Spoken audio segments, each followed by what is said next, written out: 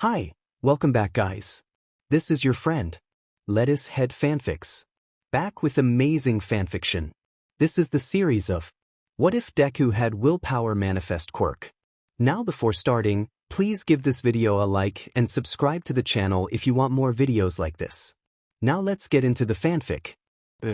The world changed with the appearance of superhumans, humans born with a mutation that gave them extraordinary powers, otherwise known as quirks. No one knew how it happened. There were many hypotheses, but nothing concrete was ever discovered. Not knowing what to do with their powers and being ostracized by those without them, people began resorting to violence and crime. Thus came an era of professional heroes who were trained to protect the weak from these villains. I am Midoriya Izuku, a professional hero, and this is my story of how I rose to be the #1 hero with the power of my will. The world is cruel and unfair. Not everyone is born with power to boast about, and in my opinion, it was wrong to oppress the weak. That's what I was trying to say back then when I saw my childhood friend, Bakugou Katsuki, bullying a child. It's really cruel to do this, Kaken, I told him, with my eyes tearing up, my body trembling with fear of being beaten by Katsuki. I knew I was weak, but I couldn't stand aside and watch my friend bully some kid. I won't let you continue without doing anything. Katsuki, who used to be my childhood friend, walked up to me with his 2 goons behind him, using his quirk between his hands to instill fear in me. What are you gonna do? You don't even have a quirk. You are a good-for-nothing, Deku. That's right, my quirk hadn't appeared at that time. I think I should be somewhat thankful to him. He pushed me far enough for my quirk to appear right when his flaming palm was about to hit my face. All I could think of was preventing the kid behind me from being harmed. I felt a strange power well up inside me and I yelled at Katsuki to stop. Then it happened, as if time had stopped and the world had lost all its color and turned gray. Like a wave, the power rushed outwards and knocked everyone out, with Katsuki stumbling away from me, his legs trembling and his eyes wide, filled with fear. Strangely enough, the kid behind me wasn't affected and we took that chance to get away. That was 10 years ago. After that day, Katsuki maintained his distance from me and we drifted apart. Our parents tried to mend the relationship, but they failed in doing so. I hated him for his continuous bullying of the weaker kids and intervened whenever I could. As for my quirk, it took me a whole year to figure out what it was and how it worked. Willpower, that's what I named it after much discussion with my mom about not naming it as Super Mighty All Might Power. Yeah, it's embarrassing now that I think about it. What's that? I mumbled after the loud bang distracted me from my recollection. Rushing over towards the source of the sound, I saw a hero, whom I identified as Kamui Woods, fighting a thief with some kind of gigantification quirk while Death Arms provided support. Right when Kamui was about to use his famous move, a giant blur came rushing towards the thief and landed a drop kick on his chin, knocking the guy out. A new hero, or should I say heroine? She has a gigantification quirk too, but her move was very destructive. A hero should not only save people but also should keep the collateral damage as low as possible. I shook my head and walked away as I was getting late for school. I will now distribute the career aspiration documents. But hey, everyone has the same ambition, right? You all want to be heroes. The teacher carelessly threw away the documents as the rest of the class cheered. Heroes, the word has a new meaning now. How narrow-minded people could be. Everyone can be a hero in one way or the other. It's all about perspective. But in these days, the true meaning of the word hero has been reduced to fame and money. Even bullies could become heroes if they had a strong quirk. Take Endeavor, for example. The man is so obsessed with being #1 that he forgot what being a hero meant. Speaking of bullies. Hey teach. Katsuki banged at his desk and produced a small blast with his quirk. Don't lump me with these extras. Katsuki boasted about his quirk and insulted the rest of the class by saying they had weak and mediocre quirks. The teacher revealed Katsuki deciding to enter UA High, the best hero training school in Japan. To put more weight to his boasting, Katsuki admitted scoring the highest in mock entrance tests. I, obviously, had no interest in hearing his rant. UA High, that was the school I too was aiming for. The alma mater for so many heroes, All Might being one of them. I had been training from the day I understood my quirk and had full confidence that I'd be able to enter the hero course without any hitch. The teacher then recalled of me too wanting to enter UA, making everyone go quiet. It was a well-known fact that I and Katsuki never got along. Katsuki, for his own good, kept quiet and just scoffed. The class continued and soon school was over. Only 10 months more, that was all on my mind when suddenly I sensed someone creeping on the roof of the dark tunnel I was walking through. A large-sized invisibility cloak, the slimy villain said as he extended his tendrils to grab me. But I was faster. Quickly dodging him, I activated my quirk and my arms and legs turned metallic black. This was an ability granted by my quirk. I called it Will of Armament. It greatly enhanced my combat ability, strength, and endurance. Observing every tendril of the slime villain, I effortlessly dodged them and got closer. Reaching for his face, I rammed my fist into his head, sending him flying at the wall. The villain was clearly surprised as I was able to touch him and do physical damage to him. This was all because of my quirk. It allowed me to manifest my willpower into reality. I could even grab water as if it was solid and could perceive everything around me with my eyes closed. But the best part, I was able to force my will upon others and intimidate them up to the point they fainted. I focused on my willpower and sent a blast of a conqueror's will at the villain. Suffice to say, being the coward he was, the slime's eyes rolled back and he fainted. Right when I was about to put him into bottles, I sensed someone rushing towards my location, someone who I had no chance of beating. Still, getting ready for battle, I took a stance only to get stupefied when I saw who the person was. It was All Might. Villain. You won't, but he stopped when he saw that the slime guy was already down. With his ever so high morale and jovial attitude, he grabbed my shoulders and said, "Young boy, you were able to apprehend the villain by yourself. You must have a really good quirk." To be honest, I was a bit overwhelmed. It's not every day you meet your idol. Well, yeah. It wasn't much. He kept complimenting me and then reminded me of not using my quirk in public. Much to his amusement and my embarrassment, he even signed my hero analysis notebook where I had drawn his sketch. After that, I offered him help in putting the slime in bottles and continued towards my home. Meeting my idol motivated me to become a professional hero like nothing else. From the next day onwards, I extensively worked on improving my quirk, and by the time 10 months were over, I had reached a new level of strength that made my former self look like a rat in front of a lion. Standing in front of the gates of UA High, I felt a bit elated and emotional. 10 long years of training and pushing myself much beyond what I could handle, I was finally just one step away from entering the world of professional heroes. Taking a deep breath, I took a step forward. Immediately sensed Katsuki approaching the gates behind me, and he rudely nudged my shoulder with his. Without sparing a glance, he trudged forward, scowling at everyone in his path. Shaking my head at his shenanigans, I quietly made my way into the hall, only to be seated next to him. We didn't talk with each other at all, but I could feel him glaring at me for all the time we were there. A tall boy with spectacles interrupted Present Mike, who was giving instructions about the practical test. It seemed the boy was quite impatient, maybe the nerves were getting him. It was a good thing I and Katsuki were in different testing areas. I didn't want to deal with him during the test. I could see those around me doing everything to keep themselves calm.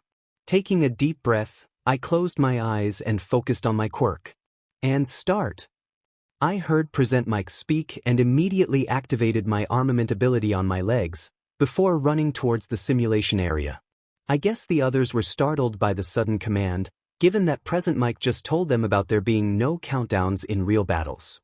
A two-pointer came out of an alley and pointed its weapon at me. Lunging at it, I landed a spinning kick at its head, making it explode as my leg continued to crush it like a can of soda. Those things had a really weak armor. Finishing it off, I resumed running to look for more targets. I kept scoring more points, and by the time Present Mike yelled out, 2 minutes left, I had already scored around 85 points. That's when the observers decided to add some spice into this otherwise simple exam. A 0-pointer suddenly appeared from a building. The destruction it caused was immense. I shuddered thinking about the fatalities it could have caused if this was a real-life situation, with all the rubble falling around. Everyone around me began running away as it did not give them any points. How very heroic. There were some hero aspirants near the building when the 0-pointer appeared, but no one batted an eye. I immediately ran forward and looked for anyone who needed help. I sensed someone fallen on the ground and quickly rushed towards them. A girl was trapped under a slab of concrete. Quickly, I grabbed the slab and yanked it away, freeing the girl's ankle. "Are you okay? Can you run on your own?" I asked urgently. The 0-pointer was closing in towards us. I tried to find anyone else trapped nearby with my will of observation, but I didn't find anyone else. The girl frantically shook her head. "I think my ankle is broken." I grunted and picked her up in my arms. Running as fast as I could, we managed to get out of the 0-pointer's range.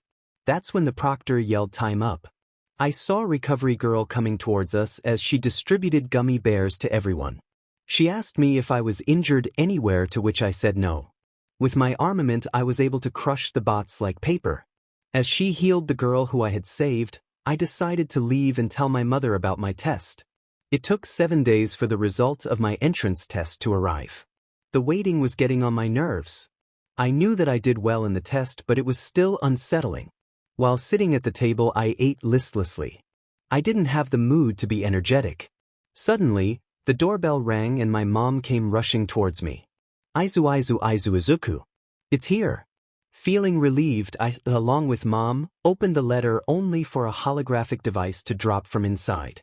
When I activated it, I was startled to see my idol appearing, telling me the result for the exam. "Ah, young Midoriya. You scored excellently in the written exam. As for the practical exam, you scored 85 villain points, which is the highest score in practical exams. Congratulations, young Midoriya. Welcome to your hero academia." I hugged Mom as we cried, happy that I finally got accepted. I was one step closer to achieving my dream. I wore my new school uniform, excited about being one step closer to being a professional hero. Just as I was about to reach for the doorknob of my house, my mom called out for me. "Izuku, did you get your phone?" "Yes, Mom." "Handkerchief?" "Yes." "Water bottle?" "Yes." She smiled and looked at me, her eyes full of love for me. "I'm proud of you, Izu. You're really amazing." I was so lucky to have a mother like her. She had been there for me through thick or thin. She never let me feel the absence of my father, who had been working overseas so that his family could live a fulfilling life. Even though he rarely visited us, I was happy he was there for us. I grabbed Mom into a hug and pecked on her cheek. "You are the amazing one, Mom. Love you, bye." As I stood before Class 1A's door, I wondered how my classmates would be. In all that excitement, I forgot about something, or more precisely, someone, and I was reminded of him when I entered the classroom. Bakugou Katsuki, the bully of my school and the one person who I didn't want to see for the rest of my life. "Please remove your legs. It is disrespectful to your fellow students and to the people who made this table," said a tall blue-haired boy, almost yelling. Katsuki smirked. "And why would I do that? Who the heck are you anyway? What middle school are you from?" The boy adjusted his spectacles and replied primly, "My name is Ida Tenya. I'm from Somei High." Katsuki scoffed. "Somei, huh? You're a shitty elite then." The boy looked so scandalized that if I didn't know any better, I'd have thought of him being a second-rate actor. "You must not use such language." To much of my displeasure, the boy's attention was diverted towards me. "It's nice to meet you. My name is Dash. I know, I heard you earlier." I stopped him as I was taken aback by the way he walked up to me. Maybe he had watched too many movies having robots. The dude was really uptight. "I must applaud you," he continued. "You were able to see the hidden purpose behind the test." That got me confused. There was a hidden purpose? What hidden purpose are you talking about? Before he could continue, he was cut off by a girl's voice. "Hey, it's you. The curly-haired guy." Turning around, I was able to recognize who the girl was. It seemed that she managed to get accepted, despite getting injured badly at the end of the exam. "Yes. Seems like you managed to make it through the exam too. How's your ankle?" I knew it would have been healed already, but it was common courtesy to ask. She rubbed the back of her head as she joyously replied, "It's fine. Thank you for saving me back then." "Ah, there's no need to thank me. I did what any hero would do. The girl bobbed her head. You were so awesome. You ran so fast and threw that slab away like nothing. You must be really strong. I'm Uraraka Ochako, by the way. Nice to meet you. The girl, now introduced as Uraraka Ochako, was really an endless bundle of happiness. I could see her smile visibly getting wider as we talked. I sensed someone creeping out of something right outside the door. When I was about to inquire, the person entered the classroom and spoke, "If you are here to make friends, then go somewhere else." We quickly settled down as it was quite clear that our homeroom teacher had arrived. "It took you 8 seconds to settle down," he continued in a really unmotivated manner. "I want all of you to get dressed in your P uniforms and be ready for your quirk assessment test." Okay, that was strange. Wasn't there usually an orientation at the beginning of a school year? Perhaps many of my classmates shared that thought as Uraraka asked our teacher the same question, to which he answered dismissively, "You are here to become heroes, and heroes don't have time for formalities. Now get moving." Well, that sated our queries, somewhat. Shrugging, I got up from my seat and left the room with the rest of my classmates. It was time for quirk assessment, whatever he meant by that. Arriving at the school grounds, we made a group and waited for instructions. You kids have been doing these physical tests since junior high, too, right? Physical fitness tests where you weren't allowed to use your quirks. The country still uses averages taken from results from students not using their quirks. It is not rational. Well, the Ministry of Education is procrastinating. He then looked towards me. "Midoriya, you finished at the top of the practical exam, right? In junior high, what was your best result for the softball throw?" Aizawa asked. 133 meters, I replied. "Then, try doing it with your quirk," Aizawa said as he threw a softball towards me, which I caught with ease. "You can do whatever you want as long as you stay in the circle. Hurry up. Give it all you've got." I walked to the circle as I began stretching to loosen up my muscles. I then covered almost the entirety of my body with armament, focusing on the muscle groups that would help me put maximum force into my throw. I could feel the wind blowing in rhythm with my armament as it rippled around my body. Stomping my left foot forward, I swung my right arm in an arc and released the ball at an angle that promised maximum distance the ball could cover. Breaking the sound barrier, the ball flew at blinding speed and kept going beyond what our eyes could see. "Know your own maximum first," Aizawa said as the device in his hand measured the distance. "That is the most rational way to form the foundation of a hero." He held up his phone as it read 5,396 meters. Class 1A gasped in shock. 5,400 meters? "Seriously?" said a blonde student with a black electric bolt mark in his hair. "What's this?" "It looks fun," said a pink-skinned girl with yellow horns and yellow eyes. "We can use our quirks as much as we want. As expected from the hero course." "It looks fun, huh?" Aizawa said ominously. "You have 3 years to become a hero. Will you have an attitude like that the whole time? All right. Whoever comes in the last place in all 8 tests will be judged to have no potential and will be punished with expulsion." "Huh?" Most of the students of Class 1A shouted. "Punished with expulsion? If you get last place in all 8 tests?" I thought as I couldn't believe what I was hearing. Then I understood what he was trying to do. As long as one wasn't last in all of the tests, they wouldn't be expelled. So they just had to do better than 1 out of 20 to stay. We're free to do what we want about the circumstances of our students. "Welcome to UA's hero course," Aizawa said as he moved his hair out of the way, showing his freaky smirking face. Uraraka spoke up. "Last place will be expelled? But it's the first day of school." "No, even if it wasn't the first day of school, this is too unfair. Natural disasters, big accidents, and selfish villains. Calamities whose time or place can't be predicted. Japan is covered with unfairness. Heroes are the ones who must bear the responsibility of balancing that unfairness. If you plan to go talk with your friends at the local McDonald's after school, then you're sadly mistaken. For the next 3 years, UA will do all it can to give you one hardship after another. Go beyond. Plus ultra. Overcome it with all you've got." Ida Tenya took out his water bottle and began to drink. "This is too serious to be hazing. However, this is the best of the best. There is no choice but to do it." Oh, I can't wait to blast everything in my path. Bakugou thought. Alright, the demonstration is over. The real thing starts now. Test 1, 50-meter dash. The first test was the 50-meter dash. 2 students will line up and race each other at a time. A camera-like computer machine will read and measure each student's time, and the student that gets the fastest time will get the highest score. The first 2 students lined up ready to race are Ida and a green-haired girl with large eyes with features similar to that of a frog. On your mark, get set. Then the machine made the sound of a gunshot signaling the beginning of the race. Ida blasted off and was the first one to finish the race. 3.04 seconds, the computer stated as soon as Ida. I looked to my left and saw Katsuki glare at me, but he kept his mouth shut. Get set. What else could I have done other than use armament? Explosive speed. Katsuki shouted as he ignited his hands with explosives that allowed him to get a boost of speed. 2.06 seconds. Katsuki was shocked midway through the race as he saw that I had already passed the finish line before him. 4.13 seconds.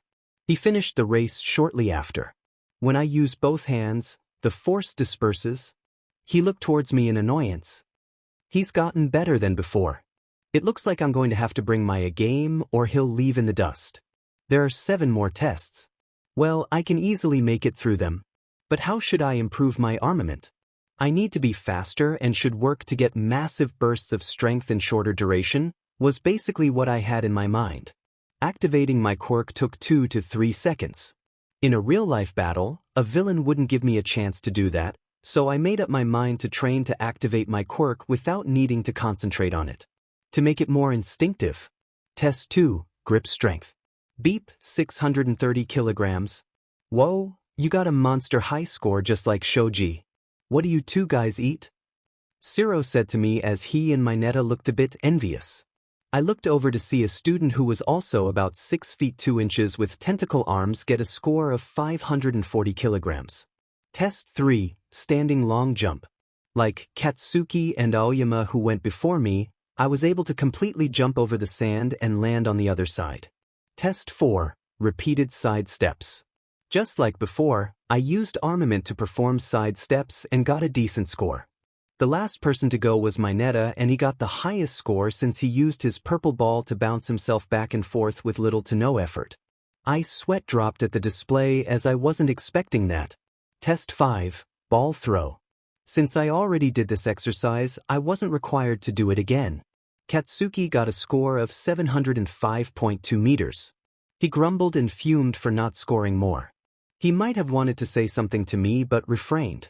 Years of confrontations and losses on his part and regular exposure to Might Conqueror's will might have influenced that. A tall girl with a ponytail created a cannon and was able to fire the softball about 767 meters. Quite an interesting quirk she had. My inner nerd was practically begging for me to ask her more about it, but I knew better than that. When it was Uraraka's turn, she used her zero-gravity quirk on the ball and threw it as it kept on floating and floating until it became a twinkling star in the sky as it went into space. Aizawa showed what his phone read, and everybody was aghast to see that it read a pink infinity symbol. Infinity? Class 1A shouted. That's amazing. She got infinity. Well, I guess she got me beat in this test, I said as I sweat dropped and chuckled. The rest of the tests were easy and really straightforward. 15 minutes later, we all gathered around to check our total score. Suffice to say, I scored the highest, followed by that Creation girl whose name was Yaoyorozu Momo. Third was a boy named Todoroki Shoto. Todoroki, that reminded me of a very selfish and unpleasant hero. Was he Endeavor's son? But he used ice, not fire. The boy had half red hair while the other half was white. Perhaps he had a dual quirk? Katsuki was fourth and he looked downright sad. I hid a smirk as I knew his pride was hurt. He got shown up by 3 other people, one of them being me. The grape kid, Mineta Minoru, was last and he soon went down on his knees and began weeping. Anyway, there won't be any expulsions, it was just rational deception. But what? Everyone shouted. Of course it was a lie, the girl with ponytail said. I'm surprised no one saw through it. Well, I had no mind of correcting her. Aizawa would have expelled someone if they were last in all tests. With that, we're done here. There are handouts with the curriculum and such in the classroom, so when you get back, look over them. Aizawa then walked away without sparing anyone a glance. Just as I was about to leave with everyone else, I sensed someone watching us, or more specifically me. I wanted to inquire but decided not to as I had to get ready for the next class. The next day at school was very normal. We had normal classes such as English and mathematics. Just as we were waiting for the next class, I felt All Might rushing towards our classroom. So it was time for his first class. I was excited to say the least. As he burst into the classroom, everyone began talking excitedly among each other. I mean, who wouldn't? It was All Might. As he stood in front of the class, while making an exaggerated pose, All Might began Foundational Hero Studies. For this class, we'll be building up your hero foundation through various trials. You'll get tons of credit for it. Let's jump right in with this. The battle trial. What? A battle? Right off the bat? I could see Katsuki shaking in front of me. Was he having a mini orgasm? And to go with your first battle, All Might continued, we've prepared the gear we had you send in requests for to match your quirks. The class was excited as they were getting to wear their hero gear so early in the session. Even I was excited. Why wouldn't I be? My costume was personally designed by me and my mother. It held sentimental value to it. I hugged the costume tightly close to my chest. Get changed and we'll be ready to go. Everyone gather at ground beta. The garb you bring into the battlefield is vitally important, boys and girls. And remember, from here on out, you're all officially heroes. I had officially entered the world I always wanted to be a part of. In the past 10 years, I had developed personal hate for those who did evil. It all stemmed from that one incident. That incident which I could never forget. I was 9 when it happened. I had a very close friend who also wanted to be a hero, just like I. He had a powerful quirk too, and his future was bright. I considered him to be my best friend after my falling out with Katsuki. We had a quarrel with Katsuki the previous day and my friend was in a really bad mood. So we went to our separate ways quite early. Even though I wanted to go with him to his home, he denied it, saying he wanted to be alone for some time. I should have gone with him. Because when I sensed his presence fading away not too far away from my location, it was too late for him. I found him in the alley, his body half gone with his other half partially decayed. When I looked into his eye, I could see what his last thoughts could have been. A plea for help, fear, shock and resignation. I still see him lying dead in that alley in my nightmares. A villain had killed my best friend and no one knew why. The investigation into his murder was a dead end. That incident pushed me to get stronger. I realized that even if I was there with him, I couldn't have done anything to prevent his death. Moreover, I could have died along with him. I was weak. I vowed that day to never let such a thing happen to anyone else if I could prevent it. I read many such incidents on the internet. The villains killed as they pleased for their own wicked schemes. Some got caught while some roamed free, spreading terror among those who couldn't defend themselves. Every time my mother went out to buy groceries, I used to get scared, thinking if she'd come back alive or not. My thinking may be flawed, but I wanted to create a society free of such twisted beings. They were animals who deserved to be caged in prison. I swore that day, the day I lost my friend, I'll be the bane of the wicked. I'll become the hero who would make those villains tremble in fear. Every murderer or thief would think twice before committing a crime. Their only safe haven would be the prison. I got up from my seat and followed my classmates to the changing room. My hero gear included a black spandex with white strips running down the sides of its arms and legs and a stylish and flexible gray-colored Kevlar vest worn over it. I had 2 white-colored gauntlets that covered my forearms and elbows. On my legs, I had shin guards and knee pads and red combat boots. I had a gas mask made of a special alloy that covered the lower part of my face. It had a grin etched over it that made me look a little intimidating. As I entered ground beta, I could see the variety of costumes my fellow students wore. From a full-body armor as that of a knight to a very revealing costume that left little to the imagination. Seriously, how was the girl able to keep a straight face among all those stares? Even Katsuki was taking glances at her. Huh, and here I used to think he was asexual. Well, I silently applauded her for her fortitude and nodded towards her, which she saw, and by seeing her expression, I could guess she got what I was trying to convey. That was when a blushing Uraraka, that girl I saved in my entrance test, jumped right in front of me and said, Midoriya-kun. Cool costume. It looks really practical. It was nice to see her bubbly self around. Her personality was quite refreshing. So was her costume. I was not a pervert, but that didn't mean I didn't appreciate the beauty of the fairer section. Uraraka's costume was skin-tight and it highlighted her curves in a very good way. I looked at her and said while smiling, "Thanks, I came up with the design with my mom's help. Your costume is good too, and by the looks of it, you tried to emulate another hero's costume, right?" Her blush intensified and she replied while rubbing the back of her head. Seemed like she did that a lot when she was being complimented or felt embarrassed. I wish I'd drawn my request sketch a little better. It came out to be a little puffy. Hee hee, it's embarrassing. And yeah, I wanted to look like 13's costume. He's my favorite hero. I just nodded my head and kept my encouraging smile, not wanting to make her feel uncomfortable.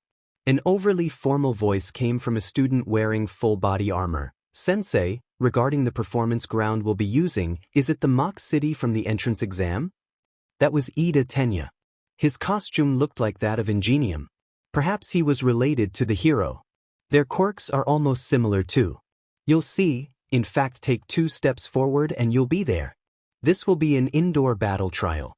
Villain cleanup is usually seen out in the open, but statistically, the better part of it is an indoor job. Most acts of villainy are committed indoors. Imprisonment, house arrest, black market. In this hero-saturated society, any villain with intelligence is lurking in the shadows. For this test, you'll be separated into hero and villain groups. For a 2-on-2 team battle, so we'll be paired with each other, randomly? Oh, somebody asked the same question. Well, All Might answered it and it made sense. Pairing up with someone random in hero business was quite common. He explained to us the rules from a small piece of paper and then we were asked to draw lots. I ultimately got paired up with Uraraka in Team A. Wow. We must be linked or something. Pleased to have you. I just decided to go with the flow. Yeah. It must be fated. And the first 2 pairs to do combat will be Team A will be the heroes. Team D will be the villains. It was I and Uraraka versus Katsuki and Ida. I glanced at Katsuki and found him glaring towards us with anticipation. I couldn't really put the fault with him. He had never won against me before whenever we got into a squabble or even a fight. Katsuki was a very competitive person and he loathed even the thought of losing. As we went to the building, I looked at Uraraka and asked, "Okay, I want to know what your quirk does and we'll plan accordingly." Uraraka perked up and replied, "Well, my quirk is called zero gravity. Whenever I touch something with all my fingers, I can remove the effect of gravity on them." That was quite an interesting quirk. Wow, your quirk is really awesome. You could use it to save people during disasters like earthquakes or landslides. Is there any weight limit beyond which your quirk doesn't take effect? A little flustered at being complimented, she replied, "No, I haven't found a limit yet. But I haven't tested it on things heavier than a truck. Although, for a heavier object the time I can keep the effect of gravity away decreases." I looked at the building in front of me and immediately formulated a plan to win. It would be easy if Katsuki came after me, but if he went after Uraraka, I'd have to intercept him. Uraraka was not ready to face that explosive sheet brain. As I finished explaining my plan, we heard All Might's voice in our ears, "Trial of indoor battle, start." We trudged through the hall on the ground floor, silently moving towards the stairs. I could sense Katsuki coming down from the 5th floor. Nodding to Uraraka, I signaled her that Katsuki was approaching. We waited for him to turn around the corner when I ambushed him with a quick backhanded strike on his face. I sent him tumbling across the hallway while Uraraka took the chance to run up the stairs. "You haven't learned anything about my quirk, have you, Katsuki?" Spitting out a small amount of blood, Katsuki got up and grinned. "Yeah, I kinda forgot you could sense your surroundings. But it doesn't matter. I'll beat you this time and show you that I'm better than you. Do you hear me?" Ever since you got your quirk, you've been an obstacle in my way to become the top hero. I'll show you that you're just a pebble for me to crush under my feet, Deku. Again with that flawed mentality. It didn't matter if you were the top hero or just some hero who no one knew about. That was not the point. What mattered was the principle behind what a hero truly was. But Katsuki never understood. You'll never beat me. For such a selfish reason, you'll never be a good hero, Katsuki. I had enough of him and charged towards him, my body entirely covered with armament. Katsuki, as always, began with a right swing. It was so obvious I didn't even need to use observation. I ducked under his attack and rammed my head into his abdomen, sending him skidding backwards as he coughed out some bile. He ignored his pain and with an angry shout, he charged at me and we entered into a high-paced brawl. He kept sending blasts with every swing of his palms at my vital points, which I dodged flawlessly. Soon we fell into a pattern. I knew he was getting frustrated as his attacks were getting more wild. Though I didn't want to admit it, Katsuki had gotten much better than the last time we had a brawl. He was faster and had better control over his anger. His attacks were sharper, more precise, and were more powerful. I could feel the vibrations of the blasts as they grazed my vest. If Katsuki wasn't such a JRK, we could have been great friends and rivals. Then I saw my chance. One of his swings went wider than it was meant to, and I immediately responded with a spinning heel kick to his chest, sending him rolling on the ground. I didn't want to hurt him a lot, and I could see that he was in immense pain. Even though I wasn't as strong as All Might, my punches and kicks packed quite a lot of power behind them. If I wanted to, I could break every bone in Katsuki's body without putting much effort. I ran towards his fallen form and quickly bound him with capture tape. Immediately, I heard All Might's voice from my earpiece. Bakugou Katsuki, captured. Katsuki looked up at me from his down position with blazing anger. I knew he hated it. He hated it when I looked down at him. It always reminded him that there was someone out there who was better and stronger than him. For Katsuki, a hero was someone who always won. He was supposed to win every single time.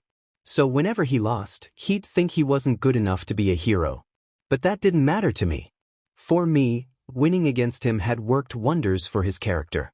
Even though he was still a bully and had a very bad temper, he had mellowed down from what he was a few years ago. Perhaps he would improve in the near future, but it wasn't happening right then. I considered it a small victory. Perhaps he was beginning to understand that winning didn't matter and that winning was not what defined a true hero. As I walked away from him, Katsuki cursed under his breath and undid the tape while preparing to lunge at me. How stupid! He really never learned. Without looking back, I blasted him with an adequate amount of Conqueror's will, making him fall on his butt. I was done with him for that day. There would be many opportunities for us to fight it out, but he had to accept his loss. I made my way towards Uraraka, who had been hiding near the door of the room where the faux weapon was located. Ida was making exaggerated poses and oaths about doing his best at being the villain. It was quite funny and I tried hard not to laugh. But Uraraka didn't have that much control, and she giggled. Well, our location was exposed. There was no other choice but to attack. I and Uraraka rushed into the room, and while Uraraka ran straight to the faux weapon, I engaged Ida and prevented him from going after Uraraka. To be honest, Ida was good at close combat. His kicks were sharp and their speed was greatly enhanced by his quirk. But his technique was severely lacking. I was easily able to discern the flaws, and within a few seconds, I pinned him on the floor, and before he could free himself from my hold, I tied the capture tape around him. Meanwhile, Uraraka managed to touch the weapon by the time I subdued Ida. It was our complete victory. Team D captured. The hero team wins. We won, Midoriya-kun. I smiled and clapped my hand with hers. As Ida undid the capture tape, we tried to console him, though he wasn't too depressed. Both the teams were practically uninjured, with Katsuki suffering from minor bruises on his chest and face. In the observation room, everyone approached me and gave a pat on my shoulder. You were really manly. Midoriya. You were like a pro kung fu. You were really scary. Isn't my cape shiny? When everyone calmed down, All Might addressed us. Well, I'd say the MVP of this battle trial is Midoriya. There was no disputing that conclusion. We had won and I played a major role in our victory. As the battle trials continued, I kept a close eye on Katsuki as he observed how other teams won their battles. There were some good battles, some heavily one-sided and some downright waste. But as Katsuki watched, his ego took harsh blows. There were students other than I who could have defeated him. There were students who were better than him. That was good. It was a positive sign. It showed that he was maturing, though very slowly he was. With a quirk like his, Katsuki could become a very strong hero. If only he applied himself the right way. He looked towards where I stood and our eyes met. His eyes momentarily widened before he turned his head away and refocused to the screen. I didn't know what was going on in his brain. Only time would tell. Later that day, I confronted him at the school gates. "Katsuki, I wanted to talk to you." He didn't reply, just turned around and looked at me. He had tears in his eyes. I was a little shocked. That was the first time I saw him vulnerable. I looked into his eyes and said, "I hope you understood what you've been doing so far was wrong. Perhaps you are the one. My successor. The next symbol of peace." The next day when I arrived at the school, the gates were crowded by the media personnel. I could see they were stopping every student and asking them about All Might. Well, I had nothing to say about him, so I just walked through the crowd without giving any comment. The day started with Aizawa-sensei addressing us about the battle trial. His review was positive, though he did reprimand Katsuki for trying to attack me from behind. Now onto the homeroom business. Sorry for the sudden announcement, but today. Oh, I could feel the tension among the students when Aizawa-sensei deliberately took that pause.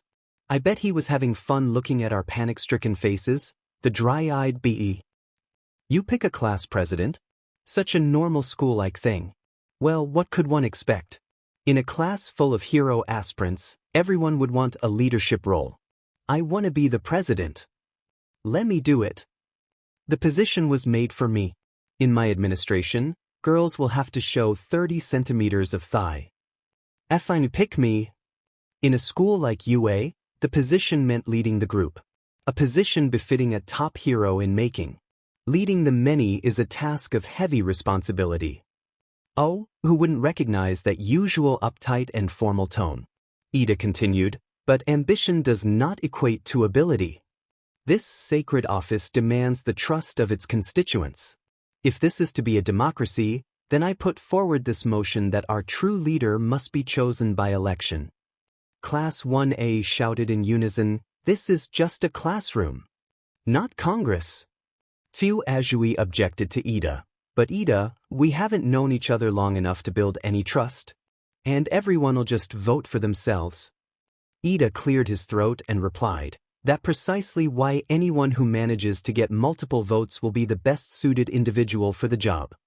"Will you allow this, sensei?" Aizawa-sensei squirmed in his sleeping bag and replied, "However you do it, just make it quick." And so we cast the votes to choose our class president. I had a person in mind who I thought was a perfect blend of being responsible, cool, and intelligent, fit for the job. In the end, I got 2 votes while Yaoyorozu Momo got 3. Ida got 0 votes, and it was quite surprising as he was the most vocal about it. Katsuki looked back at me and glared. I just raised an eyebrow and he turned away, grumbling under his breath.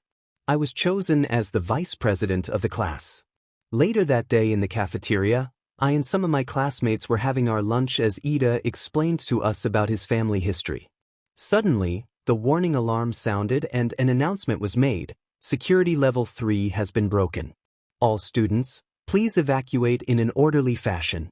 Everyone immediately started evacuating, only not in an orderly fashion. It was chaos, and I feared the students might even start a stampede. Inside the corridor, I was trying not to get crushed between the students. I suddenly had an idea in my mind and looked around to find someone. I immediately spotted Yaoyorozu and yelled to her, "Can you make a megaphone for me?" She nodded and created one for me.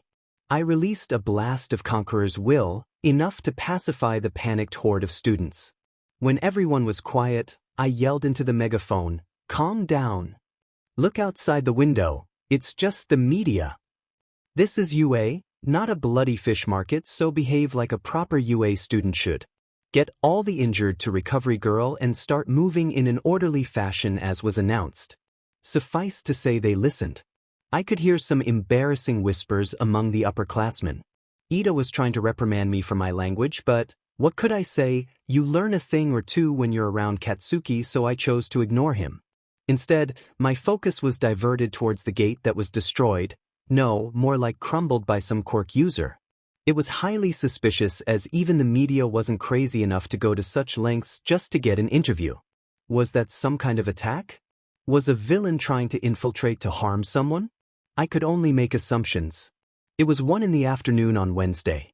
We had our basic hero training class and Aizawa-sensei was addressing us. Now for the basic hero training. This time, All Might, myself and one another hero will supervise. Preparing you for disaster relief, from fire to floods, it's rescue training. The class was excited. Rescue, huh? It'll be another rough day. Come on. This is what a hero's all about. I'm pumped. I'll be right at home in a flood. Ribbit? Annoyed at being ignored, Aizawa-sensei glared at us and said, I wasn't done yet.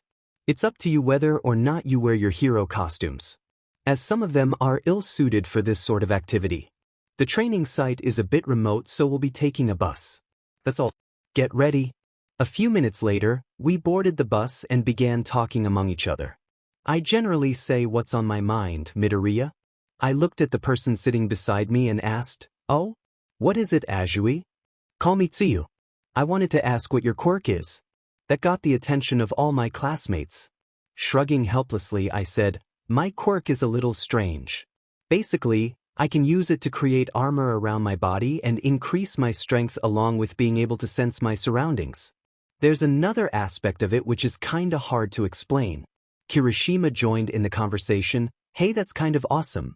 It's like a strength enhancement quirk. You can do a lot of cool stuff with it. My quirk is hardening. Even though I'm good in a fight, it's a pretty lame quirk. That was not a nice attitude to have about his quirk. Every quirk was awesome in its own way. So I smiled and said, I think it's pretty neat though. Your quirk is more than enough if you want to go pro. After a small light-minded discussion about cool quirks and mocking Katsuki for his temper, we reached our destination. I marveled at the huge facility as we entered it. The size of it was enormous. Standing at the gate, we were greeted by the third hero who was supposed to supervise us. There's the flood zone, landslide zone, conflagration zone, etc. Every disaster and accident you can imagine. I built this facility myself. I call it the Unforeseen Simulation Joint. It was the Space Hero 13. Uraraka was especially excited to see her idol hero. It was kinda cute to see her jumping on her feet as she fangirled at the hero. Aizawa-sensei looked around and spoke to the Space Hero. 13, where's All Might? I thought he was meeting us here. About that, senpai. 13 whispered the rest to Aizawa-sensei. It was such a low whisper that I couldn't discern what he was saying. So be it. Let's get started. After 13 explained how his quirk was very dangerous but he used it to save lives, I was filled with a new sense of admiration for him. Suddenly, I felt a terrible presence in the middle of the facility. A black misty vortex appeared in the center of USJ and a large group of men and women walked out of it, led by a man covered all over with hands. Their aura was very sinister and bloodthirsty and I was pretty sure they weren't a part of our rescue training. I immediately turned to Aizawa-sensei and said, Sensei, villains? Aizawa-sensei nodded back. I continued, could this be related to that security breach made by the media a few days ago? That is most probable, Midoriya. They breached UA's gates and now they had appeared right in front of us in a secluded area, away from the main campus. As I spread my senses to the entire dome of USJ, I sensed villains present in each and every zone, perfectly comfortable in their environments. It looks like a pre-planned appearance, Sensei.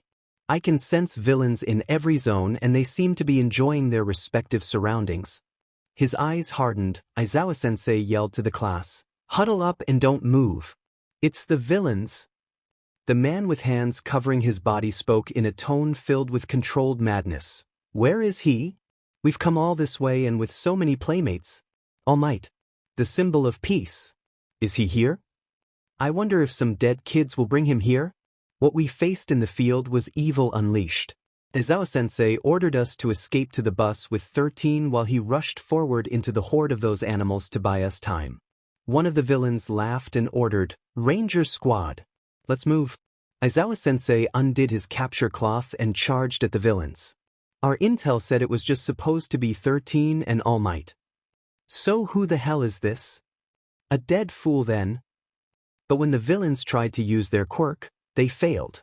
Aizawa-sensei wrapped his capture cloth around 2 of the closest villains and tugged the cloth with force, making the villains smash into one another. You dumbass. He can cancel out your quirks just by looking at ya. He's Eraserhead. A large villain with some kind of dupli arms quirk laughed. He cancels quirks? Let's see if that works against heteromorphic types. But before the villain could attack, he was struck by a fist in his jaw, making a painful crunch sound of his jaw snapping into pieces. A cloth wrapped around his ankle. Aizawa-sensei pulled the cloth and sent the villain flying into others. No, it doesn't, Aizawa-sensei replied as he ducked under a haymaker from behind. Yanking to his capture cloth, he wrapped it around the arm of the villain and slammed him into a pair of other villains. Only against operative or transformative types. However, as he ran through the group of villains, he wrapped them in his capture cloth and made them collide with each other while throwing some others away in one fluid motion.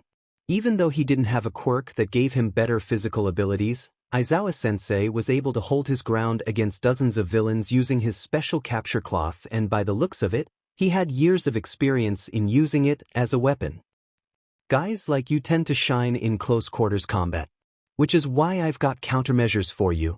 That villain with hands scratched his neck impatiently and said, I hate pro-heroes. Ordinary villains don't stand a chance against them. As we were making our way to the gate, a vortex similar to that which appeared in the center of USJ blocked our way. The villain materialized into a form of mist with yellow eyes. I won't allow you to escape. Greetings. We are the League of Villains. Forgive our audacity, but today we've come here to UA High School, the bastion of heroism, to end the life of All Might, the symbol of peace. What? Kill All Might? I looked back towards the plaza where Aizawa-sensei was fighting. Next to the hands villain, there stood a huge, grotesque-looking man with an exposed brain and a beak. His skin was dark violet and was riddled with scars. But when I tried to test his will, I found nothing. The villain had no will of itself. It felt like a mindless beast, ready to be released for whatever it was ordered. Its physique was that of a brawler and it rivaled that of All Might. Was this their weapon against him? I recalled what comment the hands villain had made when he didn't see his target among us. He was ready to kill us to provoke All Might to make an appearance. The mist villain blocking our way continued. We were under the impression that All Might would be here today, but it seems his schedule was revised? Well, no matter. My role remains unchanged. His role. There were villains scattered all over the USJ, in specific disaster zones that complemented the nature of their quirks. The villain in front of us had a warp quirk, and since all the villains had appeared at once in many different locations, he had the ability to warp multiple people to locations he wanted them to go to. They were willing to kill us. Villains in different locations. Warp quirk. Kill us. Kill All Might. As realization dawned upon me, before anyone could react, I yelled, Everyone get away from him. He wants to separate us. But Kirishima and Katsuki didn't listen. They decided to attack the mist villain, only for their attacks to pass through the mist without causing any damage to the villain. 13 immediately spoke, No, get back. Both of you. I was a bit triggered when they ignored my warning. I might have been at fault for being overly angry, but the situation was dire. So I yelled with a bit of conqueror's will in my voice, Back down, you impulsive idiots. The villain yelled as he began spreading the mist towards us, Begone. Writhe in torment until you breathe your last. Torment. Breathe our last. White-hot anger took over my senses and I let go of my control over my will. Like a huge wave, my will spread all over the facility. Everyone came to a sudden halt. Then, one by one, the villains began falling down, their eyes rolled back into their sockets as they fainted with my will conquering theirs. The mist villain was pushed back as his mist retracted back to him. Back in the plaza, the hands villain trembled with an emotion he hadn't felt for a long time. He felt fear making its way to his conscious mind. Katsuki looked back at me with eyes wide in surprise and a hint of fear. He had never seen me give in to my anger, except for that one time when he had overstepped his boundaries with bullying. I could feel my classmates shudder when the next few words escaped my mouth, my tone heated, filled with determination. You villains follow your own twisted views and do as you please with killing innocents, justifying it with working for a greater cause.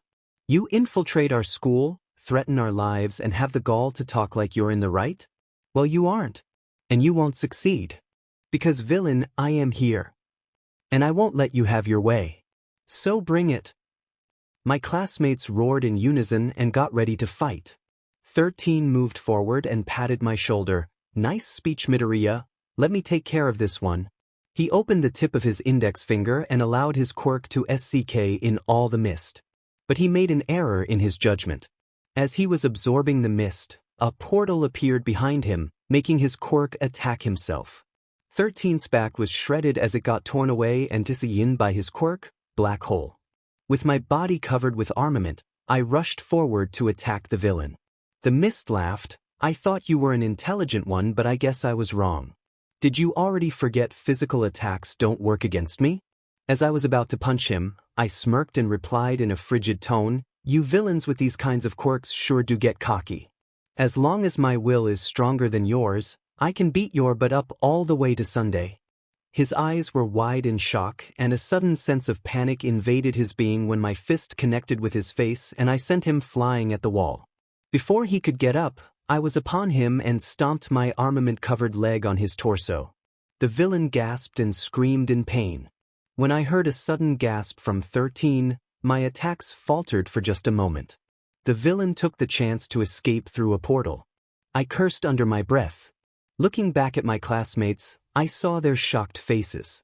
I didn't pay them any mind and went straight to 13, who was barely awake. After examining him for a moment, I looked at Ida and said, Ida, you are the fastest among us. I want you to run to the main campus and inform the teachers about these villains. It looked like he wanted to say something, but when we made eye contact, he just nodded and ran out of the facility. Back in the plaza, Aizawa-sensei had resumed fighting the villains who managed to stay awake after I blasted the whole facility with my will.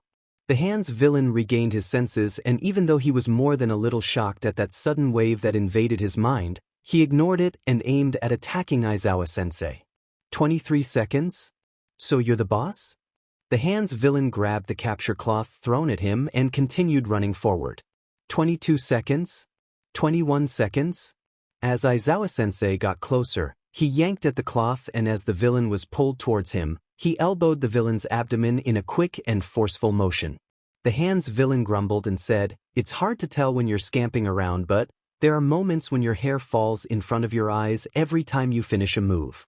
And your max duration gets shorter and shorter. Sensei's elbow was grabbed by the villain and he used his quirk on it. The sleeve crumbled away.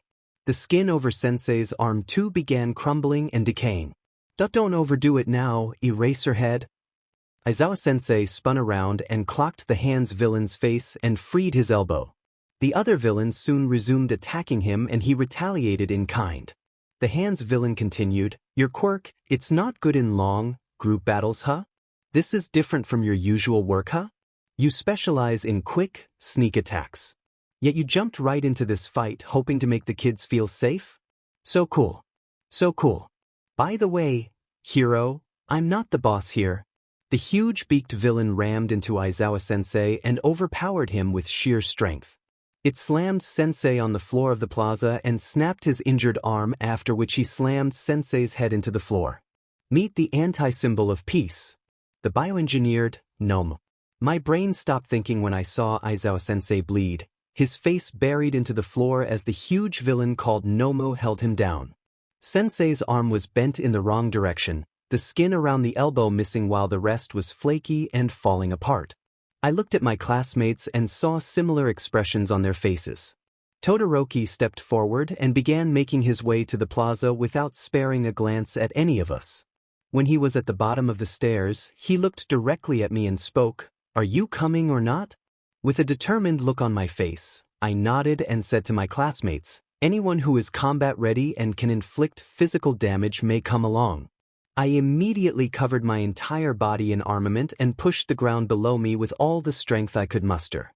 Within a blink, I had my feet planted on the huge villain's chest. But he didn't even budge. I immediately flipped away from him and readied myself as the hand's villain ordered it to kill us.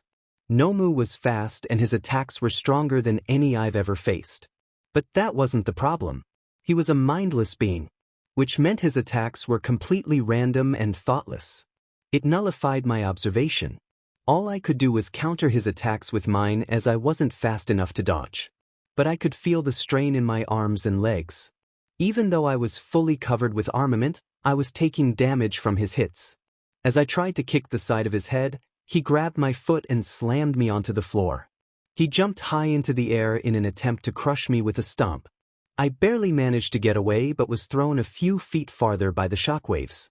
The villain roared and slammed the floor with his fists as he made his way towards me. I could barely feel my body. "Hey Zuku, do you think All Might ever get scared when he's fighting scary villains?" After thinking for a moment I replied, "Yes, I think he does get scared. But he smiles to make sure the common civilians don't. So he's a great hero. He reassures us that as long as he's there we have nothing to fear." Tetsuo's eyes sparkled as he jumped up from his seat and he exclaimed, "I promise to become a hero that smiles in the face of villains. I'll be the best hero ever. Even better than All Might." "Hey, All Might is the best. And I'll be the best hero. You can be the second best." There was no fearless smile on his dead body that day. No, he was scared, afraid for his life. He had a bright future. But Shigaraki killed him. He killed my best friend. An emotion flared up from the depth of my being. One that I had buried deep inside my mind, never to be allowed to surface. But upon learning the name of my friend's killer and seeing him standing right in front of me, revenge burned like a raging fire in my chest. I was so consumed by rage that I didn't register All Might's arrival, nor did I notice when he gave a pat on my shoulder and thanked me for saving Aizawa-sensei. I walked forward to Shigaraki as All Might engaged Nomu in an intense fight. Armament rippled all over my body with a new vigor. With a stomp on the floor, I dashed towards Shigaraki with revenge clouding my mind. I completely ignored my classmates calling for me to stop. Shigaraki was caught off guard as my knee buried itself into his abdomen, sending him tumbling on the ground. The hands that covered his body detached from him, and I could see the madness burning in his eyes. He was a murderer, a psychopathic killer. There was no mercy for him in my mind. In a burst of speed, I grabbed his face in my palm and jumped high into the air. I completely ignored the stinging pain on my arms when he used his quirk on them, or his muffled shouts and screams as I descended towards the floor and slammed him on his back. I could hear multiple cracks in his body and I showered his face with punches, turning his face into a bloody mess of fleshy pulp. A portal of black mist appeared beneath us and SED Shigaraki in. Before it could take me with him, I jumped away. Meanwhile, All Might managed to defeat Nomu by sending him flying into the sky. As I was walking back to the entrance, I passed by Katsuki who was standing with a shocked expression on his face. "What happened to you?" he whispered. "Tetsuo," I answered. Katsuki's eyes widened as his head snapped towards me. I just nodded in response. Soon, the police arrived at USJ and questioned every one of us. Aizawa-sensei and 13 were taken in an ambulance. I only suffered superficial injuries. Shigaraki's quirk hadn't done much damage to my arms. The armament had considerably decreased its effect. As we were traveling back to UA main campus, I clenched my fists in frustration. I wasn't fast enough. I wasn't strong enough. I could do nothing against Nomu and I let Shigaraki get away. I was still too weak. If I had paid more attention to my surroundings, I would have seen the concerned glances of some of the students and teachers directed towards me. A vortex appeared in an abandoned bar and an unconscious Shigaraki fell through it on the floor. He wasn't moving, his breathing was labred and his face looked like it was hit by a jackhammer over and over and over again. Kurogiri materialized into his humanoid form, and looking at the monitor he said urgently, "Sensei. He needs medical attention." "Bring him here," the voice from the monitor said. Wasting no time, Kurogiri warped Shigaraki to their sensei. Shigaraki was taken away on a stretcher by a couple of doctors while Kurogiri stood in front of Sensei, ready to answer the unasked question. Sensei waited for the room's door to close and said, "Tell me everything." Kurogiri began. "Nomu wasn't strong enough. All Might defeated him and sent him flying. We got crushed. Only 2 of us managed to escape. All Might was in perfect health. Even those kids were strong." Sensei immediately replied, "We merely got ahead of ourselves. We underestimated him. Good thing the League of Villains came cheap. Anyway, what happened to Tamura? Our creation, Nomu? Did you retrieve him?" Kurogiri shook his head and replied, "Unless we ascertain his precise coordinates, no amount of warping can find him. I just couldn't spare the time back there." "Shigaraki, he was beaten by a kid." "A kid?" "Yes, he had a strange quirk that allowed him to hurt me physically. His quirk is like a black armor that appears around his entire body. He was fast, almost as fast as All Might. He was the one who did this to Shigaraki. Without him, we might have had a much better chance in killing All Might." Sensei breathed out and spoke, "No use crying over spilled milk. This endeavor was not a complete loss. Don't worry about Tamura, he'll be healed back to perfect health. Find more troops. Take all the time you need. We can't move freely." Sensei looked over to the room where Shigaraki was being tended to by the doctors. "That is why we need a symbol like him. Shigaraki Tamura. Next time the world will know the terror you represent." We were given a day off after the USJ attack. None of my classmates suffered from any injuries. But that couldn't be said for the 2 heroes who protected us with their lives on the line. Aizawa-sensei's arms were smashed to splinters. His face was also fractured. Even though he didn't suffer any brain damage, his eye sockets were smashed. We were told he might suffer from long-term loss of vision. 13 had lacerations along his back and upper arms, but his life was not in danger. Nomu was found and captured. Being mindless and not having any decision-making power, he didn't even resist his arrest. The day after, everyone was quiet as they waited for a teacher to come as a substitute for Aizawa-sensei. I could feel that many were still affected by the events of the USJ attack. Almost everyone had joined the battle, fighting and subduing the villains all over the facility while I confronted Nomu. It was our first fight against villains, and we prevailed. Soon, a mummified Aizawa-sensei walked into the classroom and said casually, "Morning. You're back already?" We shouted. Ida decided to address him and said, "Glad to see you're doing well." "Doing well?" If being entirely covered in bandages meant doing well then. Aizawa-sensei wobbled to the teacher's podium and shakily began speaking, "My welfare isn't important, because your fight is not over." We tensed up. The memory of the villain attack was still fresh in our minds, and if there were more villains attacking. UA Sports Festival is fast approaching. In the conference room in UA main campus, a meeting was being held about the recent villain attack. Every staff member was seated as Detective Tsukachi addressed them. The one called Shigaraki, his quirk allows him to disintegrate anything he touches.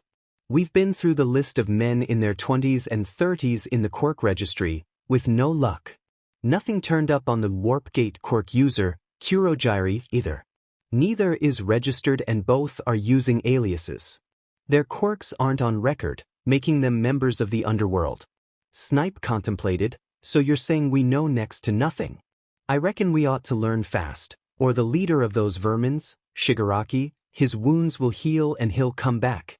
"Leader," All Might thought out loud. "What is it, All Might?" All Might looked at Nizu and spoke, "It's just that nothing about this feels normal.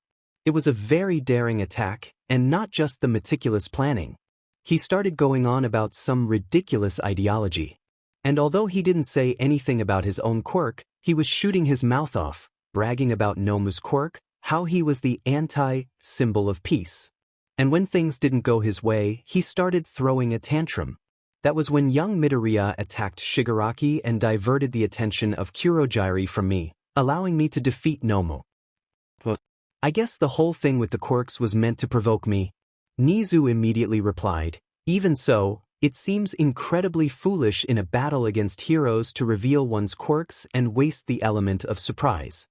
All Might pointed out, spouting out a plausible yet deluded ideology, bragging about the toy he brought along and simple-mindedly thinking everything will go his way. If we think about how the attack was carried out, it seems clear that this Shigaraki character couldn't quite hide his childish nature. He does whatever he wants. He's a man-child, a kid with so much power. Tsukachi shuffled through his notes and began, "We apprehended a total of 72 villains at USJ the other day. They were all back-alley thugs, but the question is why so many of them would follow this man-child. Nowadays the society is saturated with heroes. So maybe small-time villains like them who always get kicked around are drawn in by that sort of pure evil." There was pin-drop silence in the room.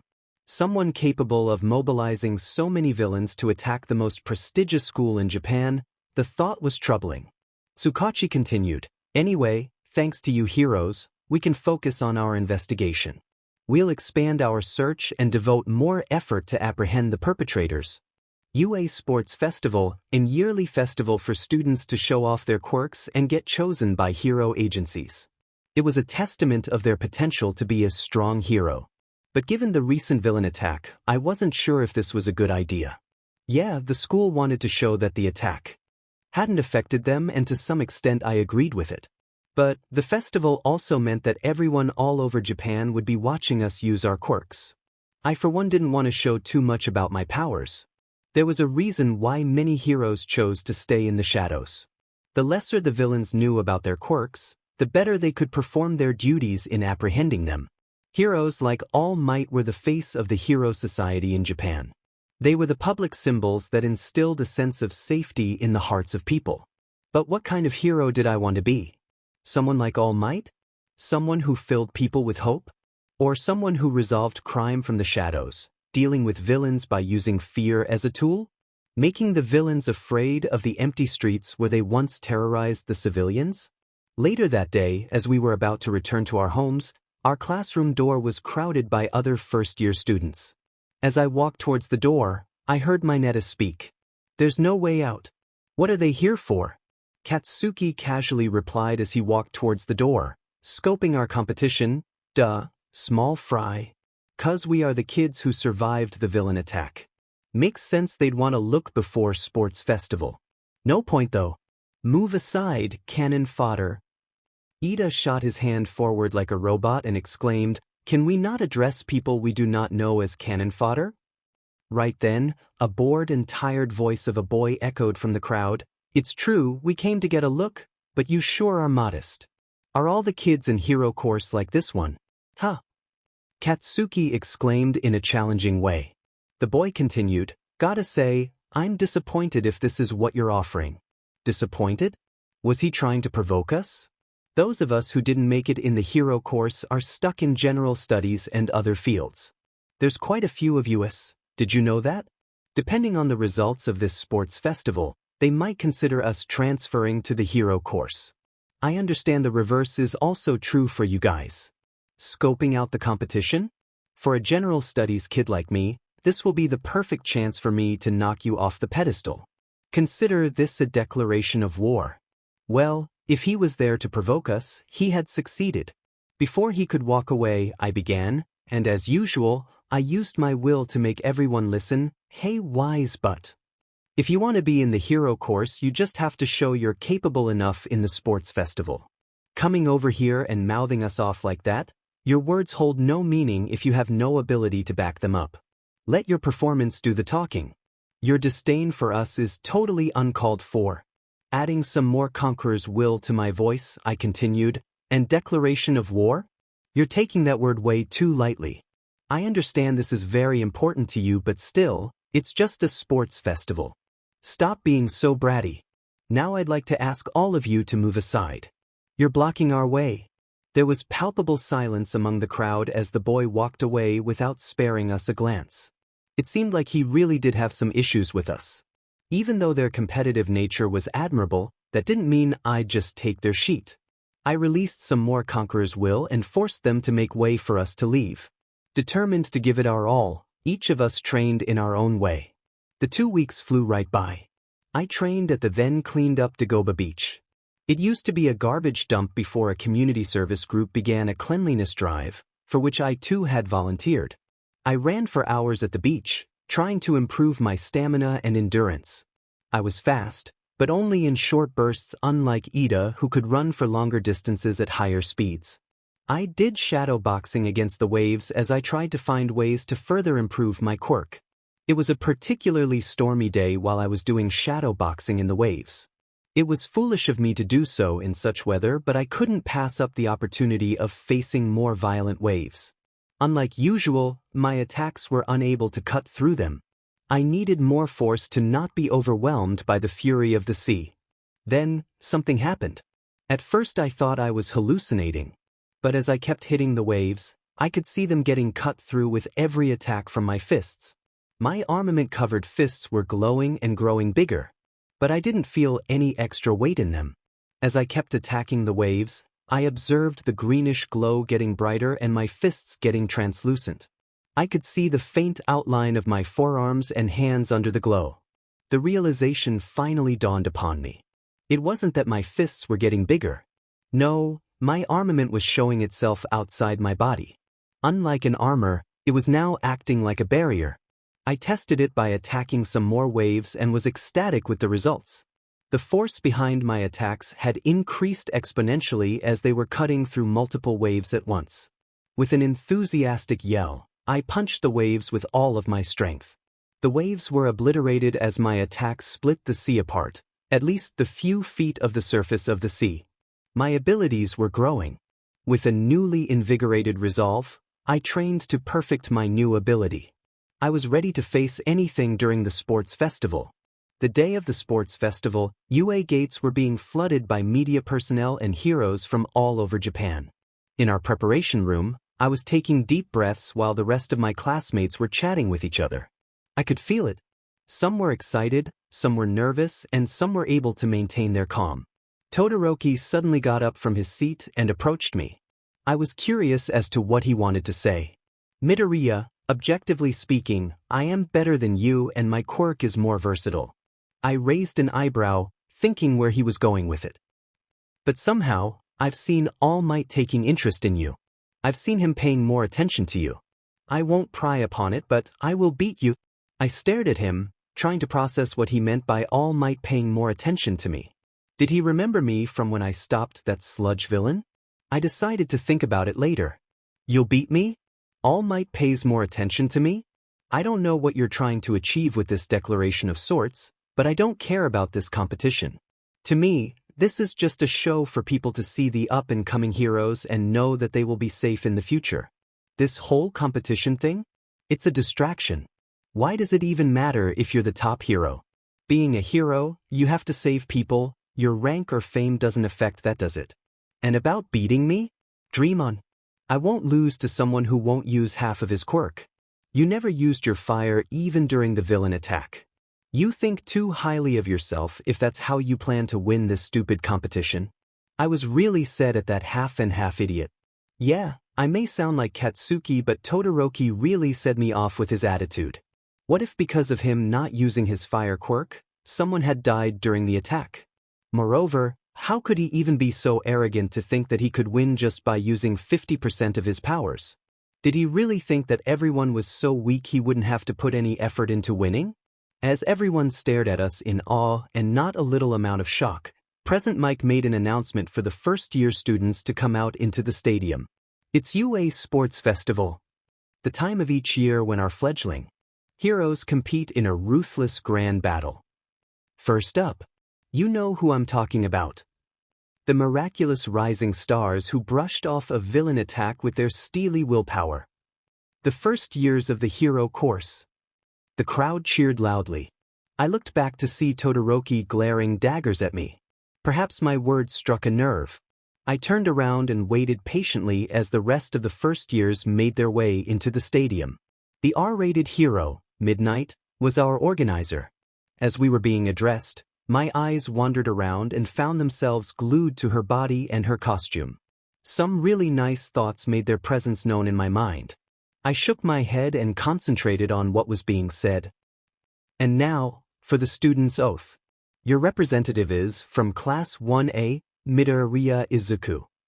I ignored whatever my fellow batchmates were saying as I made my way to the stage. Standing in front of the mic, I simply said, "The oath? Let's show the world what we UA students are capable of. Let's go plus ultra." I admit it was simple, but it got the job done.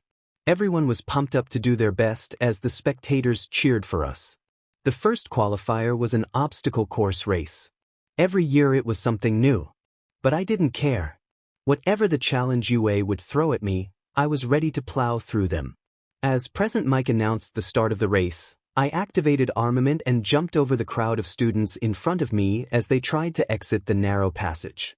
Todoroki was using his ice to slide ahead of others. I dashed ahead in a sprint. The first obstacle was the faux villains from the entrance test. Even the zero-pointer robots were part of the obstacle. I heard Present Mike giving commentary, "Every obstacle course needs obstacles. The first obstacle is Robot Inferno." I just swatted the 2 pointers away as I activated my barrier ability on my arms. My fists got covered with a greenish glow as a translucent barrier engulfed them. Jumping straight to the zero-pointer's head, I roared and punched it. My new ability granted an exponential increase in speed and strength. Needless to say, the zero-pointer was lifted off the ground as the force behind my punch obliterated its head. Present Mike squawked at my display of strength as the students on the ground gaped with their mouths wide open. I could feel the cold behind my back, so I didn't need to look back to see Todoroki taking care of the rest of the faux villains. I dashed forward without hesitation just as I heard Katsuki using his quirk to maneuver himself in the air, throwing profanities from his mouth. Really, could he not act unhinged all the time? The next obstacle was a canyon with 2 ends connected by numerous ropes. I increased my speed as I approached it and jumped, crossing the entire canyon in one single leap. Present Mike yelled into the microphone. Even being far away from the rest, I could still hear Katsuki swearing as he madly used his quirk to reach the finish line. Seconds later, I was back in the stadium as the spectators cheered loudly for me. Yeah, we have a winner. Midoriya Izuku, of Class 1A, has managed to finish the race in record time. Too loud, Aizawa-sensei mumbled. I smiled as I was being cheered for. It felt nice.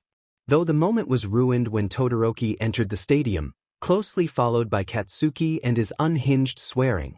Standing idly, I wondered what his hero moniker would be. The swearing hero, Short Fuse? Perhaps I could suggest that to him.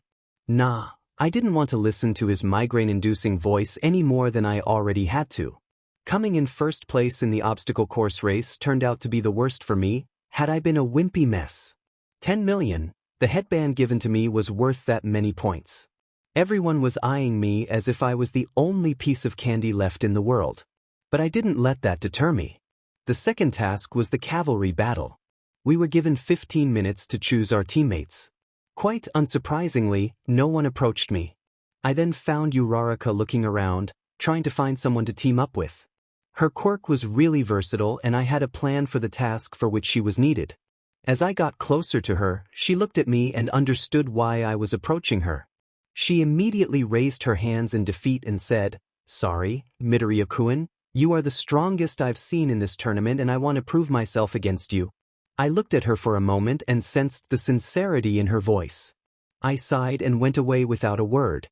Anyone who I approached had a similar excuse to not team up with me. I was getting frustrated. Yeah, being on my team would have been a disadvantage, but it was getting ridiculous. Finally, I managed to convince Tokoyami to be my teammate. A girl from Class 1B took pity on me, and despite all the protests from her classmates, she decided to join my team. Kendo Itsuka, the class representative of 1B, was my hero for the second task. Despite the fact that I had a team, the damage was done. I was downright sad. My classmates wanted to show that they were capable by defeating me. I decided to give them something to look up to. I'm very strong? They want to defeat me? Alright then. Tokoyami, Kendo-san, do you want to display your quirks in this round? Or do you want to win as quickly as possible? Both were surprised by my question. Kendo asked, Midoriya-san, what do you mean by win as quickly as possible? Tokoyami nodded, also wanting to know what I had meant. I looked at him and replied as a cold smirk graced its presence on my face, remember when I lost my temper at the gates of USJ? Tokoyami's eyes widened momentarily before he relaxed and said, all right Midoriya, show them the power of your will. I was a little surprised. I never told them the actual nature of my quirk. How does he know I can weaponize my willpower? It's his nature to say things in a dramatic way. Kendo looked at us and asked, Do you mean the villain attack? What exactly happened during the attack? No one really told us anything about it. All my class could do was make assumptions. I sighed and began to explain, as briefly as I could, the villains appeared in the center of USJ through a portal during our rescue training. They were there for All Might. We were lucky to not have been seriously injured, though it couldn't be said for Aizawa-sensei and 13. In the end, All Might and the rest of the teachers saved us. Yes, we did fight the villains, but it was a battle for our lives. Any one of us could have been fatally wounded. Just as she was about to ask more about the attack, Midnight announced, your 15 minutes are up. Time to get started. I could hear many students around us, ridiculing my class for showing them up because of the villain attack, whispering about defeating me and showing me who's better. These petty and jealous idiots were the future heroes? The more I listened, the angrier I got. Present Mike resumed his commentary, and now, all 12 teams are lined up and ready to move. Let's get a battle cry. Here comes the starting signal. Blood begets blood in this grand battle. Kendo was riding on my shoulders as Tokoyami and his dark shadow guarded the left and right. Although none of them might have intended to, they pushed all the right buttons and had triggered me. As the signal was given for us to start, all the teams began approaching us as quickly as they could. I could hear some of the monologue about taking all the points from us. Just as everyone was within the range of maximum effect, I released all kinds of control over my willpower, letting it pulse out like a huge wave. As my will conquered theirs, one by one, all the students began to fall, their eyes rolled back in their sockets as they fainted, unable to bear the brunt of my conqueror's will. As my attack ended, only our team was the one left standing. Everyone in the stadium was shocked, perhaps except Aizawa-sensei. He was aware of my abilities. Present Mike stuttered as he yelled into the microphone, "What just happened?" Every rider has been dismounted except Kendo Itsuka from Team Kendo. Aizawa-sensei spoke. There was a hint of emotion in his voice, but I couldn't get what it was. It's Midoriya Izuku's ability. He made everyone faint, thus eliminating them from this event. Present Mike continued, "What an upset. Midnight, what is your decision?" Midnight looked towards us and asked, "I'll ask you three, what do you think should be done?" Without any hesitation, I stepped forward and replied, "Let there be a battle royale for those who were eliminated as a qualifier for the next task." I didn't need to look at my teammates to get their confirmation. They were too shocked to give a reply after seeing how easily I defeated everyone else. Midnight stared at me and then grinned. Crackling her WP, she gave me a thumbs-up sign and said, "I like it. There will be a battle royale for all those who were eliminated in the cavalry battle to qualify for the final task." I looked back at Tokoyami and Kendo as the crowd roared with excitement. They were still too shocked at the ease with which I won that battle for us. How strong is he? Was a thought that kept repeating in their minds. Kendo and Tokoyami were sitting in the area assigned for participants while we looked on as 39 students fought in a battle royale.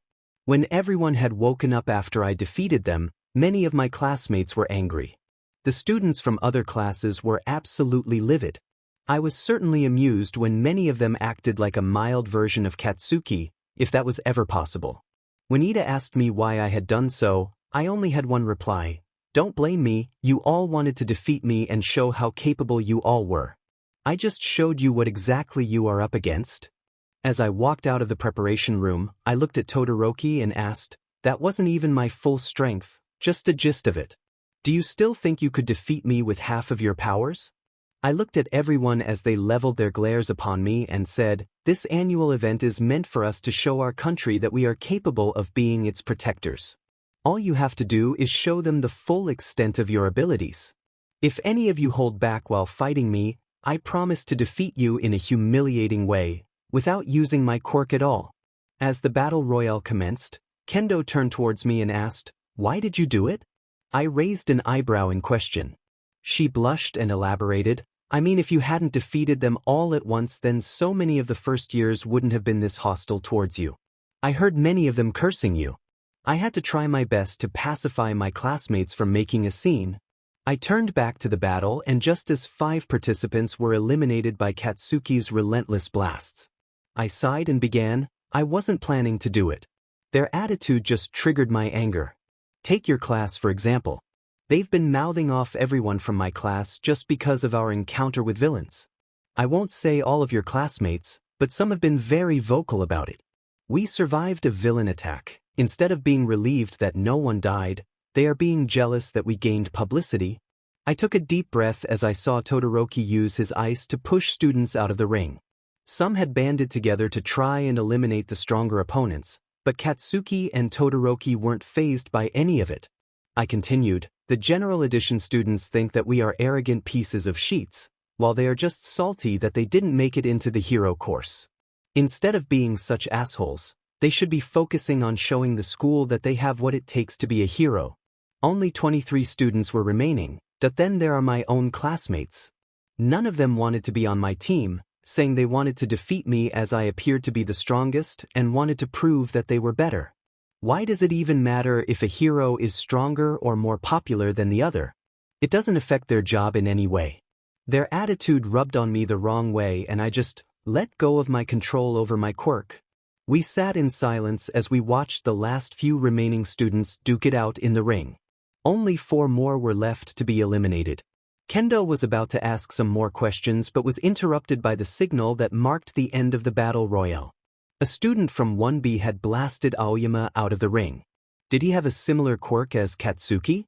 I looked at Katsuki and saw him throwing a tantrum, cursing at the said student from 1B. I was curious about the boy's quirk but refrained from asking Kendo about it. Present Mike began, "Did you see that eraser? That was an epic battle royale. Let's give a yet to all the winners." The crowd cheered on as Present Mike continued, "We'll proceed to the afternoon portion of this festival after a 1-hour lunch break. See you then." As I stood up and stretched my joints till they made popping sounds, I looked at Kendo and asked, "Tokoyami and I are going to the dining hall, wanna join us?" She blushed again and shook her head while saying, "I'll join my friends for lunch. They might need some cheering up after losing in the battle royale. And I have to keep Monoma in check." Although she muttered the last part, I still heard it. Monoma? Perhaps he was the boy who had been the most vocal from 1B. I just smiled and nodded in response. My eyes lingered on her back as she walked away. She was a caring person and she'd make a good hero, or heroine in her case that is. I sat with my classmates for lunch, and even though some of them were miffed by my recent actions, most of them were behaving normally. Though Katsuki's glares were more intense than usual and Todoroki's eyes were colder than usual. As the 1-hour break ended, Present Mike began, "Before we get the final event, I've got good news for all those out of the running. Since this is a sports festival, we've prepared a recreational activity for all the participants. We even shipped in cheerleaders from America to get you pumped up." Before he could continue, an interesting sight beheld itself in front of us. All the girls from my class were dressed in cheerleading uniforms, looking quite embarrassed. They wore mini skirts and short, sleeveless blouses that showed their toned abdomens and legs. It was certainly a sight to behold. Although I didn't let it show on my face, I was enjoying the recreational activity quite a bit. Present Mike was a little shocked. "What's this? Class 1A? Why?" Aizawa-sensei murmured into the microphone. "What are they doing?" Rozu raised her arm and waved it angrily. "My Netta? Kaminari? You tricked us?" I looked at the culprits as they gave each other a thumbs up. I silently agreed, it was a job well done. Although I did sympathize with the girls. The guys shouldn't have tricked them like that. It was certainly a very embarrassing situation for them. As they were being indignant and brooding, Hagakure decided to accept it and join the celebrations. Soon the rest of the girls were dragged into it. Present Mike continued, "Hope everyone enjoys this recreational competition. Once that's over, we're on to the final event. Between the 16 finalists, we'll have a formal tournament. A series of one-on-one battles." The final event, I looked around and saw that everyone was focused. I smirked. I'm gonna enjoy this event. I hope they put up a good fight. The matchups were decided by drawing lots. As every finalist drew a number, I took note of everyone who had managed to make it to the last round. Excluding myself, there was Katsuki, whose quirk allowed him to create explosions. His only weakness was that he was quick to anger. Todoroki, his quirk was ice and fire. But he could only create ice or fire from their respective sides of his body. He hadn't used his fire in any situation to date, a fact which I could exploit. Next was Tokoyami, who had a sentient dark shadow residing in his body. Since it was a shadow, light was the only possible weakness I could think of. Looking to my left, I saw Kendo as she waved to me. I nodded and smiled in response. Her quirk was Big Fist. So, a close combat type fighter. Ida with his quirk engine, using it for too long he could overheat the exhausts. So a battle of attrition was a probable choice. Uraraka had the quirk Zero Gravity. Maintain distance and do not let her touch me. Ashido, her quirk was Acid. A potentially dangerous quirk. She was among the more physically fit in my class. But I could defeat her with speed. Kaminari, just make him short-circuit himself or defeat him by overpowering his will. Although, I didn't want to use that aspect of my quirk too many times. It was a kind of a trump card of mine. Yaoyorozu, I have been observing her throughout the sports festival. One thing I had noticed was that she was a little insecure and doubted herself a lot. Quick action and not to let her think was the way to defeat her. Kirishima, I could only duke it out with him and tire him to defeat. Then there were the other students from Class 1B. I was pretty set off at two of them, both boys who I wanted to face and beat. The girl with thorny vines as hair seemed way too pure to show any kind of resentment. Another girl had goggles resting on her head. She was a support student. Last but not least was the dude who made his so-called declaration of war a week ago. I couldn't discern what his quirk was. It had to be something effective if he made it to the third event. As I drew my lot, I was paired up with the student from General Ed. The way he looked at me put me on the edge. What was the guy's problem? My classmates wished me luck as I made my way to the fighting stage, and Present Mike introduced us. The first match. Dominating the sports festival with his speed and his overpowering abilities, it's Midoriya Izuku from Hero Course. Versus? Sorry, but this guy hasn't done anything to stand out yet. But he survived the battle royale, so he must be good. It's Shinso Hitoshi, from General Course. The rules are simple. Win by knocking your opponent out of the ring, immobilizing them, or getting them to say, "I give up." Bring the pain. We've got good old recovery girl on standby. I don't know if I was hallucinating, but I definitely heard who's old. Old your mother? Present Mike just ignored it and continued, and fight dirty if you must. Ethics have no meaning here. Well, of course, going for the kill is a no-no, you'll be disqualified. Because a true hero's fists fly only when facing villains. Now let's get this thing started. Start. Shinso began just as Present Mike ended explaining the rules. I give up, huh? Get it, Midoriya Izuku? This battle's going to test the strength of your will. If you've got any kind of vision for your future, there's no sense in worrying about how you got there. Like that gorilla hands wench who took advantage of you to win the cavalry battle without even trying. I don't know what happened inside my brain, but something snapped as I lashed out. What the F did you say? In the very next moment, I sensed someone invading my mind and trying to overpower my will. I stood frozen in my place. I couldn't believe it. My win, Shinso said. As Present Mike was praising Shinso and Aizawa-sensei explained the irrationality of the entrance exam, Shinso continued, it must be nice to have everything handed to you, Midoriya Izuku. Now turn around and walk out of the ring. I did as I was told, only to stop right at the edge of the ring. With a mighty roar, I released my will and shattered the concrete below me. I was way too shocked to even get angry at Shinso. His will was pathetically weak. How could someone have such a weak will? I took pity on him and decided to play along. His quirk was strong and could really be a boon during perilous situations. He deserved a chance, even though I disliked him for his bratty attitude. Using some of my conqueror's will, I spoke loudly for the whole stadium to hear, "Your quirk is strong. What the heck are you doing in general course?" I get it. The entrance exam was really irrational for people like you whose quirks don't offer physical enhancement. But you could have trained your body to perform better. My friend Hagakure Turu's quirk is invisibility. She still managed to get into hero course. Perhaps after this sports festival, you would learn what you are lacking. Saying so, I even helped Hagakure get some recognition. The girl deserved it as her quirk makes her pretty unnoticeable. In the very next moment, I dashed towards him and before he could even react, I smacked his face hard. So hard that he was sent spinning into the air and out of the ring. The sound of the slap echoed throughout the stadium. I hoped I broke some of his teeth.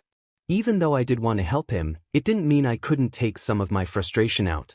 Yeah, I was petty that way, still am. He looked at me in shock as Present Mike announced my win. I walked towards him and spoke in an intimidating voice, testing the strength of my will? My will is pretty strong. But yours is weak, pathetically so. Train hard, Shinso. You have it in you to be a hero. You have an amazing quirk. Perhaps you should also work on your attitude. I'm not sorry for breaking some of your teeth. Your attitude needed some adjustment. You resent everyone who has a powerful quirk because you couldn't make it in the hero course. You don't need to be in but to show your conviction. Hope I'll see you in one of the hero training sessions. After that, I walked away as the crowd cheered for my win. The sports festival was just a show. I'll give them a show to remember. I sat among my classmates as the rest of the fights followed. The next battle was between Todoroki and Tokoyami. Both were strong fighters with very strong quirks. I leaned forward in anticipation. As the battle began, both sent their attacks towards each other. It was over before anyone could think. Dark Shadow tried to maneuver around the ice but was quickly frozen, along with Tokoyami. Todoroki had created a massive mountain of ice that went beyond the top of the stadium itself. How did I know that? Because it was inches away from my face. I was quite surprised. I hadn't even thought of such an outcome. Todoroki was frighteningly fast with his quirk.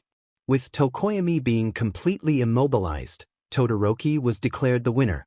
Among all the cheering, I saw Todoroki defrost his own ice with his left hand and free Tokoyami.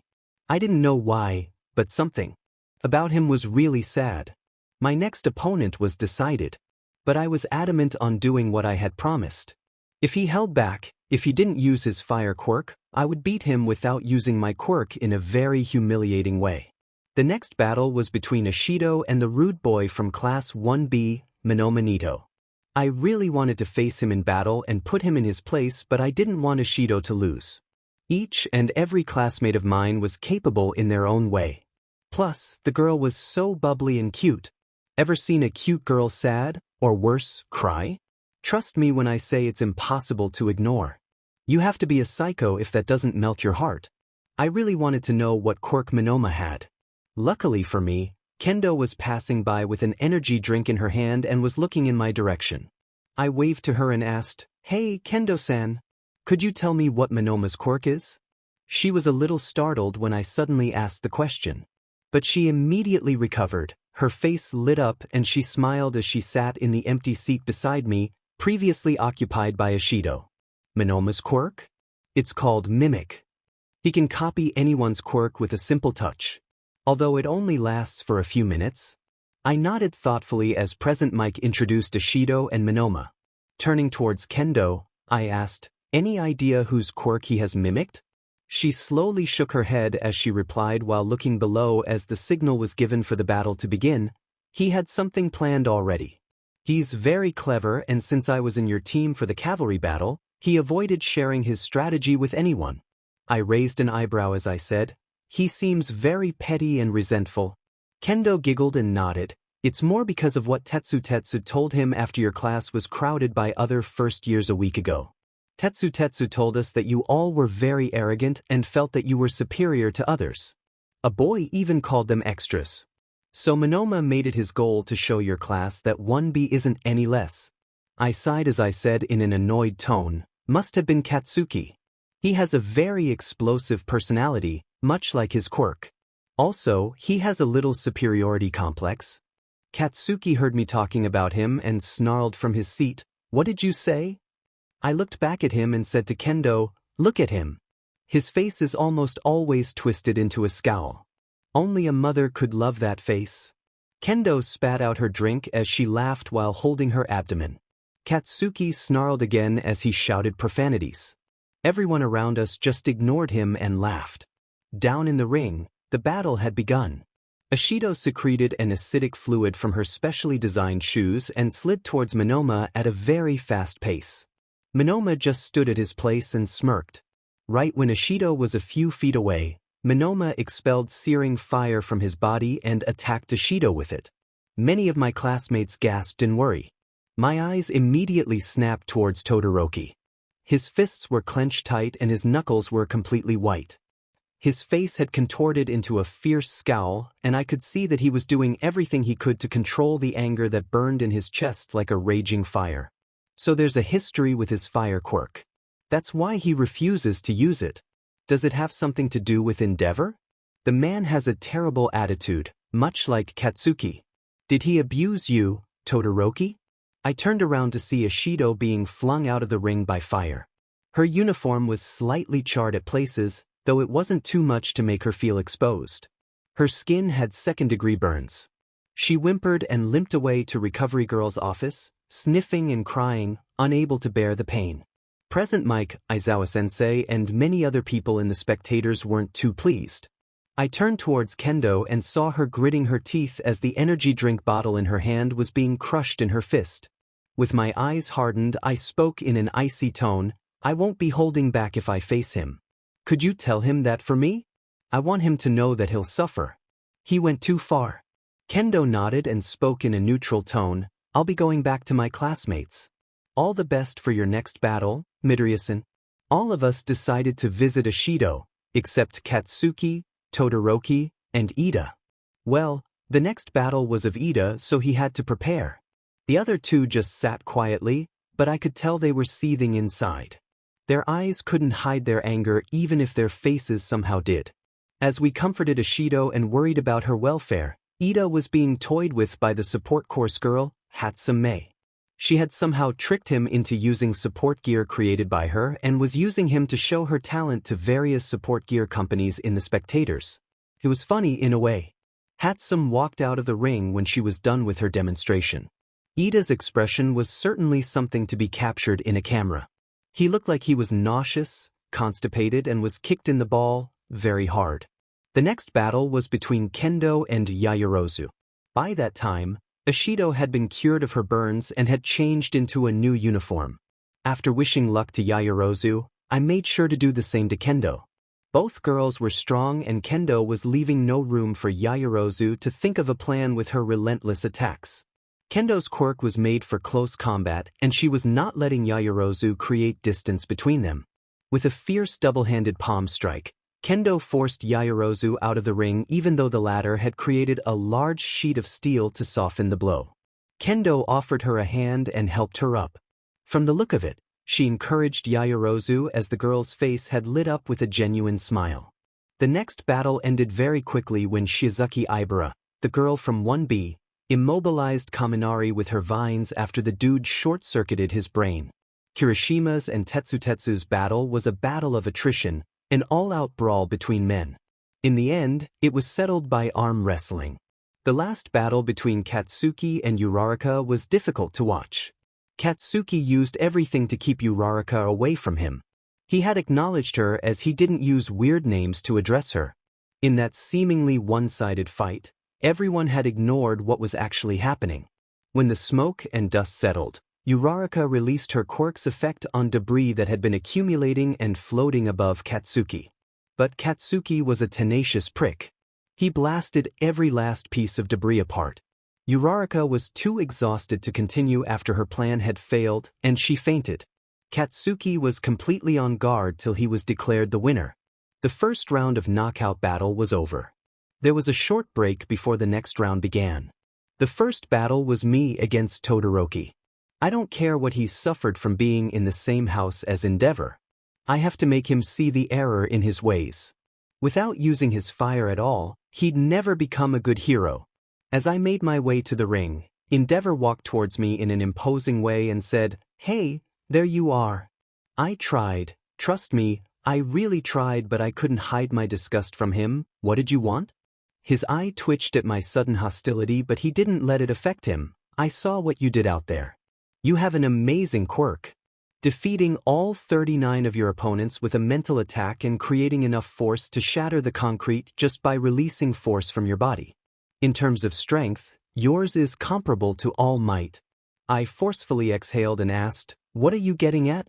"My boy. Shoto, he has a duty to surpass All Might. His match against you will prove a valuable test. So give it your all.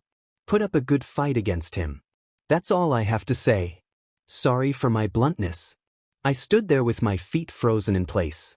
Just as Endeavor was about to turn away in the corridor, I asked, my voice frigid from restrained anger, "What did you do to your son for him to deny half of his quirk?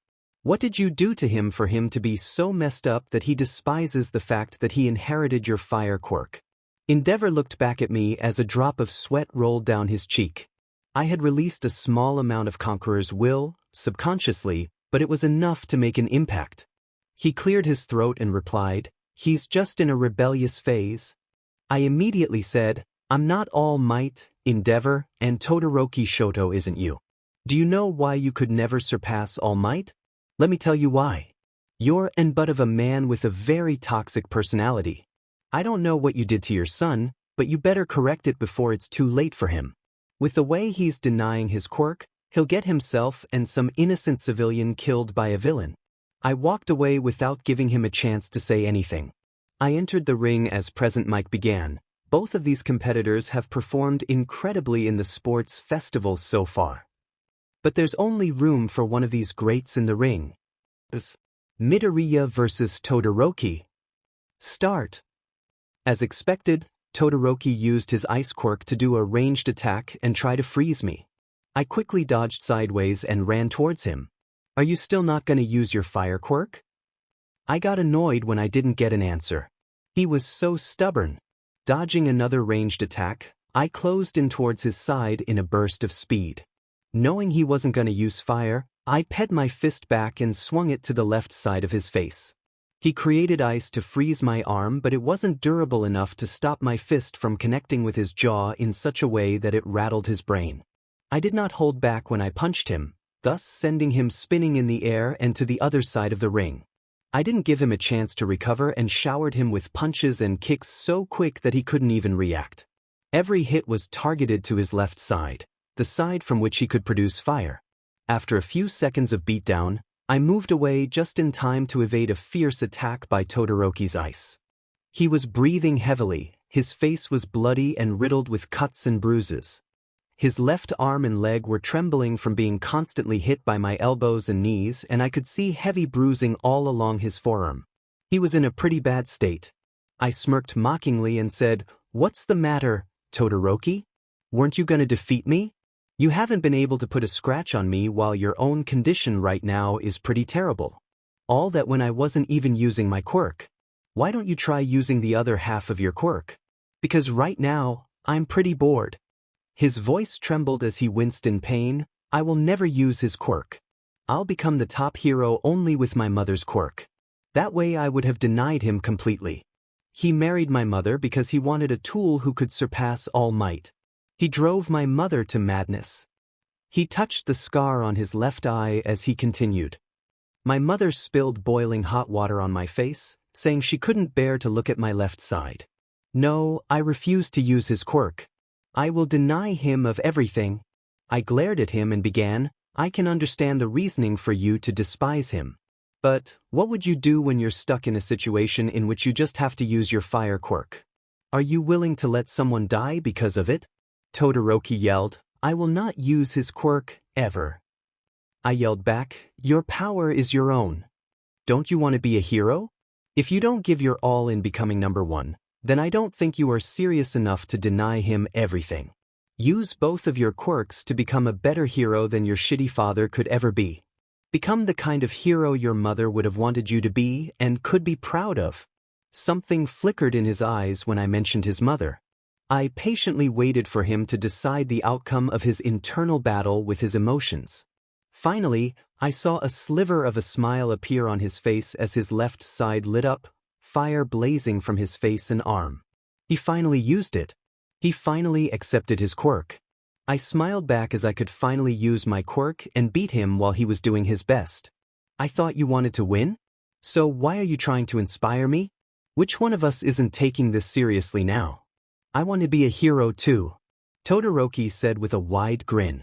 All of a sudden, Endeavor yelled from the stands, Shoto. So you finally accepted it. Excellent. It all starts now for you. With my blood pumping through your veins, you will surpass me. You will fulfill my ambitions. I yelled for everyone in the stadium to hear, stop shouting you idiot. And stop having an orgasm from your son you sick freak. I ignored his, what did you say? And turned to Todoroki who was looking a little pale. Don't ever say that again. I stifled a laugh as he went paler by the second. Annoyed at what I said, Todoroki shook his head and began, I'm too wounded to fight you for a longer time. Let's end this with our strongest moves. He only received a wolfish grin from me as armament rippled around my body. My legs and fists got engulfed with bright green-colored aura as I planted my left foot on the ground and prepared to hit Todoroki with the strongest attack I could perform. Todoroki froze the entire ring as ice rushed towards me at blinding speed. With a burst of power, I jumped over the ice and towards Todoroki while pulling my fist back to prepare my attack. Todoroki immediately brought his left hand up and melted the ice within seconds. I could faintly hear the heroes yelling. Midnight, Cementos. They'll destroy the entire stadium. Do something on it. Large walls of concrete erupted from the ring between us while the entire ring was being enclosed in thick walls to prevent our attacks from reaching the spectators. The sudden heating up of cold air and water vapor created a massive explosion from Todoroki's side as I punched forward to send a concentrated beam of pure force of my willpower at him. The concrete walls were utterly decimated and my attack pierced through them to hit Todoroki directly in the abdomen, flinging him out of the ring and embedding him into the walls enclosing us. When the dust settled, I stood victorious in the ring as I saw the then fainted Todoroki fall from the indentation in the wall. Todoroki is out of bounds. Midoriya moves to the third round. I and the rest of my classmates immediately made our way to Recovery Girl's office to check on Todoroki's condition. I just hoped I hadn't done any lasting damage to him. But to my relief, he didn't have any severe injuries and none of his organs were damaged. Although he was still unconscious. As I made my way to the stands, I recalled the talk I had with Endeavor when he confronted me after the battle. You defeated him, he growled. I looked directly into his eyes and said, your son is traumatized. If I had the authority, then you would be serving a long-term sentence in prison. You drove your wife to madness, temporarily I guess. She must be very relieved that she's away from you now. But you took your children's mother away from them. In your greed for power and fame, you forgot your duties as a husband and a parent. Scum like you don't deserve to be a hero. I could see the burning fury in his eyes. The fire around him was blazing fiercely and its temperature was at an all-time high. Before he could retaliate, I continued, what will you do now? You raised your son to be a tool to surpass all might and treated your wife like a breeding machine. For what? Because your ego couldn't accept the fact that you're second best? You ruined your family for it. If you want to save whatever's left of your family, I'd recommend letting go of your ego and apologizing to everyone you have wronged, including your wife and your children, for all the shit you put them through. Because believe me or not, it'll all come back to bite you in the butt and destroy you. I walked past him without waiting for his response. As I was about to turn around the corner, I stopped and said, you could try and ruin my career as a hero. But I don't give a DMN. I don't care if I'm a no-name hero for the rest of my life. I'd still be better than you. Just as I was out of his sight, I heard a scream of fury as he burned the entire pathway behind me. I knew that I was too harsh when I said all of that to him, But I didn't regret any of it. My battle with Todoroki had completely destroyed the ring. It took some time for the next battles to start. It was Ida and Minoma's battle next. Just as the battle began, Ida used his quirk and dashed towards Minoma. I didn't know whose quirk the a-hole had copied, so Ida's direct attack was somewhat foolish. When Ida was within a few feet of Minoma, he changed his direction and began circling around Minoma. I guess he was testing the waters. Minoma bent down and placed his hands on the ring. The ground rippled all around him, and Ida began sinking into the floor. In a desperate attempt to escape, Ida overcharged his legs and jumped out of the swamped ring. But he couldn't evade the wall of ice that rushed towards him and froze him within itself. To say the least, we were all appalled by it. He used Todoroki's quirk while he's unconscious in the infirmary? How dare he do this? Let me get my hands on him. That was very rude of him. Izuku. I heard Katsuki's gruff voice from behind me.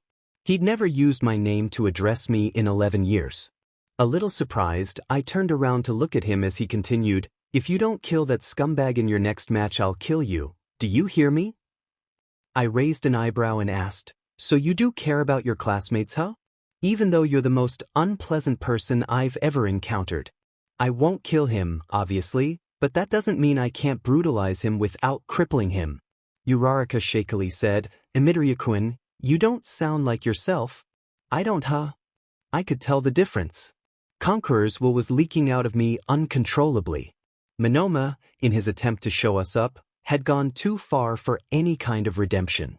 "Midoriya is scary," said Mineta with a trembling voice, but he immediately received a slap on his face from Tsuyu's tongue. "I need to calm myself down," I said as I got up and walked out of. Kendo shook her head and said earnestly, "I told my classmates about the talk I had with you on the villain attack.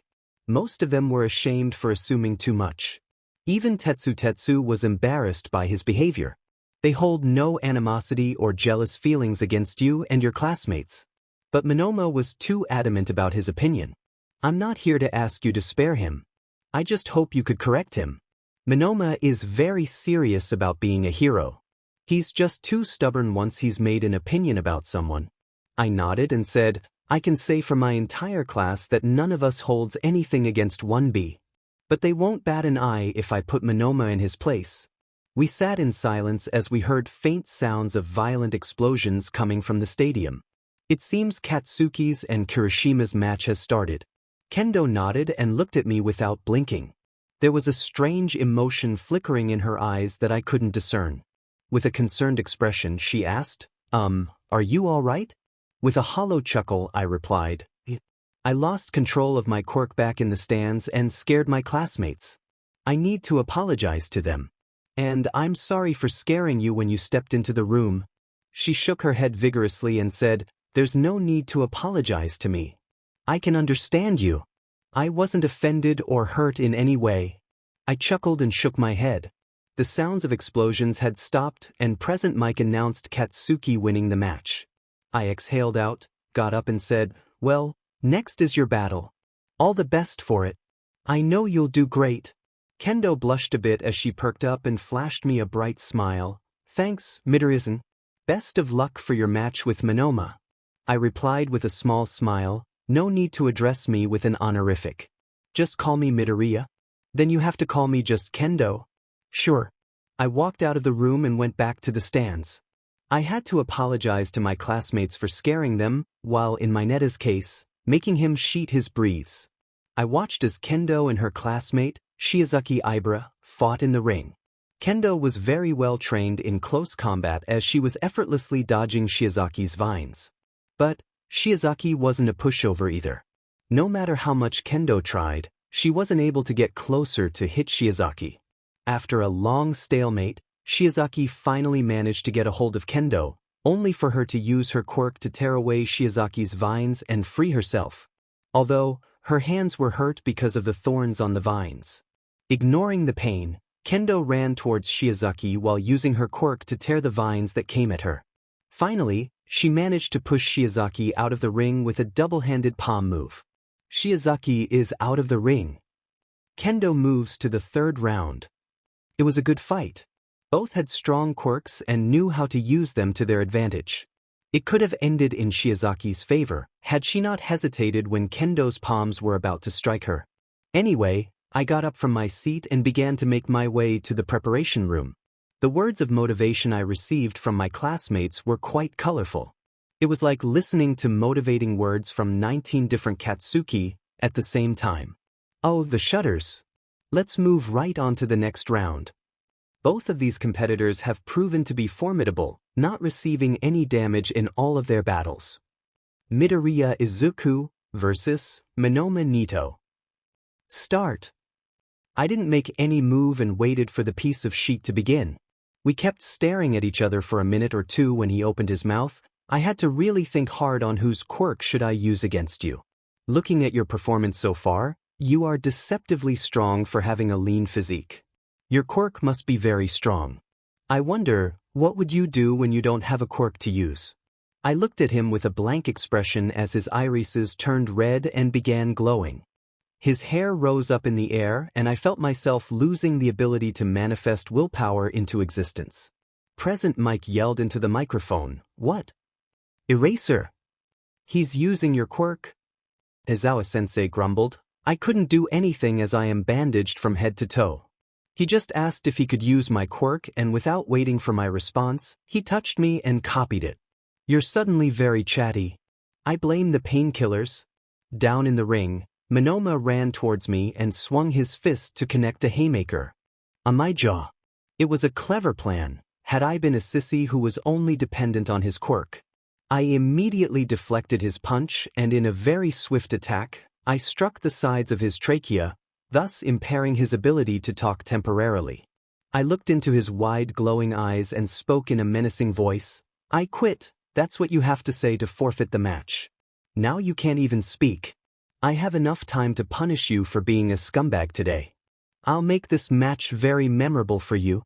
The panic and fear in his eyes was euphoric. He had realized he made a big mistake by underestimating me and using Aizawa-sensei's quirk.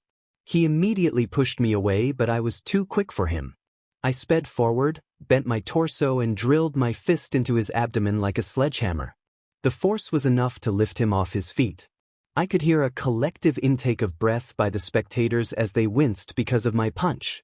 Without letting his body fall on the floor, I smashed his face with my knee and sent him flipping into the air.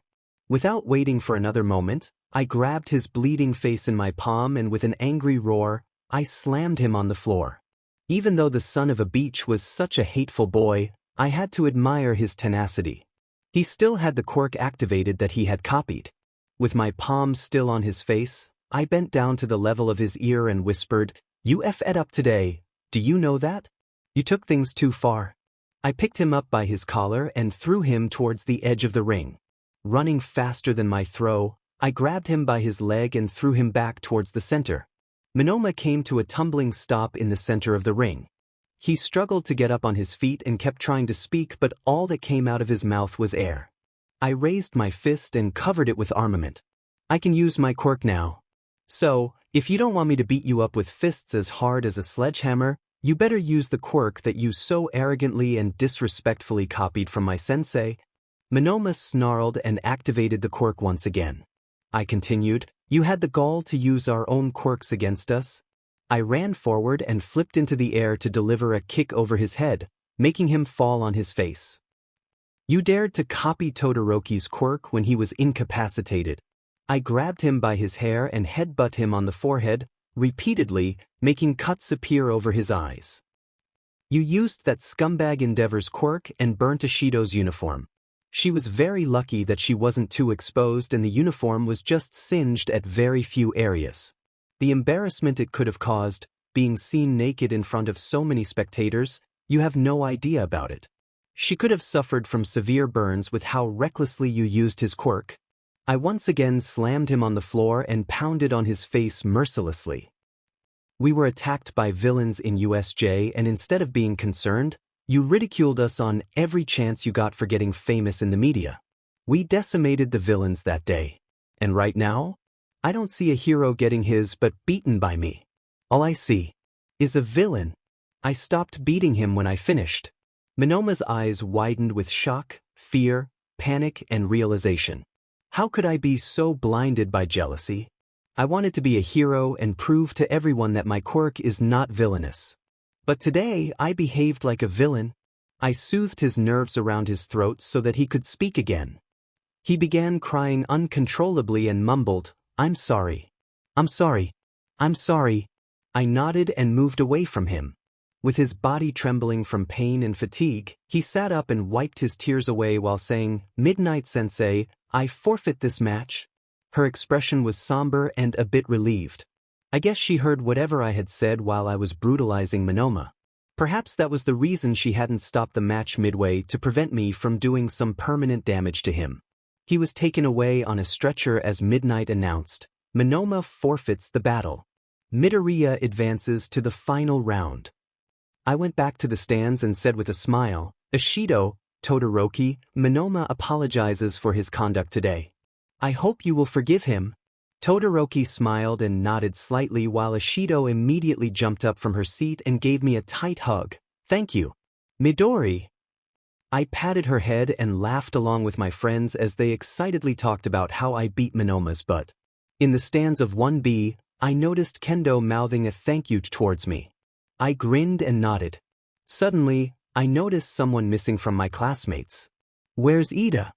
Uraraka replied uncertainly, He received a phone call from his family. His brother is hurt in a villain attack, so Ida-kun took off to visit him." Oh, I wasn't too concerned as Ingenium was a strong hero. And anyway, heroes get hurt while doing their duty. It wasn't something rare. But how could I have known a killer was on the loose targeting heroes in various prefectures? Ingenium was his latest victim. Watching Kendo's and Katsuki's battle was making me anxious.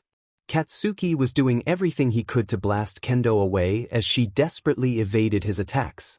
The battle was intense. Kendo was a trained fighter while Katsuki mostly relied on his masterful control over his quirk and his battle instinct.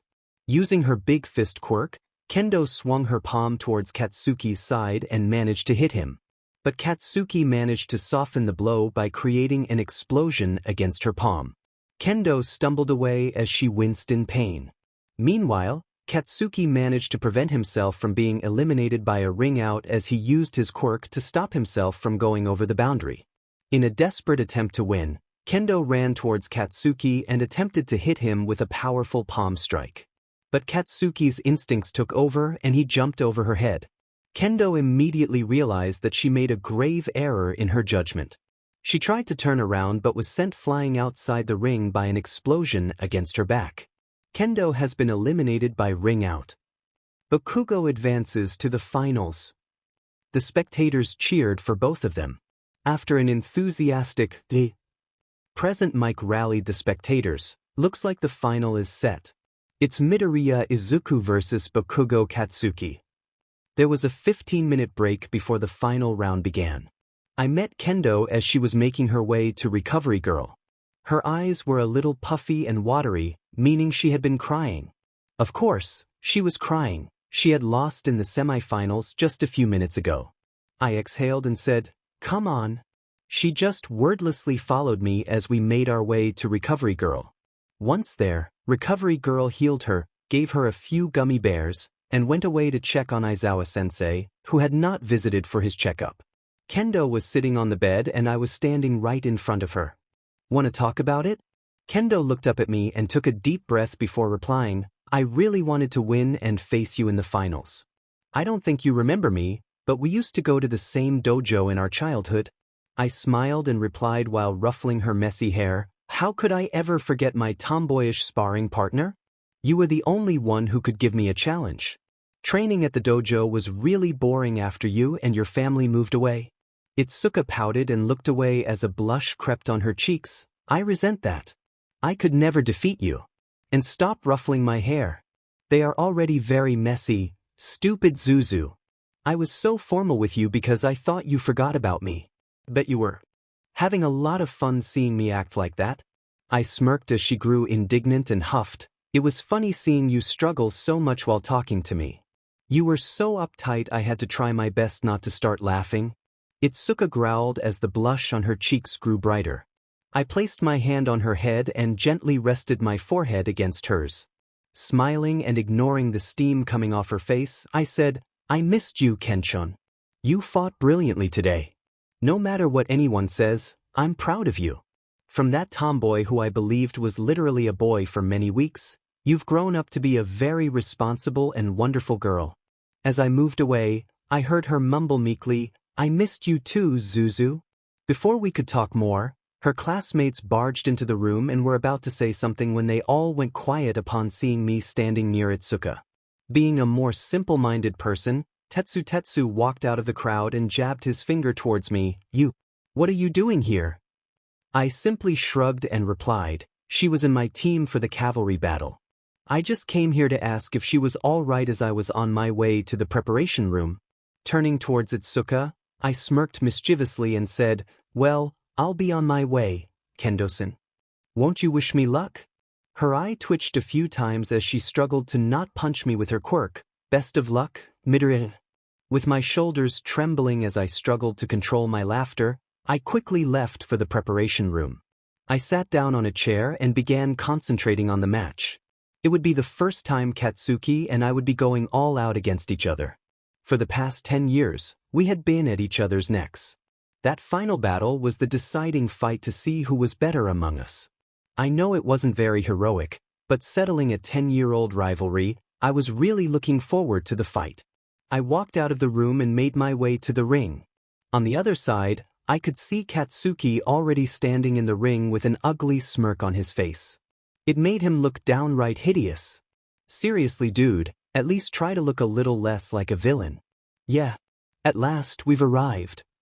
The best of the best among UA will be decided. It's the final match, Midoriya versus Bakugou. Now, start. None of us waited for the other to make the first move.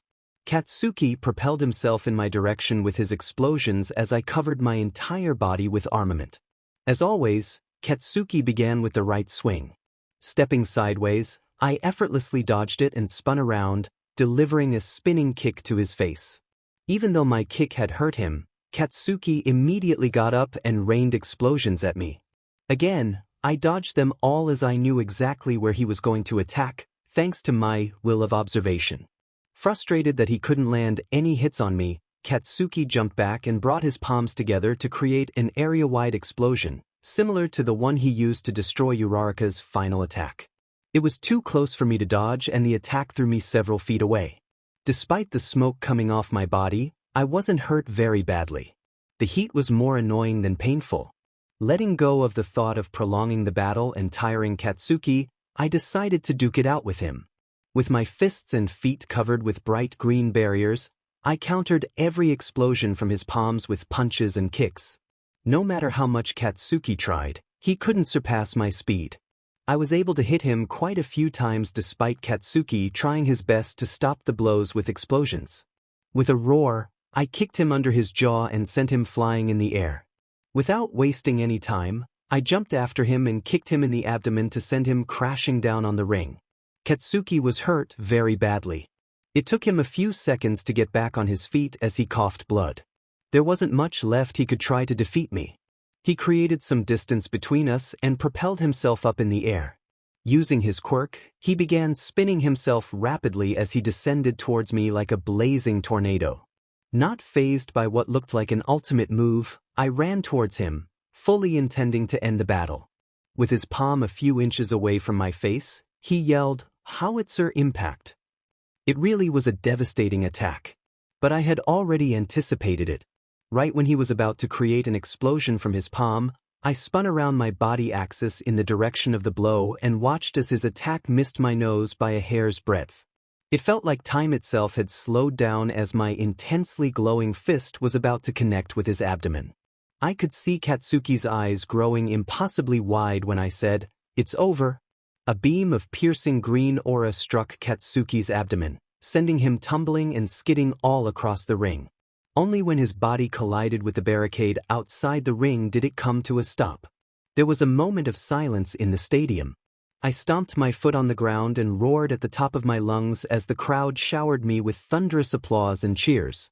Bakugou is out of bounds, Midoriya is the winner. And that concludes our contest. The first-year winner of UA's sports festival is Midoriya Izuku of Class 1A.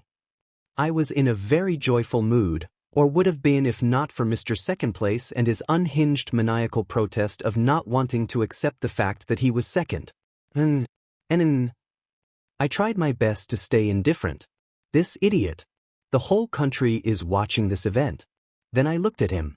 Bound by chains to a wall of cement with his hands tied by an apparatus and his mouth covered so that he couldn't give a new meaning to profanity, he looked like an escaped patient from an insane asylum. Midnight, making a CC pose, began. In third place, we have both Todoroki and Kendo. The stadium cheered for the two of them. I glanced at Itsuka and saw her cheeks flaring up as she stood completely rigid. I stifled a giggle. She was never good with accepting praise. As Midnight introduced Katsuki and me as second and first place, Katsuki's struggle became more violent, although they were for naught. Now for the medals. Presenting them this year is, you know who. A very pathetic and ugly snake face randomly smiled in another universe just before a very humiliating letter materialized and slammed into his chest.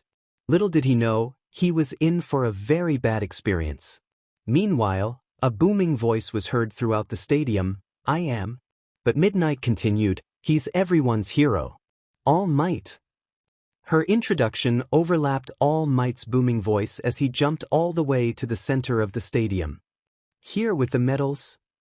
Midnight nervously apologized, I cut you off. Sorry. After that little moment, All Might began awarding us the medals. Young Todoroki. Congratulations. As he awarded the bronze medal, he talked to Todoroki. In your match against young Midoriya, you used the other half of your quirk.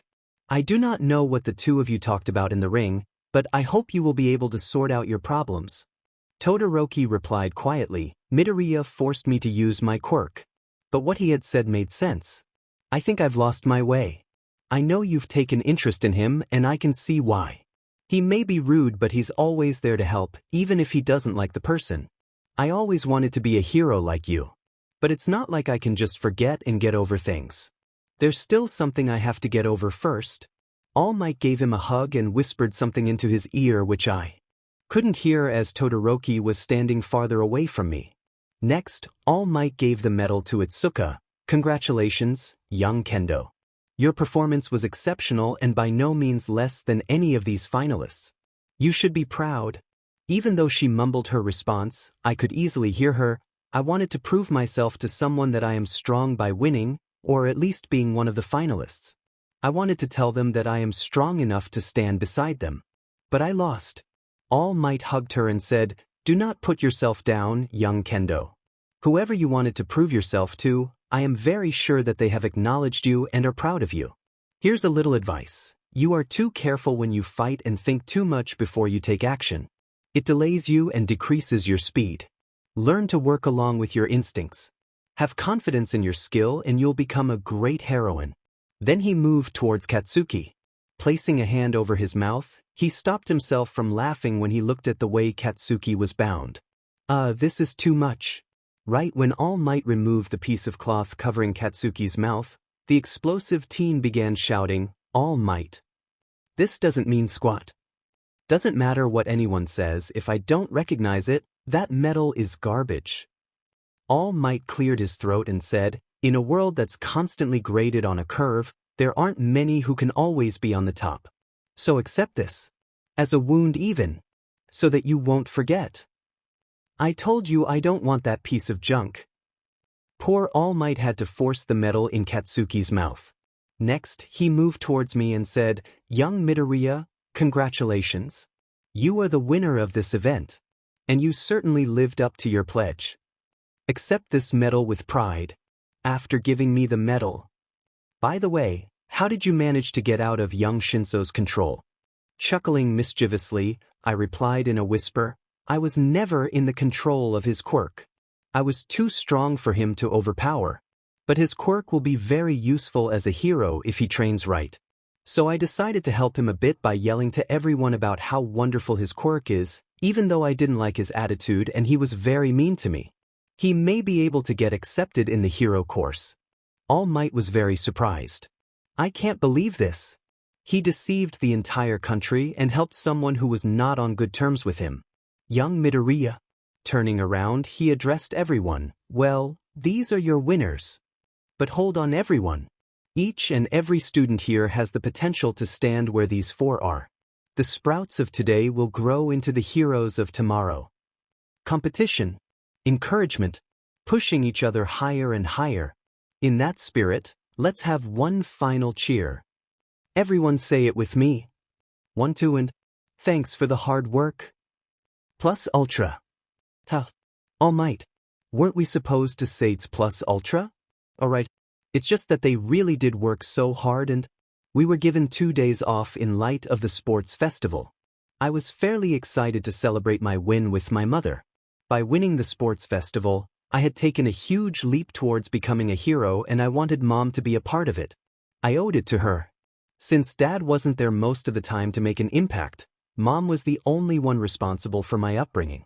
Everything she taught me, the values and the life lessons she gave me, made me the person I had become. But first, I had to deal with something that had blown my mind away. Standing in front of a skinny and weak All Might, looking at what looked like a fatal wound, shocked me to the very core at the kind of dedication and the sense of duty All Might had for continuing his hero career. Earlier that day, I was called to the teacher's lounge by All Might himself. Before I could ask why I was asked to see him, his bulky and muscular form regressed into that of a lanky and skinny man who looked almost malnourished. So shocked by his sudden and unexpected transformation, I nearly punched him through the wall. What's going on? Who are you? You're not All Might. He sighed and replied patiently, Young Midoriya, I am All Might. This is my true form. Be but All Might. It's like those people in swimming pools who SCK in all the air they can to look more buff than they actually are. That's completely different. I stared at him incredulously. Who was he trying to fool? But the skinny man continued, oh well. He removed his coat and lifted up his shirt. There on the side of his abdomen, I saw a wound so severe, I wondered how the man was even alive. As I stared at the wound, horrified by the sight of it, All Might began, I got this wound nearly 6 years ago in my battle against a villain. I cut him off, you mean Toxic Chainsaw? But that guy was nothing in front of you. He laughed, you are well informed. But no, any information of that battle was closed off for public. I defeated the villain, but I was severely injured. They had to remove my stomach and parts of my intestines. I can barely perform as a hero for 2 hours a day. I just stared at him with my eyes widened with shock, awe, and a hint of unease. Why was he telling me all of this? When I asked him, he replied, that is a way of me building trust within you. He looked straight into my eyes with an intensity that showed why he was the best of all heroes. Young Midoriya, even though you were a little harsh towards some, you selflessly helped them overcome their insecurities, even to the point of fooling the whole country just so that young Shinso could be recognized. You could have easily won your matches against young Shinso, Todoroki, and Minoma, but you helped them. Could you tell me why?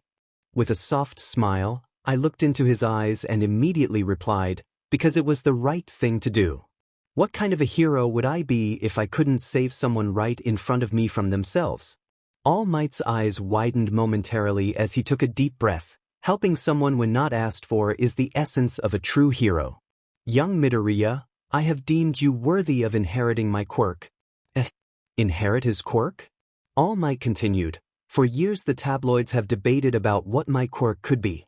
Many of them have deemed it to be some form of superstrength quirk. I've always evaded the topic in interviews. It won't do well if the almighty symbol of peace were not a natural-born hero.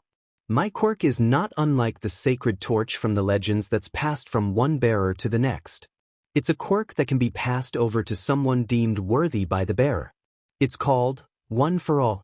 A quirk that could be inherited? So awed and shocked, I was unable to utter a single word. The bearer of the quirk cultivates power and passes it on to the next bearer, and again it is cultivated to be passed down to the next one. Young Midoriya, I have been searching for a successor for ages, and now I have finally found one who I deem is worthy. Would you accept one for all? I willed myself to snap back to reality. All Might had offered to pass on his quirk to me. He had deemed me worthy of inheriting it. Without the slightest bit of hesitation, I replied, All Might, if you really think that I am worthy, then I accept to be the next bearer of one for all. All Might laughed boisterously and said, an immediate response. I like it. You are already strong enough to not get crippled by the power of one for all. If you were a weak little thing, your body would have exploded. I shuddered at the mental image of my appendages and my head blasting off of my body. Meanwhile, All Might transformed into his muscle form and plucked a hair from his head and offered it to me. Eat this. If the situation wasn't so bizarre, I would have laughed at the face he was making at that moment. You want me to eat your hair? How else do you think will I transfer this quirk to you? You need to digest my DNA for the transfer to be successful. I was about to suggest that drinking a small amount of blood would be easier, but All Might's form reverted back to his skinny self as he comically spat blood from his mouth. Suddenly, eating his hair seemed a lot less disgusting. Reluctantly, I accepted the hair and gulped it down. Now what? All Might smiled and said, Now, you should go home and celebrate with your mother. Tomorrow meet me at Dagoba Beach at 5 in the morning. I will start your training to help you get used to one for all. I nodded and thanked him before running to my home. Later that night, when I was sleeping in my room, I was jolted awake when Might Conqueror's will began leaking out of me uncontrollably. I fought for control, but my will was beginning to overpower me. Quickly opening the window of my room, I jumped out in order to get away from Mom as I didn't want her to get hurt. I wasn't. I guess the same happened with many of my classmates as they were talking among each other about being recognized by people over the 2 days. Finally, the bell rang and Aizawa-sensei entered the classroom, this time, without his bandages. Recovery Girl really did a wonderful job in healing him. The old lady's treatment was excessive. But never mind that, today you have Hero Informatics class. A special one at that. The tension among us was palpable. Today you'll be coming up with your hero aliases? As everyone quietened down after a brief moment of excitement, Aizawa-sensei continued, but first, concerning the pro draft picks I mentioned the other day. It's based on who the pros think is ready to join the hero workforce after another 2 or 3 years of experience. So you could say it's a way for them to show interest in your futures. The draft pick results were: I only had around 300 picks while Todoroki and Katsuki had more than 3,000. Then realization dawned upon me. Endeavor pulled some strings, huh? It doesn't matter though. Any hero intimidated by that guy won't be of much help. Mineta, who was sitting behind me, said, See? You were too scary that day. You scared the heroes off. More like Endeavor did. Right when Aizawa-sensei was about to finish explaining about the drafts, a woman entered our classroom whose appearance muddled my young teenage mind. Midnight, the woman of my midnight dreams. I couldn't help it. After all, she was my childhood crush. We were given placards to write our aliases on. As my classmates began announcing the names they had chosen, I focused on choosing my own alias after thinking about some very pleasing and happy thoughts about a certain heroine. Midoriya, let's see what alias you have chosen. Nodding, I willed a certain part of mine to relax and walked up to the class podium to display my placard. I activated armament and allowed it to cover my entire body. With the addition of one for all, even the color of my armament had changed. Armored Hero, Emerald Knight. On All Might's recommendation, I had decided to choose Gran Torino for my internship. But what had me worried was the fact that I knew next to nothing about him. Also, from All Might's reaction, Gran Torino was a scary individual. I mean, someone whose name could make the number 1 hero tremble in fear was bound to be scary, right? There was something else that was also bothering me. Since our first day in UA, Uraraka and Ida had been leaving the school together. So we were pretty close friends. When we were about to board the bullet train to reach our various destinations, Uraraka and I approached Ida as there was something off about him. Ida, if it gets too much and you need to talk, you can call us. We'll be there for you. Sure. Even though I wanted to help him in some way, I couldn't find words to soothe him. The look on his face, it was something I was familiar with. How could I not be?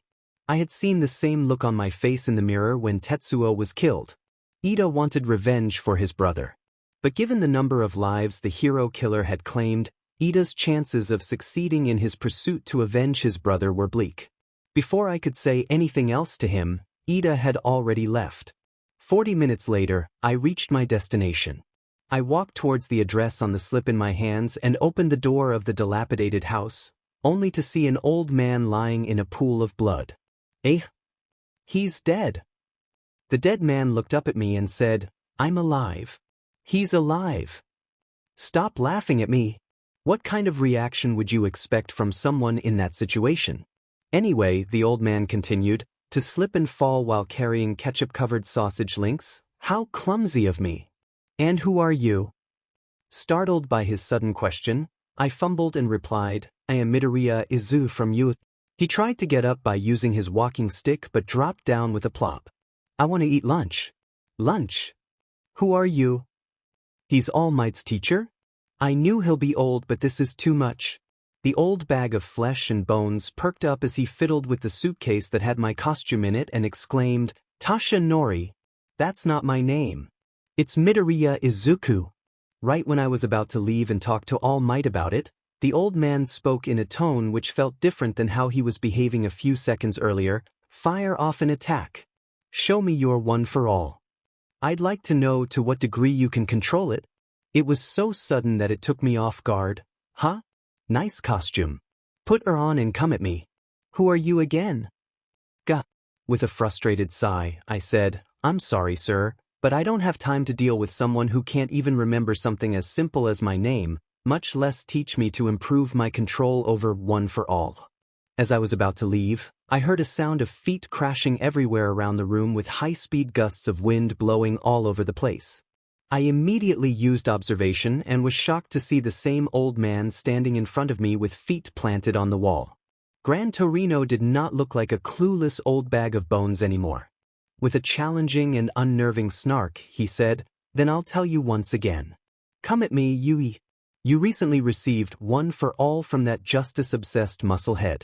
He can't watch over you properly, so I'll have to do it in his place. So put on your costume. The same phrasing, same way of playing dumb, he's definitely All Might's teacher. As I observed him more, I found out that he was a great deal stronger than he looked. All right. For 2 days he trained me as I worked on expanding my use of armament. One for Alls had improved my armament to such an extent that it would have taken me decades to achieve the same kind of results. Even my observation had improved by leaps and bounds. I was able to spread it all over a city. On the 3rd day of my internship, Gran Torino decided to take me with him to apprehend villains. Our destination was Shibuya as the population density there was high. We'll be passing through Hosu City, the place where Ingenium was attacked by hero killer Stain. Ida will be there too. I just hope he doesn't go seeking. Stained. Who am I kidding? He sure will. We took a taxi to the train station and boarded the bullet train to Shibuya. While I was sitting idle, I randomly decided to exercise observation. And that was one hell of a decision. Just on the outskirts of Hosu, I sensed a huge figure throw someone towards the train I was riding in. Upon observing further, I was shocked to find out that the huge figure's will was just like that of Nomo from the USJ villain attack. Immediately getting up from my seat, I ran towards the seats that would be hit and threw the panicking passengers towards Gran Torino, who was yelling at me for going crazy. But I ignored him and prepared myself. A hero came flying through the side of the train, but I grabbed him and put him aside. Then it entered through the hole in the train, a Nomo. Which meant only one thing. Shigaraki was in Hosu and had attacked the city. Without wasting any time, I activated armament and rammed my knee in the Noma's face, throwing him out. I quickly flew after it. Gran Torino was pretty set off and yelled as he followed me, Kid, stay inside the train. No, that's a Nomu, similar to the one captured during the USJ attack. That means the League of Villains is attacking the city. I am strong enough to handle these things. Please, let me come with you. Gran Torino hesitated, and after a lot of persuasion, I was able to convince him. Spreading my will of observation all over the city, I looked for any villains that were attacking alongside the Nomus. But what I found froze me in the middle of my flight. Ida was being attacked by none other than Stain. Somewhere on a tall skyscraper, Shigaraki was observing the city along with Kurogiri. Two nomes were attacking civilians but were confronted by heroes. At another corner of the city, a little girl was struggling to get away from a crazed man who had the worst intentions in his mind. A family was about to be massacred by a group of goons and a kid was being kidnapped by some foreigners. So many crimes happening all at once, I was overwhelmed by it. Caught in a struggle to make a decision on who to save first, I lost control over my will.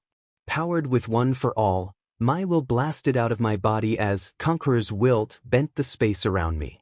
Within the next moment, I had the Arpesti's head in my palm and I flew away with him, leaving the panicked but relieved girl behind. As the Arpesti struggled to free himself from my vice grip, I growled, "You're going to jail, you scum. But before that, I must strip you off your manhood.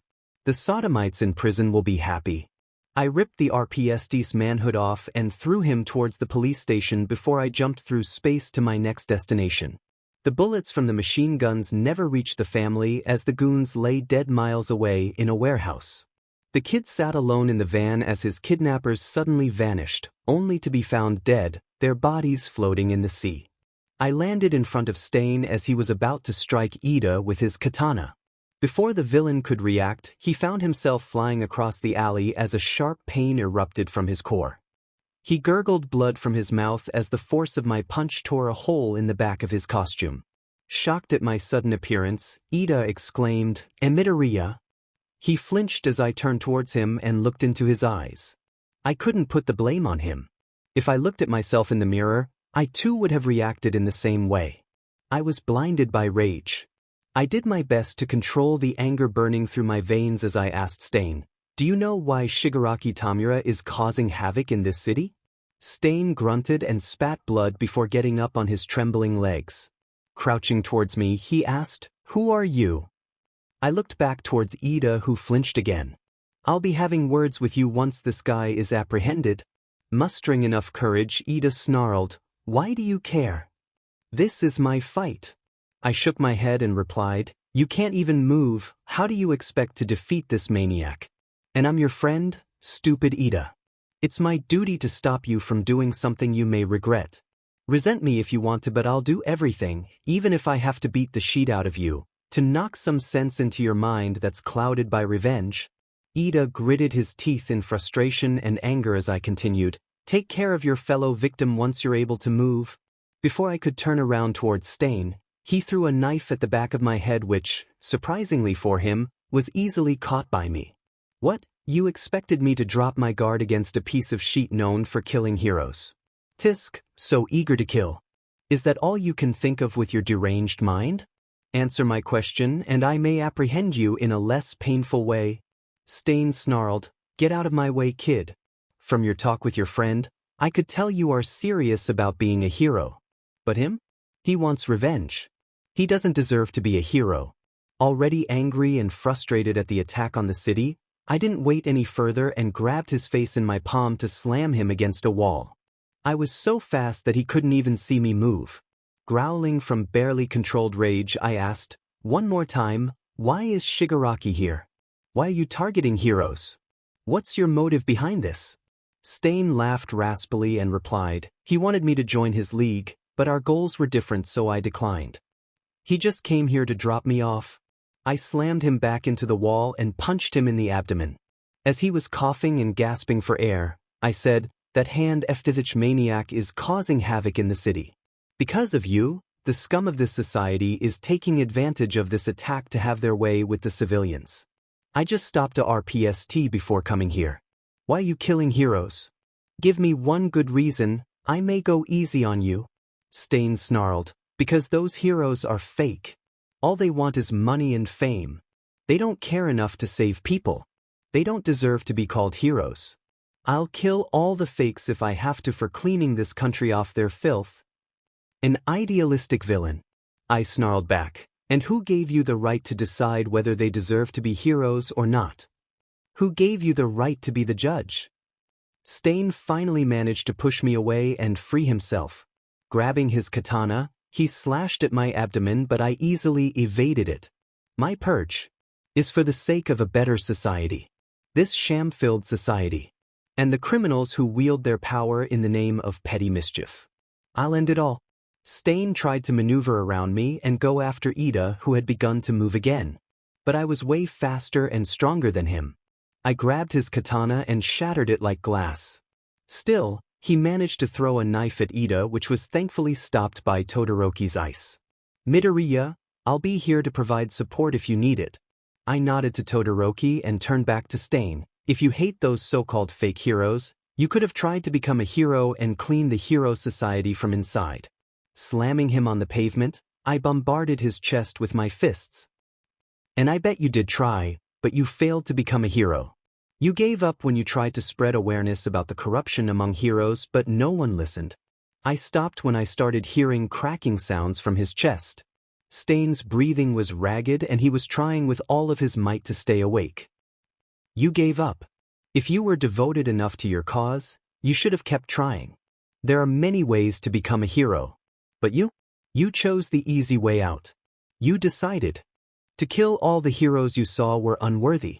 Instead of choosing to do things the right way, you chose a coward's path and became a murderer. Am I right? Your will is weak. In the end, you're nothing but a coward. My words provoked him to try and attack me, and by his reaction, I knew I was right. I could see the madness in his eyes. I knew that no matter how much I tried, I couldn't help him in any way. I rammed my fist into his face and sent him flying into the wall. Stain was defeated.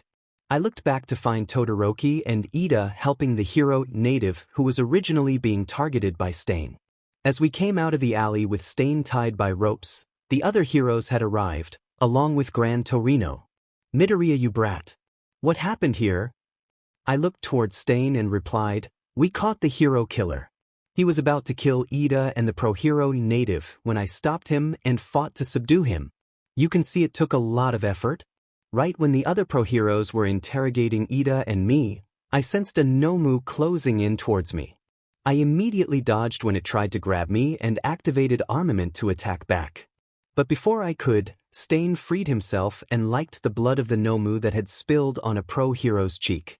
He swiftly ran and jumped towards the Nomu to stab it in the brain, thus killing it. Right at that moment, Endeavor arrived at the scene. When Stain laid his eyes on the number 2 hero, he was blinded by madness. Endeavor? Hero killer? You fake. If I don't fix it. If someone isn't stained with blood. Come, just try me, you fakes. The only one to kill me is All Might. A true hero. At that moment, everyone around me was intimidated by Stain. The conviction in his voice, he was ready to stand against all of us for his beliefs. But all I saw was a broken man holding on to whatever was left of his ambition. Before anyone could take action, Stain was out cold. Later we learned that some of his ribs had punctured his lungs. As he was being arrested, I sensed Shigaraki leaving the city with Kurogiri. Later that night, I and Todoroki were in Ida's room in the Hosa hospital. Ida bowed to me and said, I'm sorry. I was blinded by revenge. I shouldn't have tried to seek him out. I bonked on his head and scoffed, yes? You shouldn't have done that, you idiot. You would have been dead if I was even a second late. I told you, didn't I? You could have called me or Uraraka if it was getting too much for you. But I think I wasn't persuasive enough. Todoroki looked at me and asked, but how did you find him in that alley? Before I could answer, the door of the room was opened and Gran Torino entered, followed by a man with the face of a dog. Ah, you guys are all here. Pointing towards the dogman, he continued, this is Mr. Tsuragami Kenji, Hosu's chief of police. As I was about to get up and greet him, the man said, please remain seated, woof. Huh? A mutation-type quirk. And similar to Tsuyu, he has a verbal tick for it. He looked directly at me and said, so you're the one who put a stop to the hero killer, woof. Stain is currently recovering from a number of broken bones and other serious injuries, woof. When quirks first appeared, the police prioritized maintaining the status quo and refrained from using quirks. But that void was filled by heroes. Even though it was a heavily criticized decision at first, it garnered public support. All because your predecessors acted morally and complied with the laws, woof. His glare intensified. Young boy, you used your quirk without the explicit permission of the police or other authorities responsible. Even if it was to stop someone like the hero killer, such action represents a stunning breach of the law. Woof. Even if your two friends didn't play any role in stopping Stain, evidence shows that they too used their quirks. He looked at the three of us and said, "You three, as well as your hero mentors. The six of you must be dealt with strictly and impartially." Todoroki wanted to say something, but I stopped him as the chief cleared his throat and continued, "All of that is what I'm obligated to tell you, as the police. But the real question is whether or not to deal with this problem publicly. Woof. If we let this out, you'll be lauded by the public but won't escape legal action.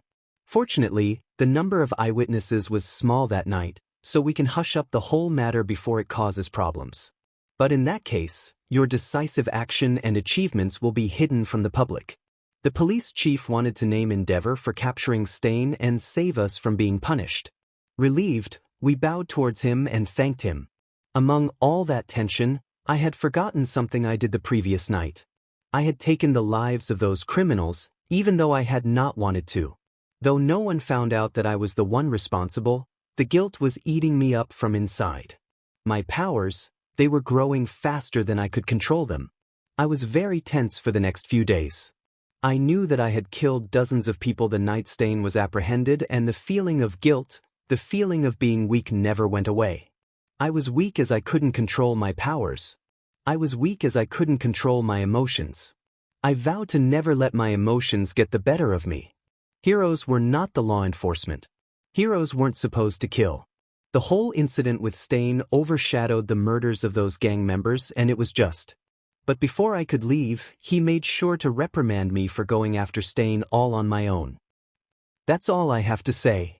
Now get out of here. As I was leaving, he called, "Kid." I turned around as he continued, "Who are you again?" "The F dash. I don't think I need to tell you what my name is. That's not what I asked." "Oh. It's Armored Hero, Emerald Knight." "Too long." "I think just EM Knight is also fine." Classes resumed 2 days after I returned from my internship. Everyone was excited to share their experiences. Strangely enough, Itsuka had chosen Iwabumi for her internship, along with Yaoyorozu. Well, I enjoyed teasing her about it and asked for some pictures of her modeling and posing in front of the camera. Suffice to say, she was both angry and embarrassed. Ken-chan was so easy to rile up, even during our childhood. Although she was all fierce when kids made fun of her and called her too boyish. Beating them black and blue used to be her favorite pastime. But even better than teasing Itsuka was Katsuki's hair. Before he ruffled his hair back to their usual state, I made sure to click a picture of him. We still make fun of him from time to time when his ego starts acting up. It's very humbling for him. Uraraka had chosen Gunhead and learnt close combat at his agency.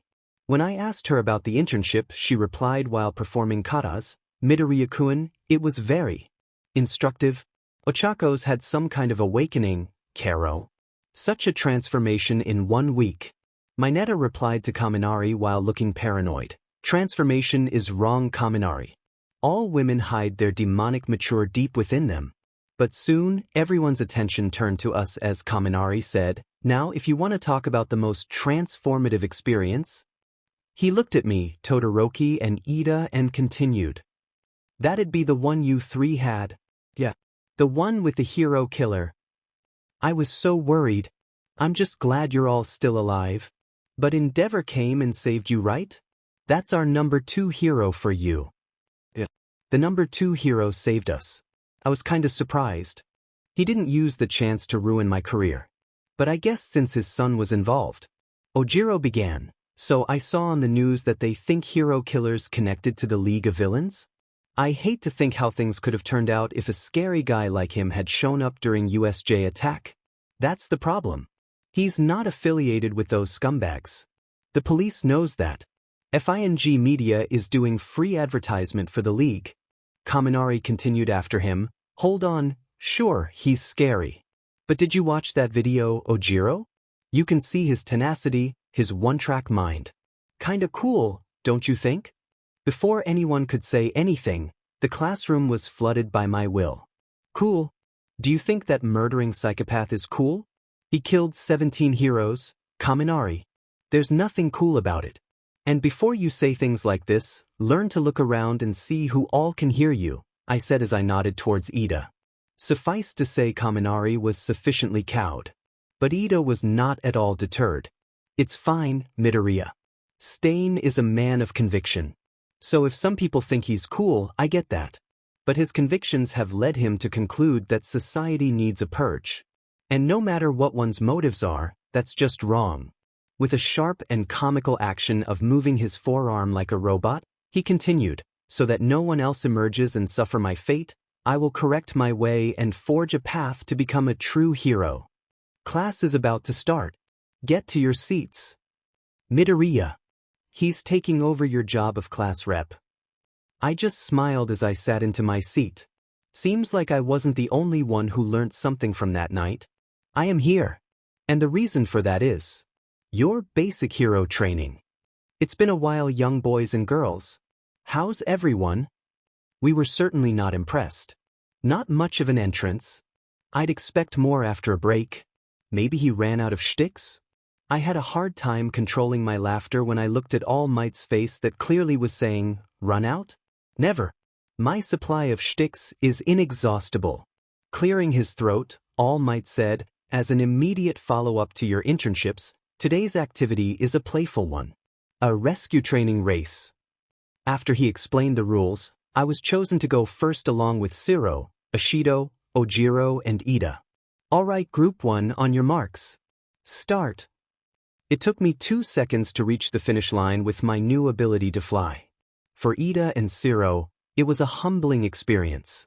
All Might laughed and said, while Midoriya has taken the first place, you've all figured out new and better ways to use your quirks since starting school. Keep up the good work as you prepare for your final exams. As he walked by me, he whispered, incredible young Midoriya. Come see me after class. The time has come for an important discussion. About me and about One for All. I was thinking about what All Might wanted to talk about. The way he said it, the discussion would be a serious one.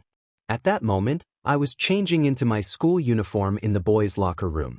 After being away for so long, I really worked up a sweat. Man, I need to work on my mobility. We'll fall behind at this place. I'm really jealous of Midoriya and Shiro. Suddenly, Mineta frantically waved at me and exclaimed, Hey Midoriya, come over here. I just made a discovery of the century. Pointing towards a small hole in the wall, he continued, look at this hole. Just like in Shawshank. Our predecessors must have worked really hard to make it. And the next door is, you know what, right? The girls' locker room. The stupid horny midget. There was no need to shout. I saw Ida moving towards Mineta to stop him, but I stepped in before he could do so and said, Mineta, you know the girls can hear you, right? Yaoyorozu and I will talk to Cementos and he'll plug the hole. You just ruined the efforts of our predecessors. They'll be very disappointed in you. I dramatically shook my head to show my disappointment. Then, with a gloomy expression, I loudly whispered, loud enough for the girls on the other side of the wall to hear, now that the girls know what your intentions were, they will start wearing baggy clothes just so that you can't oogle them. They might even start dressing like 13. You took the glamour away from our class, Mineta. This is the biggest crime against us boys. What do you have to say for yourself? The midget got so terrified at the thought of it that he began foaming from his mouth. My mouth twitched as I could hear muffled laughter from the boys in the locker room. Midoriya, I think you broke him. I looked back at Kaminari and replied with a smirk, well, intimidation may work every time, but playing with someone's weakness is always very amusing. It's like the saying goes, you reap what you sow. Sure enough, the girls understood what I wanted them to do and came out of their locker room wearing costumes just like 13s. Mineta couldn't handle it and fainted from shock and horror. I entered the teacher's lounge and saw All Might in his skinny form sitting on the couch. There no jovial air around him, it was tense and very serious. Without looking at me, he said, take a seat, Midoriya. You've been through a lot lately, and I'm sorry I wasn't there to help. With the way he was talking, I was a little unnerved. There's no need to apologize. All Might. I am more curious about what you wanted to tell me. All Might sighed and began, One for All is a unique quirk. In that sense, it has a unique origin story. Because it was derived from a completely different quirk. As I listened closely, he continued, All for One, a quirk that lets the bearer steal quirks from others, as well as grant quirks to people. I frowned. All for One means everything was for the bearer to take? All Might breathed out and said, This was at the advent of the exceptional. A time when society still hadn't managed to adapt to the changes. Back then, the norms of what it means to be human collapsed, and with that, the law became meaningless and societal progress halted. It was catastrophic. In that age of confusion and disorder, one took the initiative and brought people together. You may have heard about this. He stole quirks from people, and with his overwhelming power, he spread the influence of his organization. He was responsible for manipulating so many to commit wicked acts, which was his intent. Before long, he took over Japan as a supreme overlord of evil. It was difficult to digest and think that such a man existed. Yes, All Might. I've seen speculations about it on the internet. But I thought that was all made up. There's nothing in the textbooks about it. All Might replied with a hollow chuckle. The books also don't tell you what the Yakuza are up to, do they? When a person has power, they instinctively think of ways to use it. I understood what All Might was saying, but how is that related to One for All? I mentioned that All for One could grant quirks too. With that ability, he could gain the trust of others, or force them into aspirations. However, the load was too much to bear for those who received those quirks. Many would end up becoming puppets, unable to even speak. Just like those gnome. My eyes grew wide with shock and sudden realization. Wait, do you mean that after all these years, All for One is alive? Or someone that has his quirk, his descendant? All Might looked at me with a hint of surprise and said, I will get back to you on that. Let me finish telling you about One for All.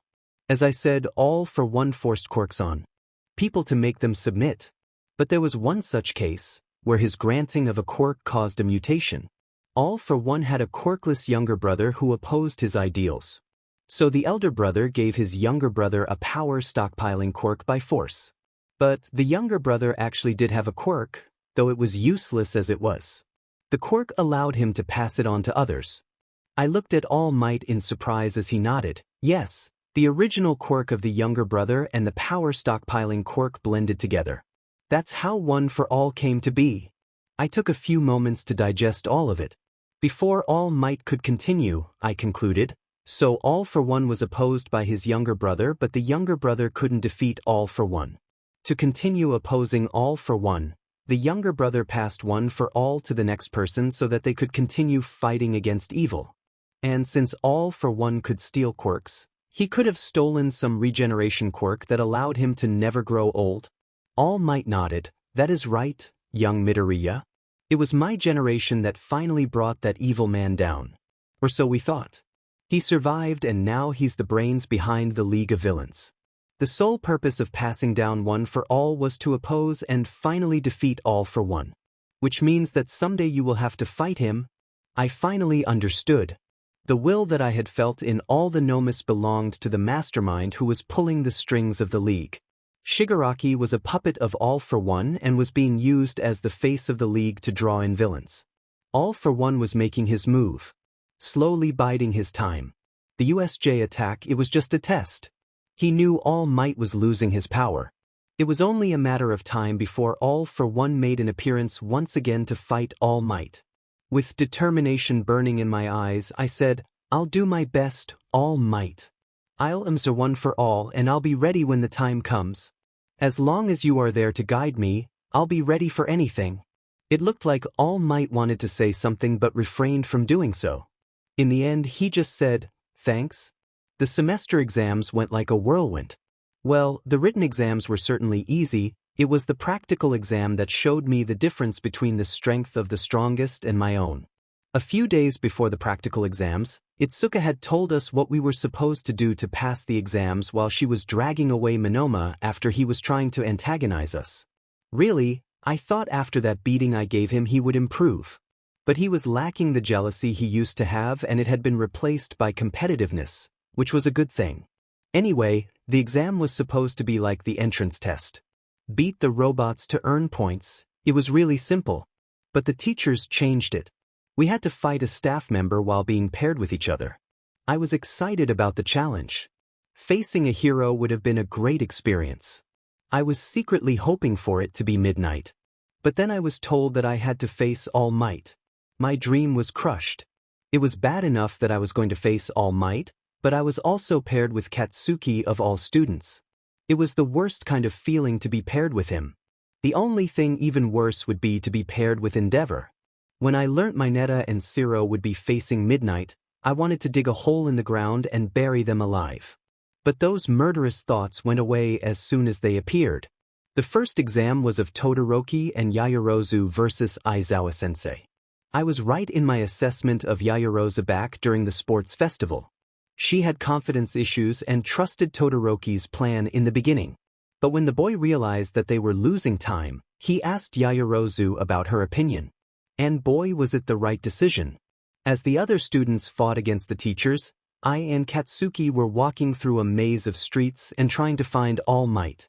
When the exam started, my first thought was to just fly to the exit and take Katsuki along with me. Turning to face him, I said, "Katsuki, I think we should fly to the exit as fast as we can before All Might catches up to us. My speed is fairly good when I'm flying. I think we can manage to end this without a confrontation with him." Katsuki scoffed, like I would run away like a coward. "Deku, if you want to go with your tail tucked between your legs, then be my guest. I will face All Might and defeat him today. I don't need your help anyway." My eye twitched in irritation. He wanted to fight against All Might all on his own and expected to win? Finally, I found the perfect name for him. "You've been calling me Deku since we were 4 years old. I resent the name and believe it's laughable that you were defeated by this Deku during the sports festival. You really are an idiot if you think you can defeat a pro hero of the caliber of All Might, Bakasuki."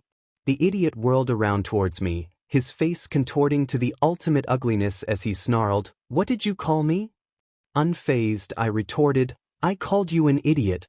You are a self-obsessed idiot who thinks that the world is inferior to him. But I can't put all the blame on you. No, partly, it's the fault of our peers and those teachers who inflated your ego and turned a blind eye to your bullying. There's something wrong in your head if you believe you can defeat All Might all on your own." Bakasuki shouted, "I will blow your head up, you Deku. There you go again. Why don't you actually try and do it and show the world the kind of villain you are? Because only a villain would threaten his peers to blow them up just because he couldn't handle the truth." With a dangerous smirk on my face, I continued, "How about a wager? We both will fight All Might. The one who is defeated by him will agree to any request the other one makes. If both of us are defeated, then the first to fall will be the loser of this bet." As expected, the short fuse took the bait. Hook, line, and sinker. We walked around and searched for All Might. I was just having fun watching Bakasuki try and fail to find him. If he thought for a bit, he would have realized that I could easily find where that musclehead of a hero was. 2 minutes later, we were out in the open and just a few hundred meters away from the exit. All Might chose to make an appearance right at that moment. As usual, his entrance was not normal. Creating a violent gust of wind with his punch, he decimated a portion of the mock city and exclaimed, "Now, get ready to have a really bad time. I'm a villain, heroes. Give me your best shot." The air around him was completely different than what it usually was. It was tough to fight against the feeling of intimidation that was coursing through my body. The only thing that kept me level-headed was Conqueror's will. Katsuki immediately reacted and shot towards All Might. You want me to explain the butt-kicking he got? Well, All Might was very serious when he was facing us and used brute force to endure Katsuki's explosions. Completely unfazed, he swatted Katsuki away like a fly. Not giving him a moment to recover, All Might grabbed the idiot by his head and slammed him face-first into the road. Then Katsuki was thrashed around like a ragdoll till he fainted from being brutalized. Katsuki was captured before he could even begin to fight properly. I guess it was partly my fault. He was too provoked and angry to think properly of a strategy. Although, I was not expecting him to be captured that easily. I wanted to make Katsuki realize that working together as a team is much better than trying to work solo. I wanted to make him realize the value of teamwork.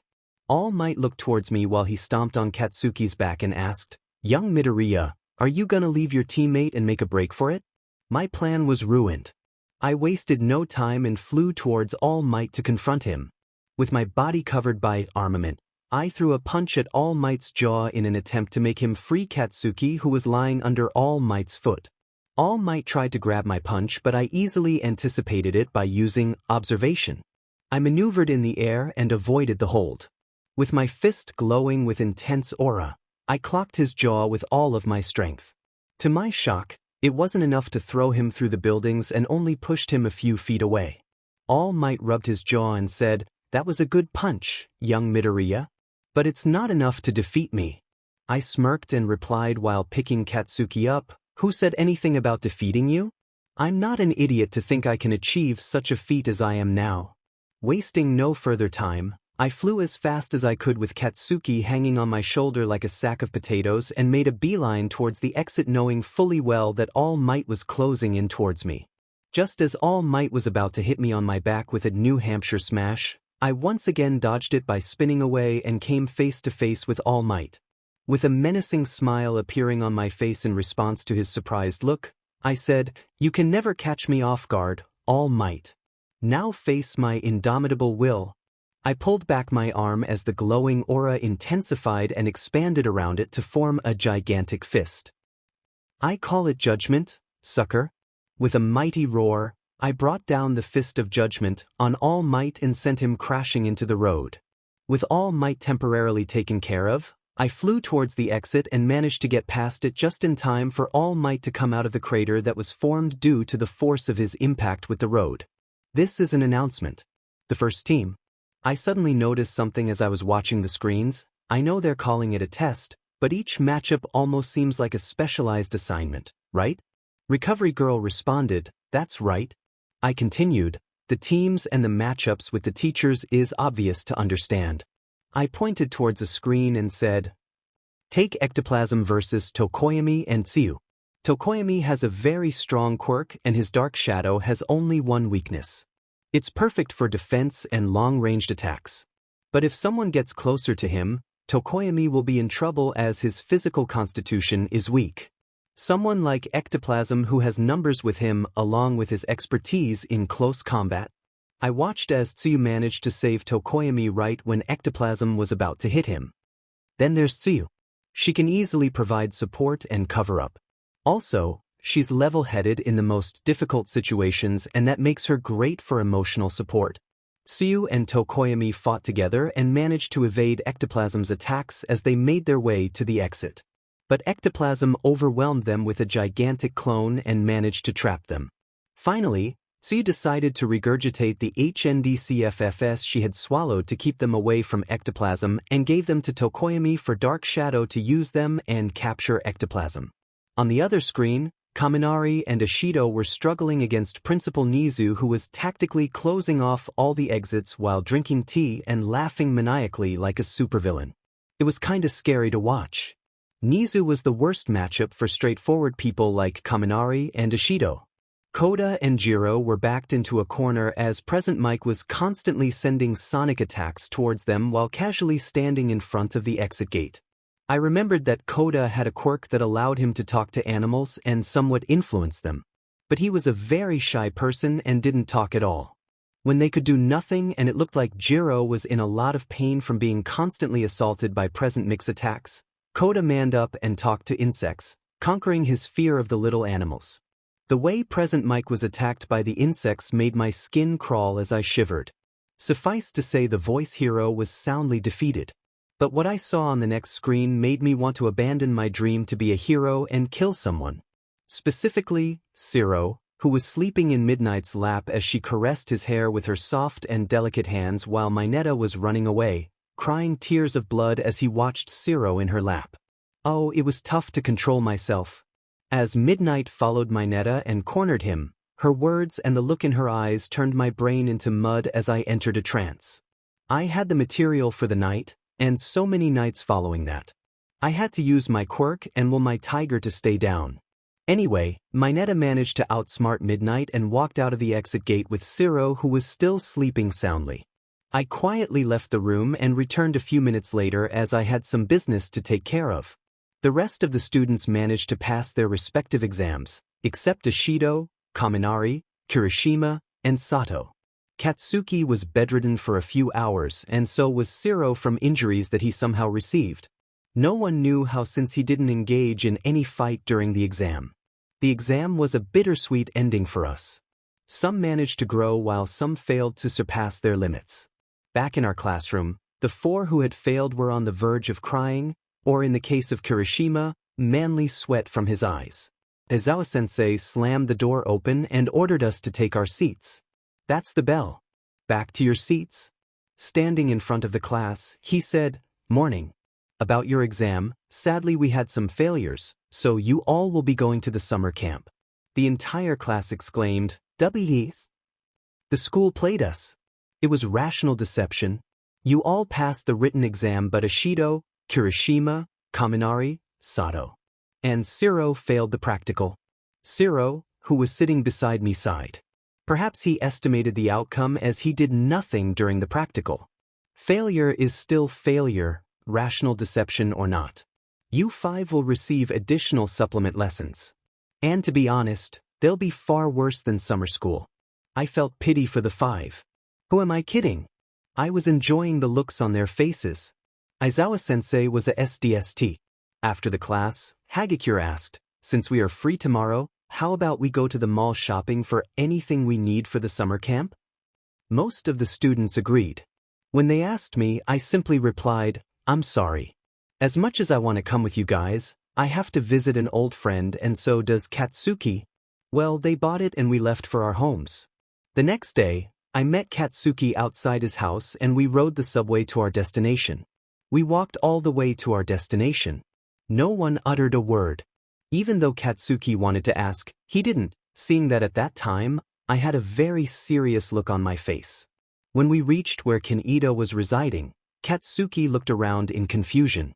I stopped, turned around and said, "We're here." "Here?" I nodded to my side, and as he looked, his eyes grew impossibly wide as despair and panic filled his countenance. His breath got erratic and I could feel his ego breaking. Of course it would, for in front of him was the grave of Yoroi Kaneda, who died at the age of 10. Kaneda died because he removed his protective clothes under the sun and burnt to death. They tried everything but nothing worked, not even fire extinguishers. Within minutes, Kaneda was reduced to ashes. There's nothing buried in this grave because there was nothing left to bury. Katsuki just stood in his place, his eyes fixated on the gravestone as I continued. There was a note found under his pillow by his mother. I found out about it and asked Mr. and Mrs. Yoroi to take action, but they refused. I still have that note with me. Wanna read it? I handed him the note as he wordlessly grabbed it and began reading. "I don't want to live anymore. This quirk I have is a curse. I'm sorry, Mama, Papa, I'm not a strong boy. I was born cursed. Bakugou is right, maybe I should die and pray for a better quirk in my next life. I just hope that I get parents like you if I am reborn. I love you, Mama, Papa, and I know that you love me. I'm sorry that I'm going to do this. But this is my choice."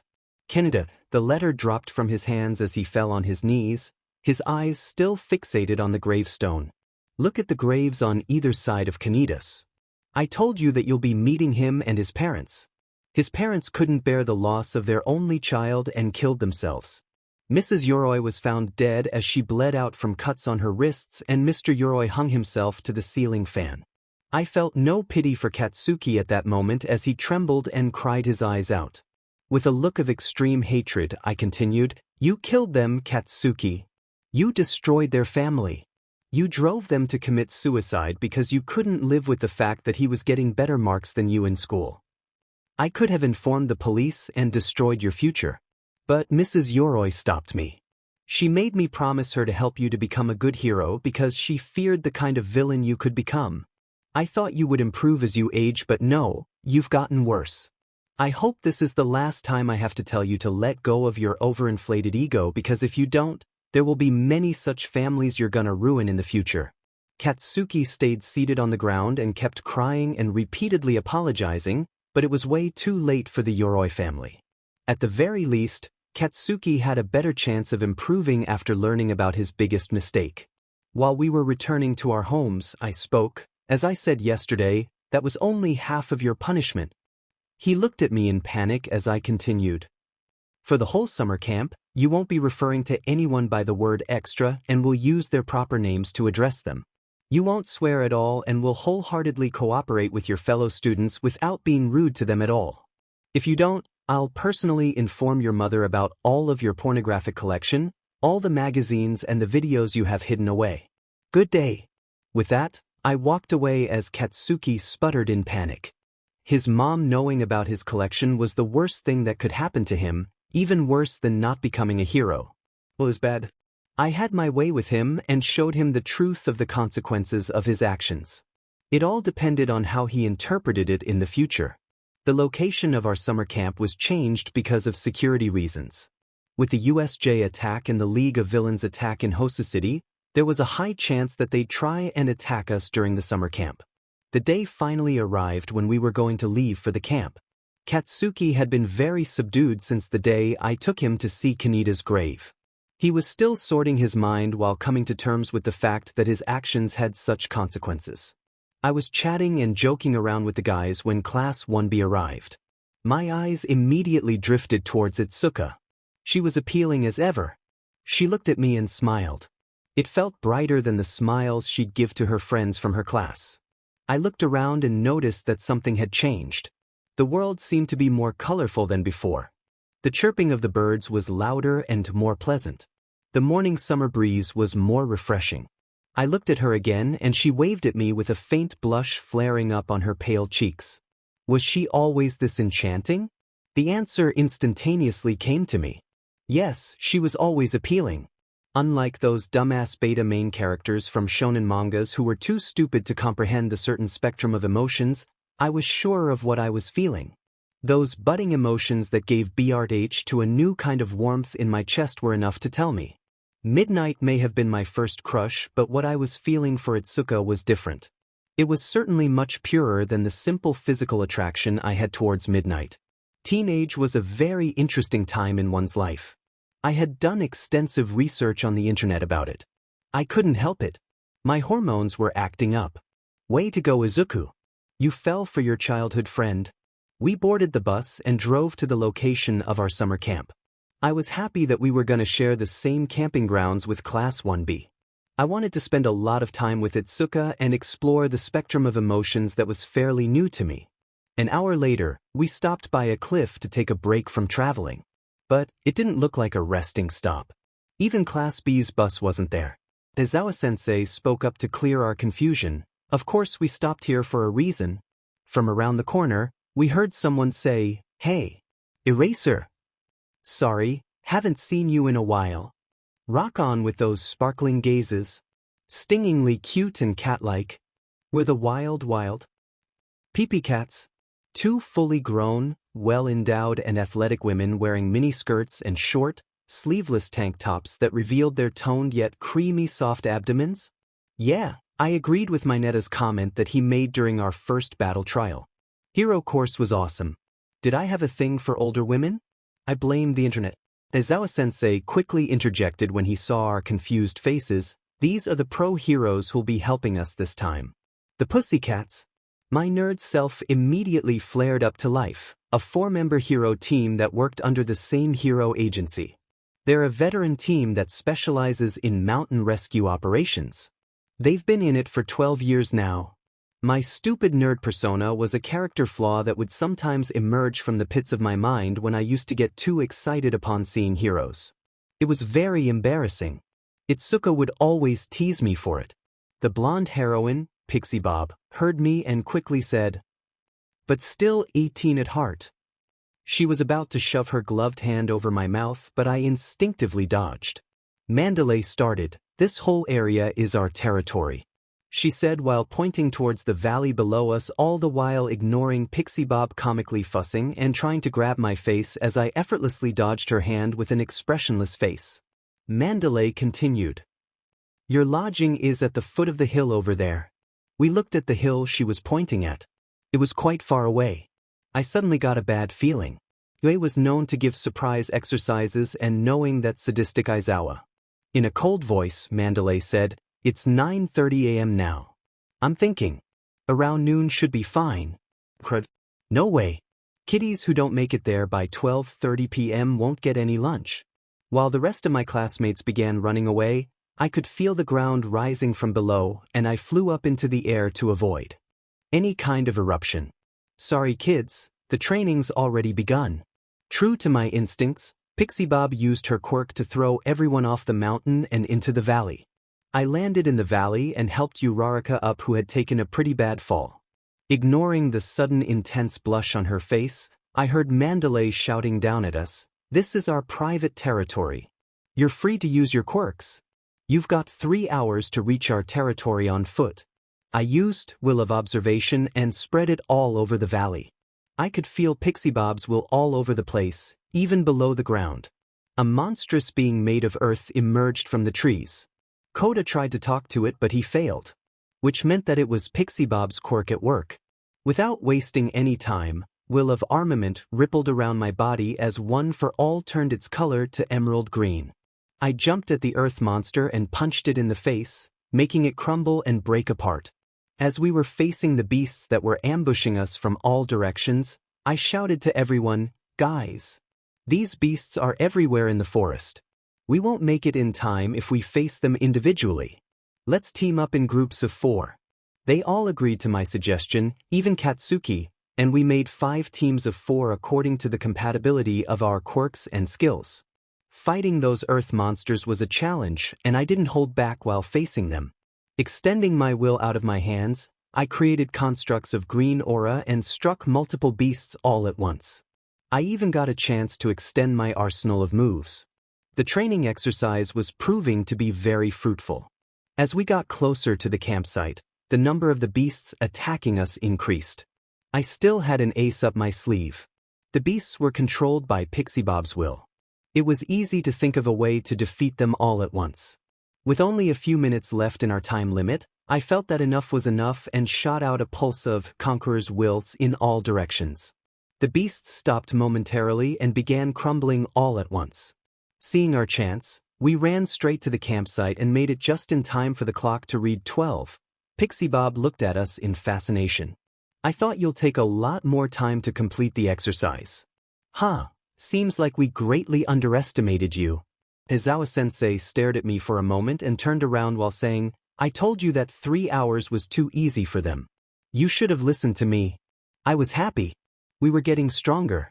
Even though I took care of the beasts at the end, I could see that everyone was improving from the way they worked together. The future of heroes was bright. As Pixie Bob was trying to grab my head again after I tried to guess her age, I noticed a little kid glaring at us. Curious, I asked, Whose kid is that? Mandalay looked at the kid and replied, Oh, he's my nephew.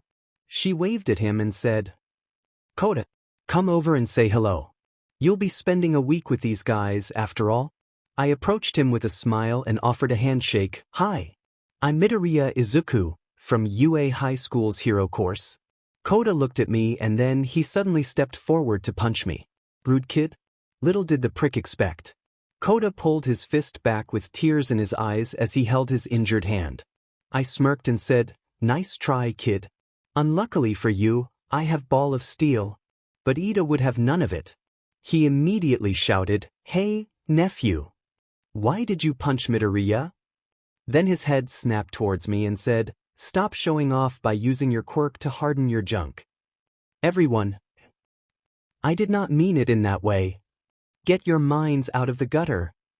After that little comic show, we were led to the dining hall and chowed down all the food available. Once again, it was like watching a comic show from the boys' side as they devoured all the food like a bunch of hooligans. Except for Ida. Everything he did was in a proper way. So, there he was eating like a proper hooligan. It was quite a sight to see. Later in the evening, we went to a hot spring to get a bath. Soon, Mineta started acting very strange. He had his ear against the wooden wall that surrounded the bath area. When I asked him why he was acting that way, he replied, "To be honest, the food was all right. But that's not what I was really after.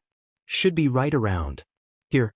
From the other side of the wooden wall, I could faintly hear, "I've never felt this good. Can you believe there's a hot spring here? This is the best." Mineta continued, "Yes. They're really there.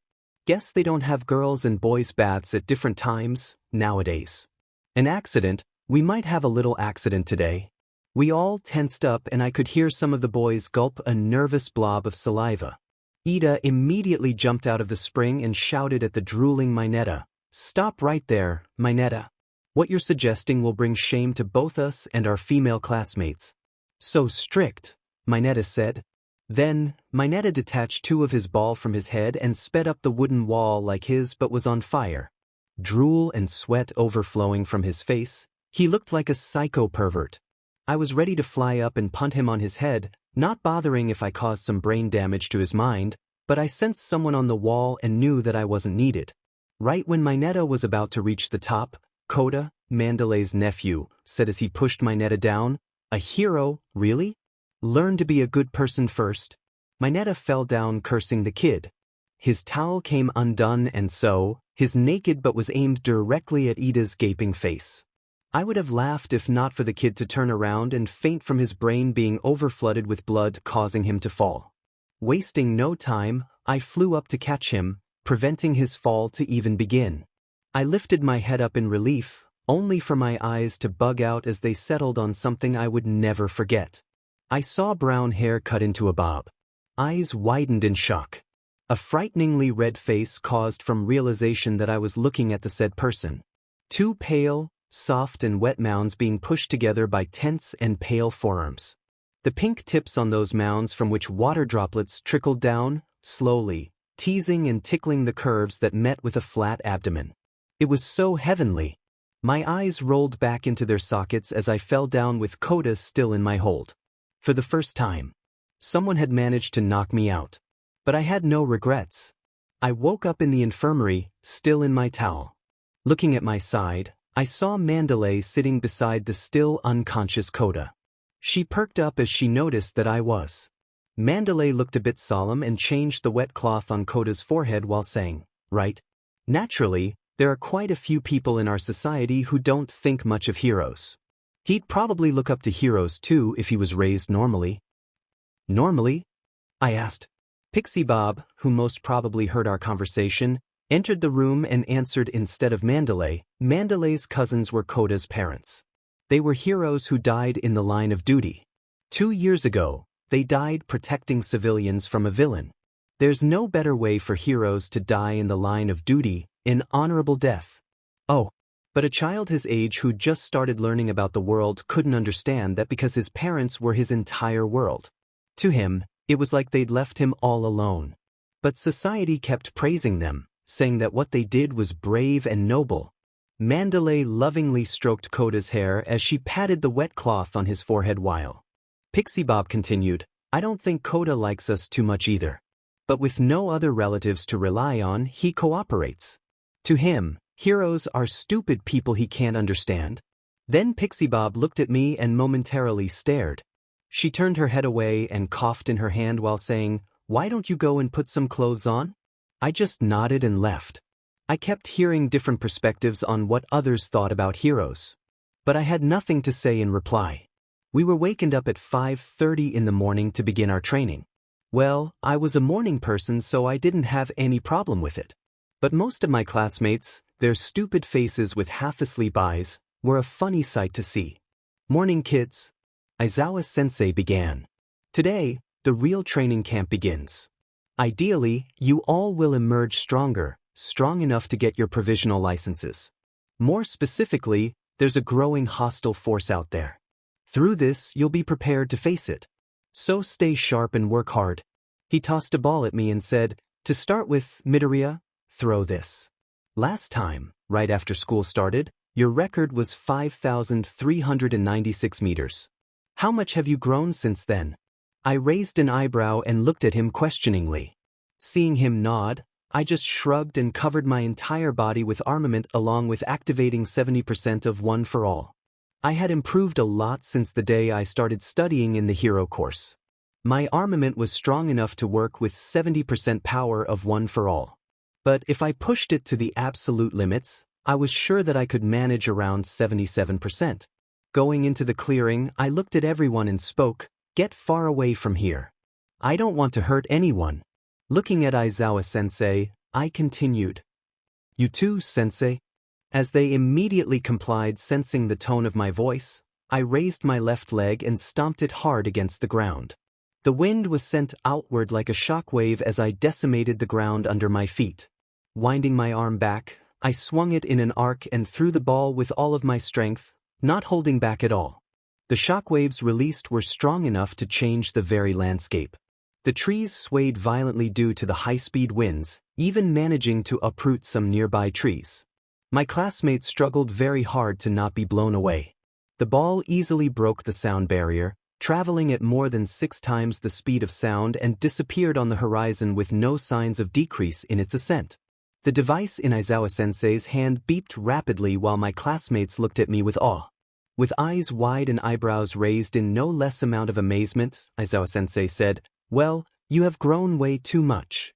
40,648 meters. I simply walked back to them and my eyes accidentally moved towards Uraraka. When she noticed I was looking at her, her entire face turned bright red. Anyway, I was partially to blame for that, as it was her that I had laid my eyes on when I was catching Kota the other night. I could feel my face heat up when that heavenly scene replayed in my mind. I walked closer to her and coughed before whispering, "I'm extremely sorry for what happened last night. It was totally unintentional." But I smirked with a sudden bout of mischievousness and continued, "I did like what I saw. You're appealing." Oh, if it was possible, her face got even redder and she began lightly swaying on her feet, dizzy from what I had just said. I coughed again and looked around. Good, no one had heard what I said to Uraraka, as they were too dazed by my display of strength. Aizawa-sensei didn't seem to notice what happened and continued after he gathered himself, "Bakugou, you throw another ball. Your record was 705.2 meters. How much have you improved?" I looked at Katsuki curiously. He was acting very mellow and so out of character.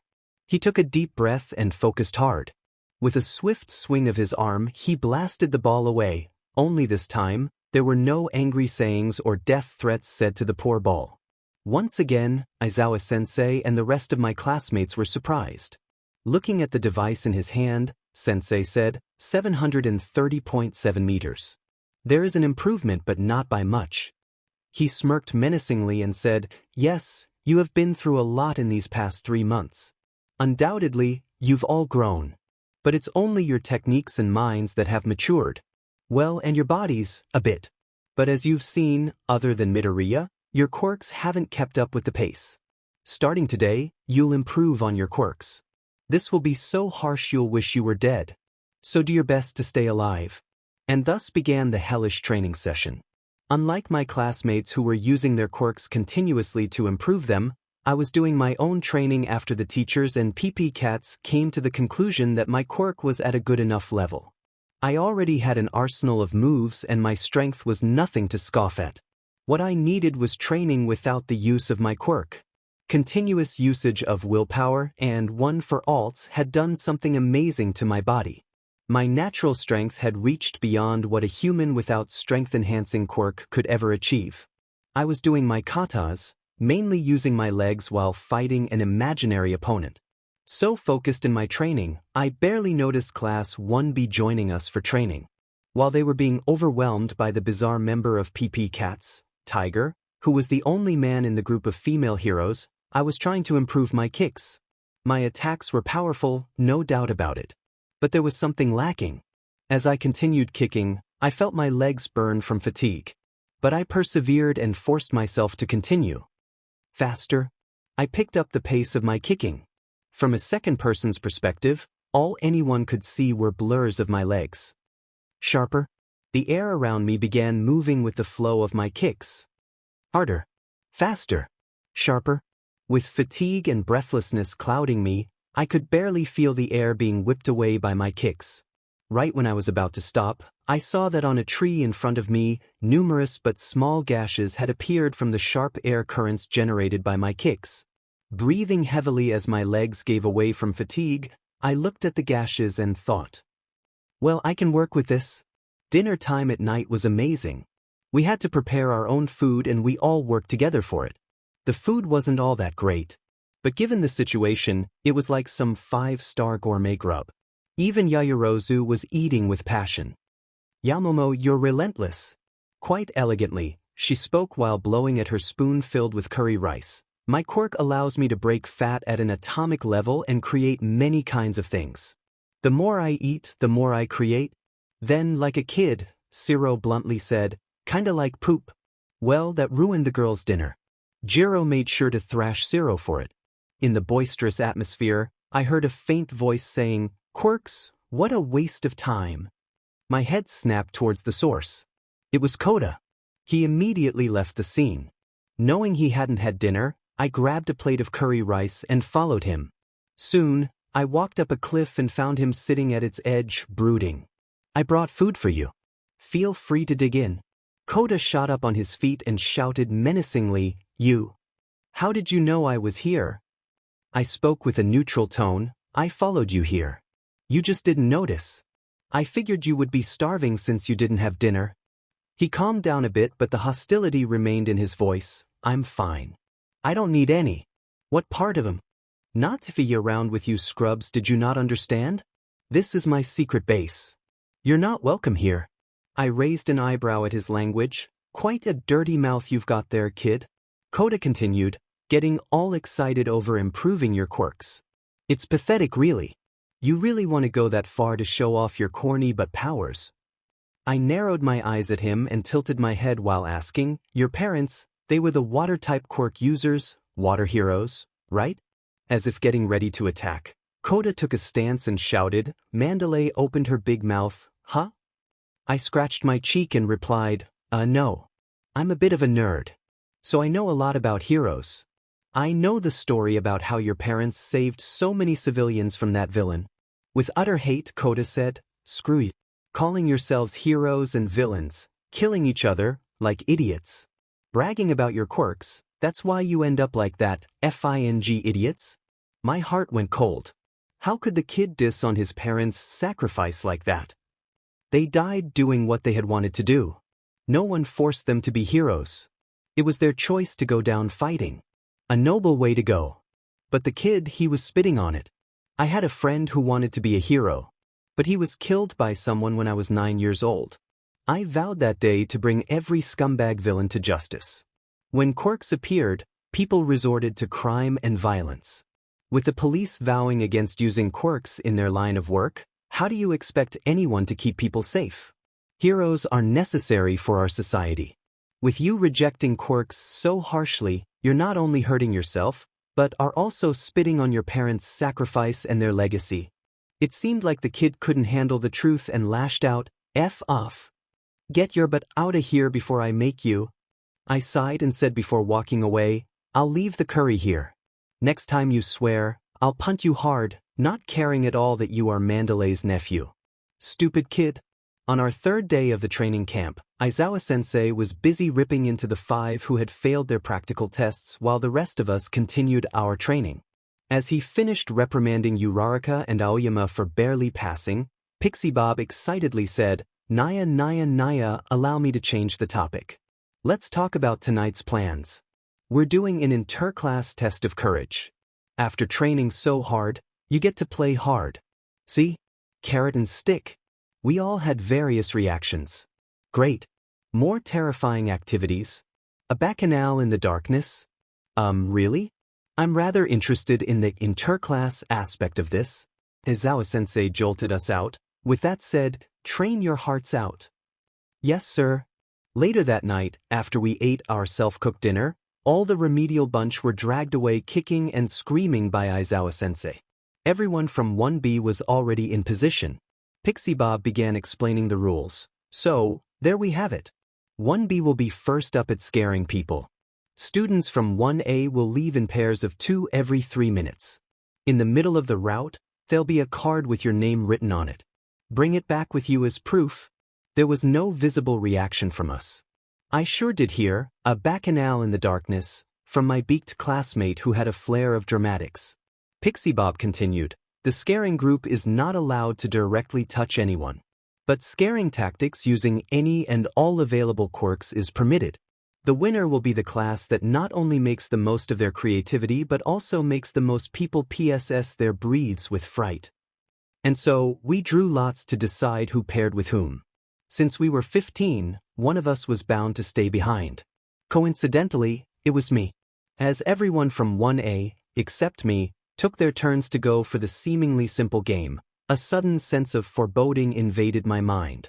Gulping down an uneasy blob of saliva, I decided to use will of observation, just to ease myself and confirm that nothing was wrong. I felt everyone's presence in the entire valley. Nothing was amiss. Just when I was about to deactivate it, I felt 9 presences unfamiliar to me. No, there were 8. The 9th one had a will not of its own. Someone with no will of its own. No.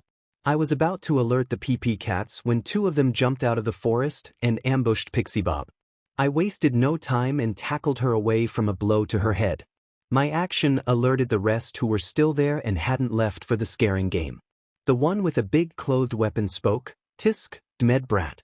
You all are an eyesore.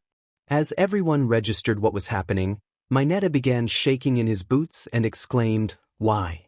I thought all the necessary precautions were taken. So why? Why is the enemy here? Mandalay wasted no time and informed everyone about the villains through her telepathy. As Pixie Bob, Mandalay, and Tiger instinctively moved in front of us, guarding us against the villains, the green lizard-like villain exclaimed dramatically, Greetings UA Academy. We are the League of Villains First Strike team. The one with big lips and the huge weapon continued after him. It would have been wonderful to see little Miss Kitty's head bashed in. Tiger retorted, Over my dead body you sheet. The lizard stepped forward and said, Whoa Magged, hold your horses toots. And you too, Tiger, chill out. The right over life and death is decided by the word of Stain. My eyes kept getting colder as they spoke. I immediately used will of observation and confirmed where else had the villains attacked. While I was looking, the lizard man continued, Oh, I just remembered, you, the one with the glasses. Was he referring to Ida? You were the one who brought Stain's reign of terror to an end back in Hosu City, right? I don't think I've formally introduced myself. He grabbed the hilt of a large weapon on his back. My name is Spinner.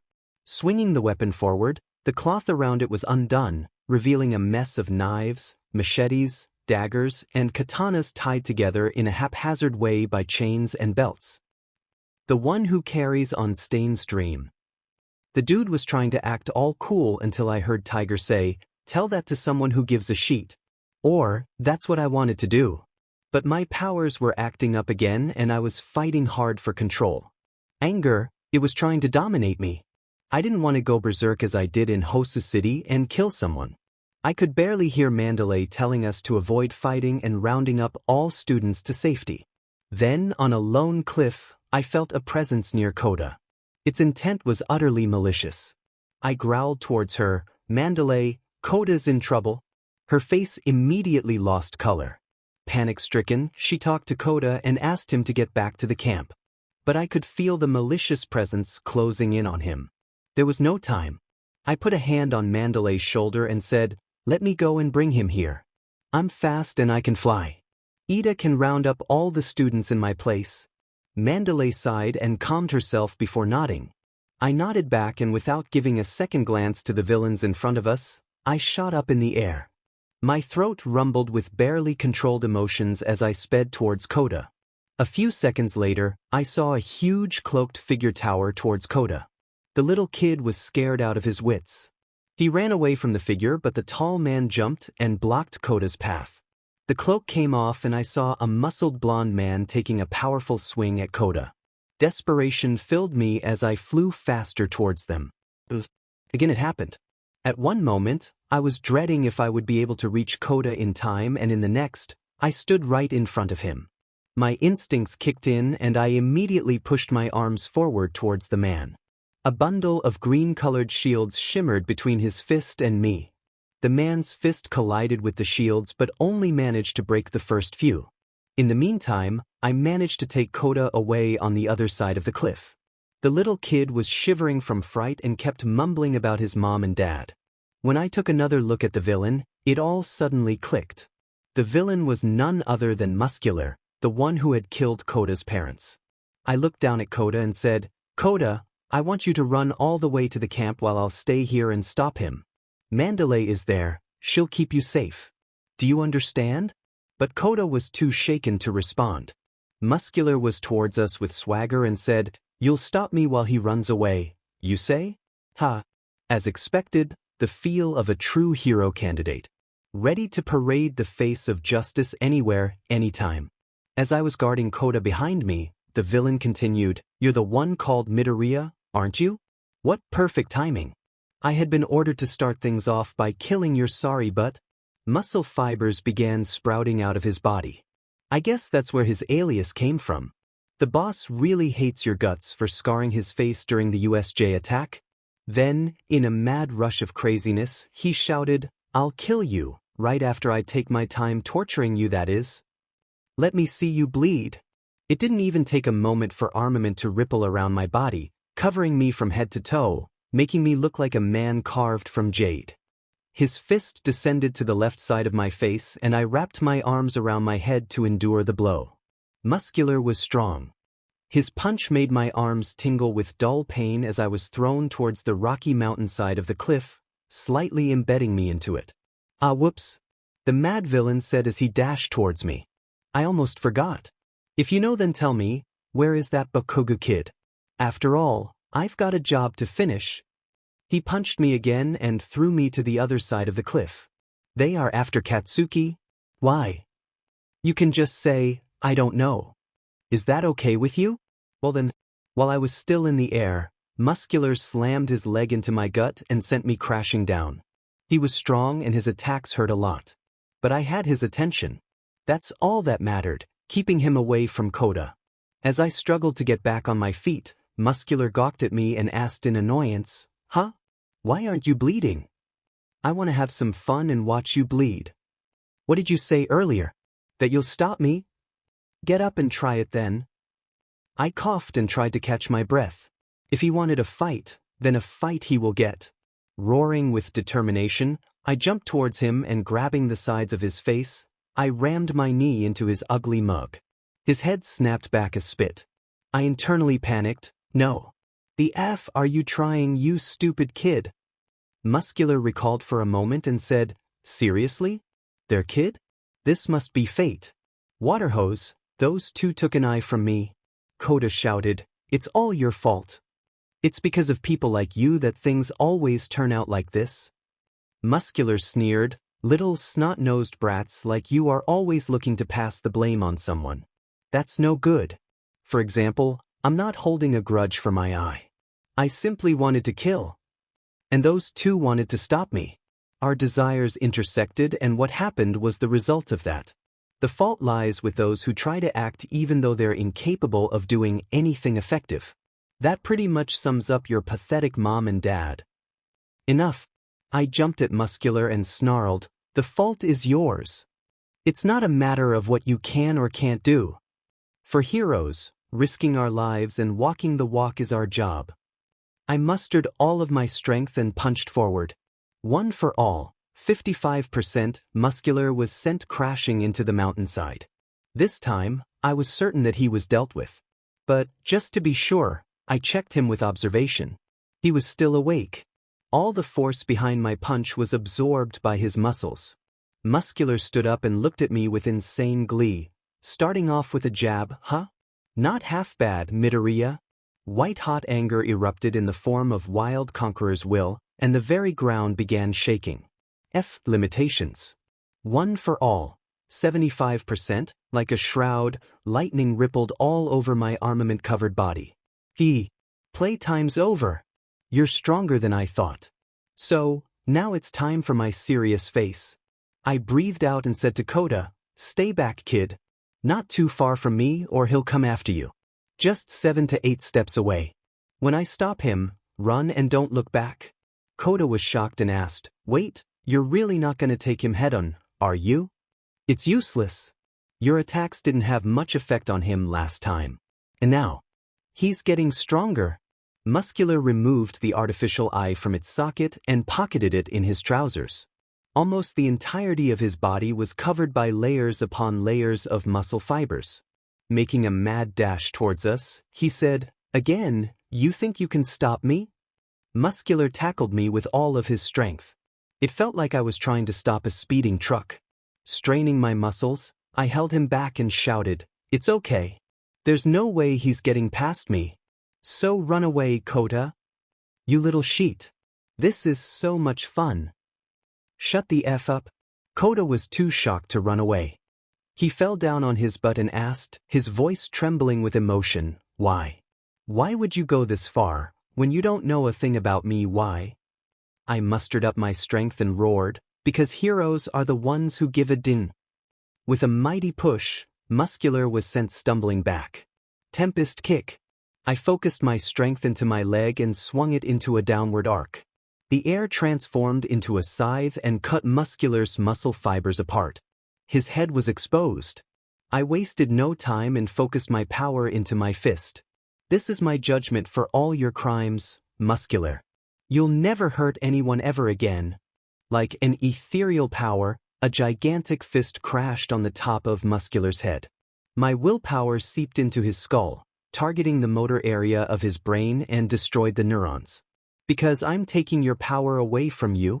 The cliff under his feet caved in and Muscular got buried under tons of rubble. He was finally defeated. I looked back at Kota. I didn't know what was going on in his mind and neither did I care. He was safe, that's all that mattered. I bent down in front of him and said, put your hands over my shoulders and grab on tight. We don't need to give your aunt even more worries. I had to hurry. This was just the beginning of a battle and I feared something big was about to happen. Something that would affect the lives of many. As I was flying with Kota to Aizawa-sensei, I asked him, Kota, do you have a quirk? Yeah, it's the same as my mom and dad's quirk. I nodded, we'll need your help, Kota. The villains have set the forest on fire. With the fire spreading, all of the ways out will become dead ends. We need your quirk, Kota.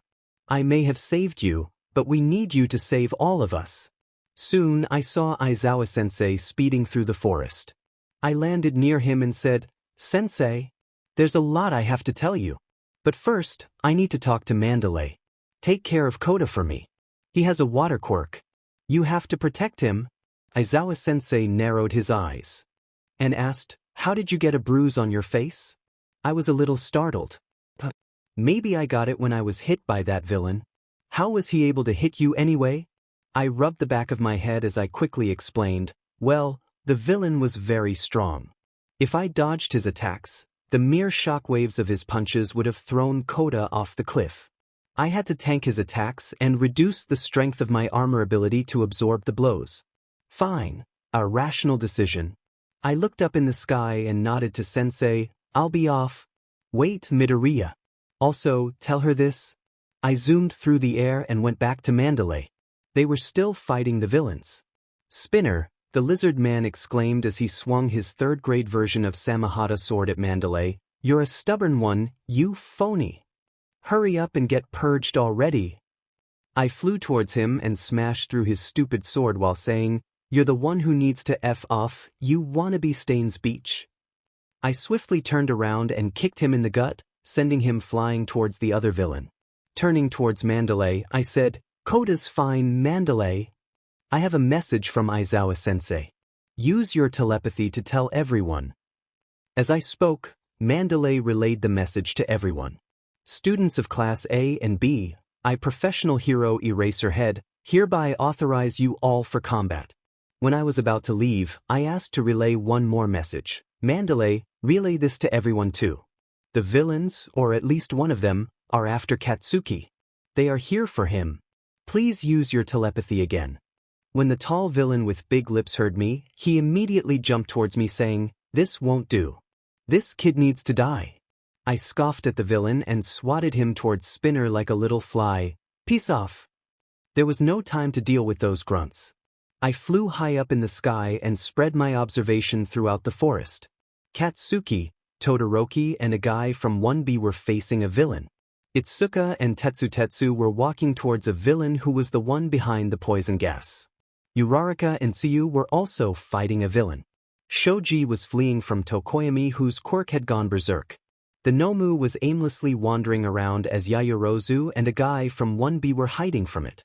In a faraway area, 2 more villains were lurking. Perhaps they were planning something. There was no one in an area of hundreds of feet below on the ground. I smirked. It was time to mess up their plan. With a yell, I released a huge pulse of Conqueror's Will. Soon, Mind Wilt began affecting the villains. One villain standing far away immediately fell unconscious. The 2 fighting Tiger and Mandalay fell down on their knees and began heavily sweating. There was a moment of quiet in the forest. I hadn't used the full extent of my power as I didn't have absolute control over it. If I had used it, I feared the pulse would have been so powerful that I would have killed the villains, all the while giving permanent psychological injuries to everyone else. Then, the Nomu that was aimlessly walking around jumped towards me in an amazing show of strength.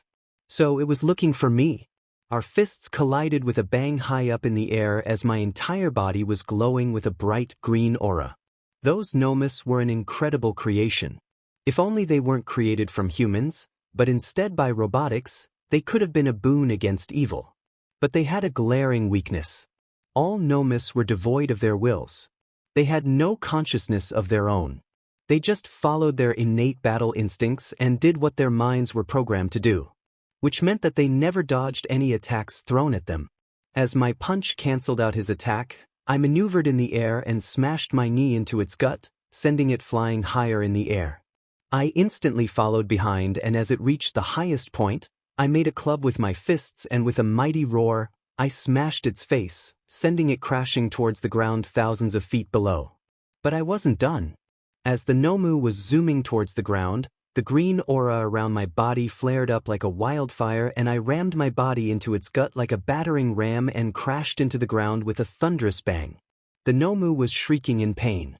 Making a decision to finish it, I bombarded it with a storm of fists that decimated the nearby forest just with the shockwaves. When I finally stopped, the Nomu was nothing but a broken husk of flesh. It was still alive, given that I could sense its heart beating in its battered chest. But there were no movements. Suddenly, I sensed Tokoyami rushing towards me. His quirk had gone out of his control and I had the perfect solution for it. As dark shadow came blasting through the trees, I punched it with a fist of judgment and sent it back from whence it came. Without allowing it to get back up, I placed my hand on its head and blasted it with a concentrated pulse of Conqueror's Will. Calm down. It was immediately subdued. Tokoyami breathed heavily as he looked up at me and said, "Midoriya, huff huff, thanks." I was trying very hard to control Dark Shadow, but he wasn't listening. Suddenly, from the bushes, Shoji came running towards us. "Tokoyami, Midoriya, you guys are all right?" I didn't respond as my eyes immediately found themselves looking at the grievous injury on Shoji. I narrowed my eyes and asked, "Shoji, what happened to your arm?" Tokoyami dropped his head down while gritting his teeth as Shoji explained their encounter with a villain. Fortunately, it was one of the dupli arms that was cut off and not his main arm. It could be grown back. It was at that time when I felt the familiar aura of Kurogiri in the vicinity. He was opening a portal. The villains, Spinner and his companion, who had been tied up by the pee-pee cats, disappeared into a portal, startling the heroes. One by one, the villains began disappearing in portals. I felt a sudden foreboding of danger and without saying another word, I blasted off towards Katsuki. There, in front of me, Katsuki was struggling against a villain who had some kind of quirk that allowed him to extend his teeth out of his mouth like sharp blades and change the direction of his attacks at will. I took the villain by surprise and broke his teeth with an overpowered kick to his mouth, sending him zooming through the darkness of the night. A portal suddenly appeared behind Katsuki and a pair of hands grabbed his arms and began pulling him inside the portal. My ears began ringing from a sudden rush of blood to my brain. All I could think of was to prevent Katsuki from being taken away. I teleported to Katsuki and pried the hands off him. It all happened way too quickly for me to react. The last thing I remembered was Katsuki's terror-stricken face as he desperately tried to reach for me. Izuku! The world blackened in front of my eyes. I felt my head getting lighter as the ringing in my ears intensified. After that, I fell unconscious. I didn't know for how long I was unconscious. I could hear some people talking around me. Keeping my eyes closed, I listened. Hey, can I taste his blood? I wonder what he'll taste like. Himiko. The boss wants him alive and awake. Well, maybe he'll wake up when I cut him up. Quietly, I took a whiff of the air. The smell, it was that of alcohol. I was in a bar. Or a club. Which didn't have many visitors. It was either at a distant and secluded area or had been closed for a long time. Why are we keeping him alive anyway? He was among those who took down Stain. To say we slice him into pieces and send his head to you, the boss. Shigaraki? He wanted to keep me alive. I have to inform someone, but how? Also, I had to know where they were keeping me. Using observation, I looked for an easy target. I had learned from the Nomus that if I could overpower someone's will, I could establish some form of control over their bodies. I know, it would be so easy to abuse that for evil and have my way with people. But I wasn't an evil person. So, I decided to target a bird or a little rodent, something that I could easily overpower, something of very low intelligence. After I momentarily looked around through observation, I found a bird perched on the roof of a nearby building. I shook away the pain and guilt I felt when I took control over the bird while the poor animal fluttered violently. I had to be careful. A little fumble on my part could destroy the bird's will and turn it into something that couldn't be described as alive after I relinquished my control over it. Under the commands of my will, the bird craned its neck to look for any boards or signs that could tell me where I was. Shut up, spinner. Don't try to get out of this. You owe me 500 yen. Soon, the bird found itself in front of a local shop with its address painted at the bottom of its board. Kamino, Yokohama. I was in a bar in the Kamino ward of Yokohama City. But how will I inform anyone about my location? I racked my brain for an answer while relinquishing my control over the bird. Fortunately, the bird wasn't affected at all, saving me from the guilt of manipulating something to its death. Suddenly, I thought of the PP cats. Mandalay was a telepath and Ragdoll was able to sense everything in the surroundings, kinda like my observation. And they could communicate with each other through their minds if they were close enough. Could I? Gotta activate one for all and increase the range of my willpower's reach. I kept my breathing steady and deep. I couldn't afford to make a mistake. I activated one for all and focused to keep it around my nervous system. Soon, I began using my will of observation and tried to spread it as far away as I possibly could. There, like a faded ray of light in the darkness, I could feel Mandalay's presence right around the edge of the limits of my observation. Next, I used Conqueror's will and tested her will. Due to the large distance, my probe was very weak, but it was noticeable. Mandalay suddenly perked up when she heard faint voices in her head. Miria. Ha. Pixie Bob looked at her questioningly. Mido. Pixie Bob, I think someone is trying to talk to me through telepathy. Pixie Bob exclaimed, Is it Ragdoll? Mandalay shook her head and concentrated. Midoriya Izuku. I'm Midoriya Izuku. Mandalay. Mandalay gasped and turned towards Pixie Bob. Get everyone here. It's Midoriya Izuku.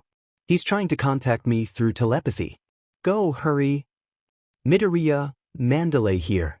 I can hear you. I was about to sigh but held it in at the last moment.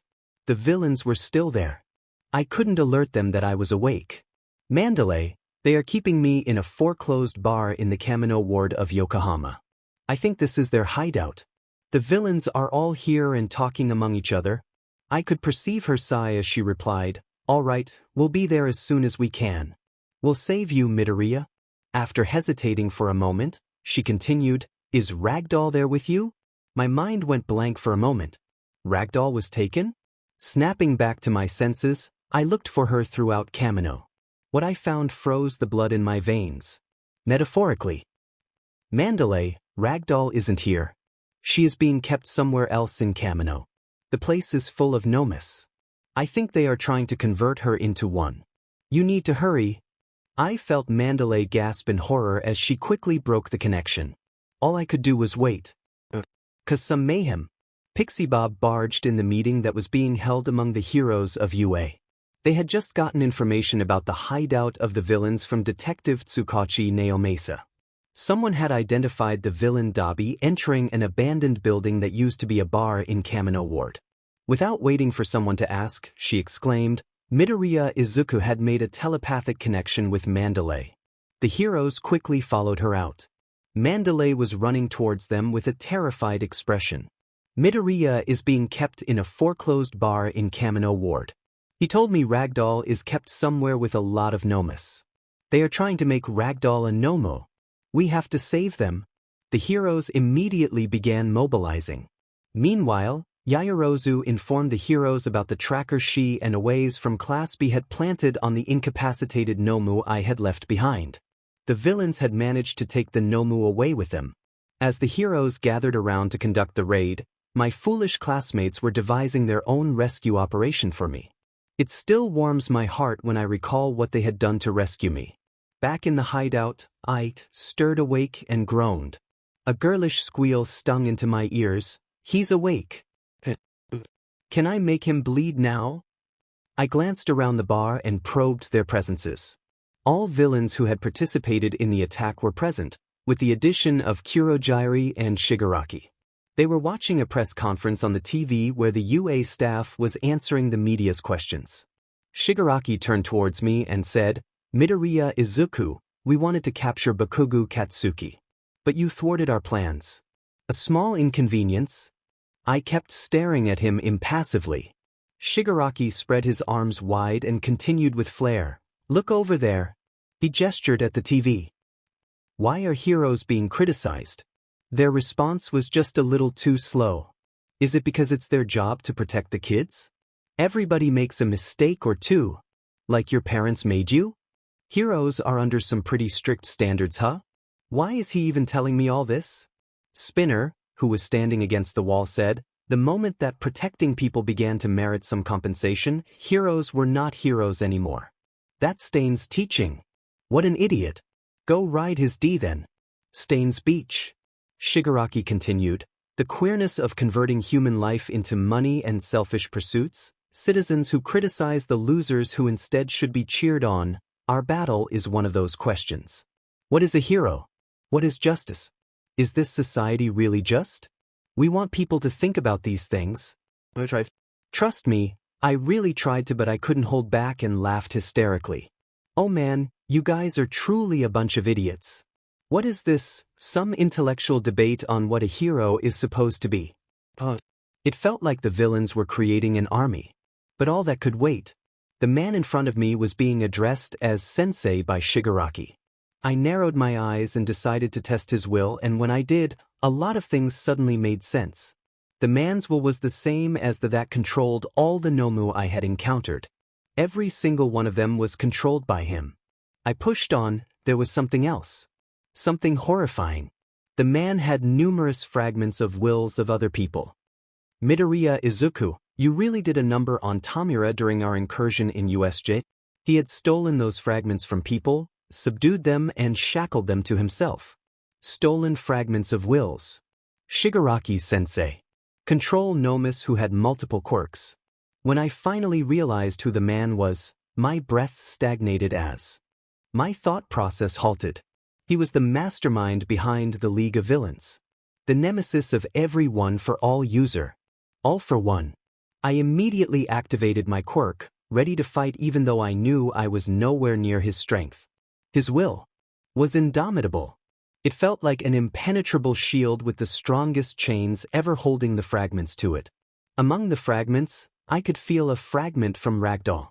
He had stolen her quirk. My breath got erratic and I zoned out, unable to hear what anyone was saying.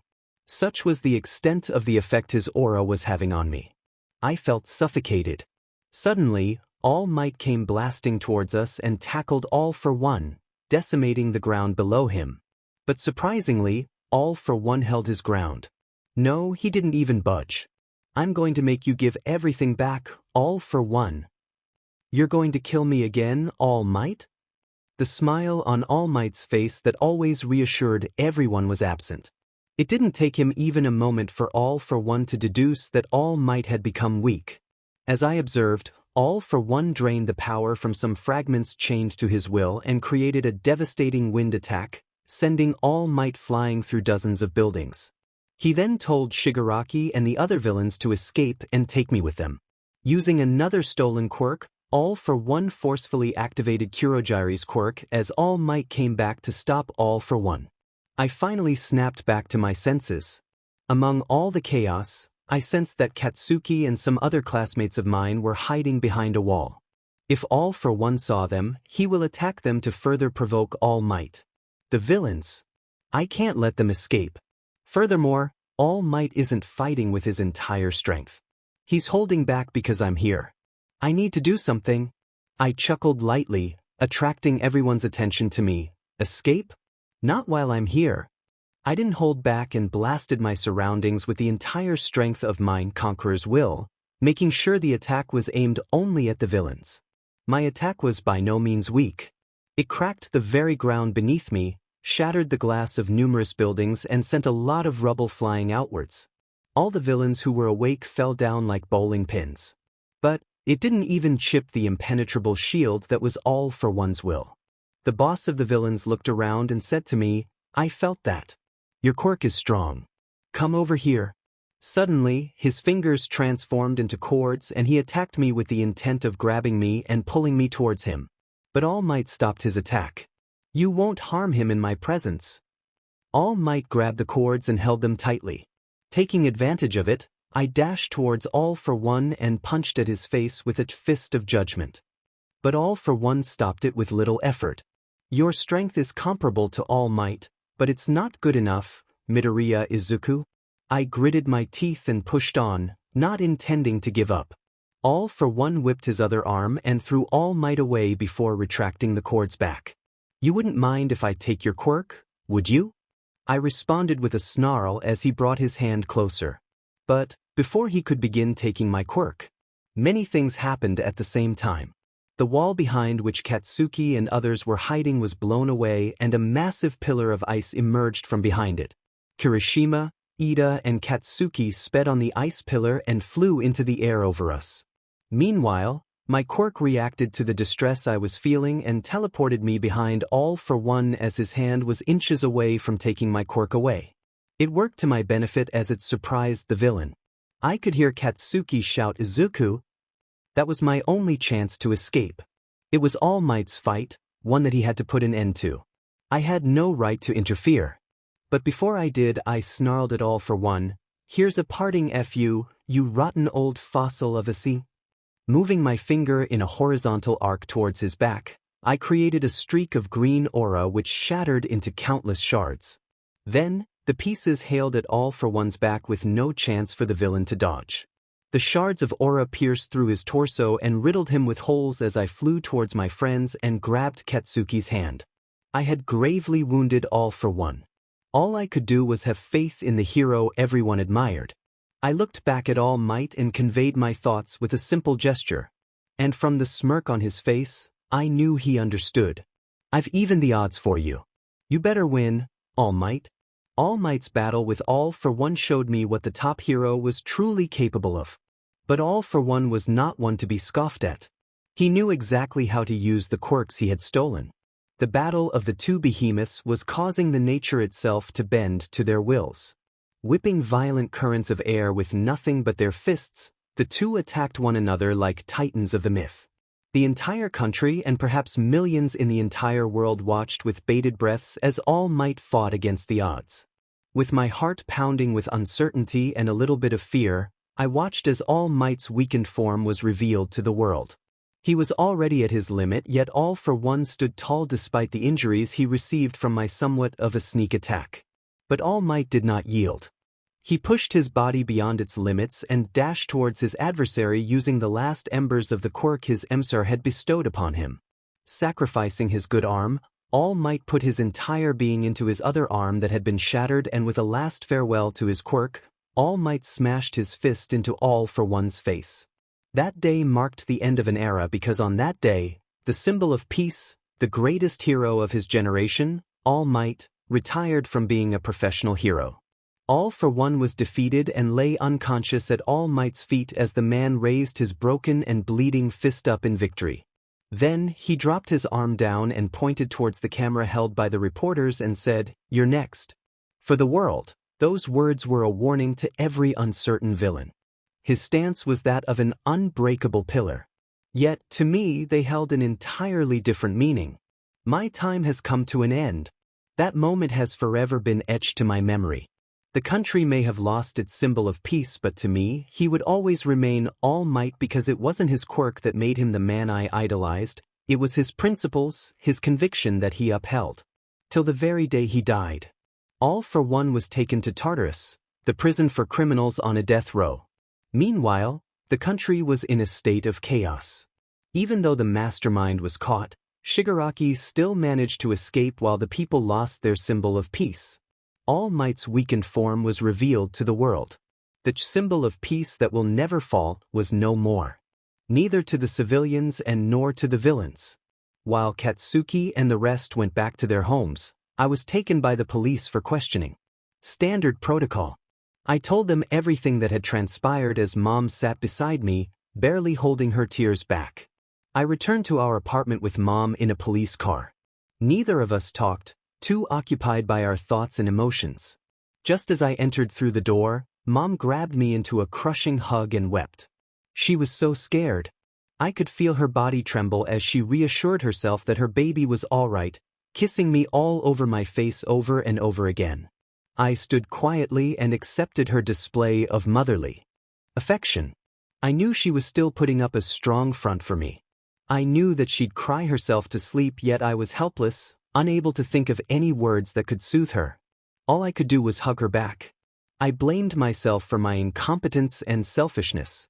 How could I be a hero if I caused so much pain to my own mother? As I held her trembling and crying self in a hug, I vowed to never make her suffer through such distress ever again. Mom fell asleep while we were standing at the door of our apartment. She hadn't slept or eaten for more than a day. I tucked her into her bed and went to my room. Finally, the fatigue took over and I collapsed into my bed. I woke up the next day to my phone vibrating on my bedside. I looked at the screen and immediately shot up from my bed. It was a call from All Might. I flew towards Dagoba Beach as he had asked. I still didn't know what I would say to him. Should I try to encourage him? Was I too naive to even think that he'd need some consoling? As those uncertain thoughts swirled in my mind, I saw All Might standing at the beach. The majority of his body was bandaged. "Ah, you're here. Took you long enough." As I landed in front of him, I said, "All Might. I'm sorry But the words died out in my mouth because out of nowhere, he punched me in the face. "What are you apologizing for, young Midoriya? I came here to inform you that I'm retiring.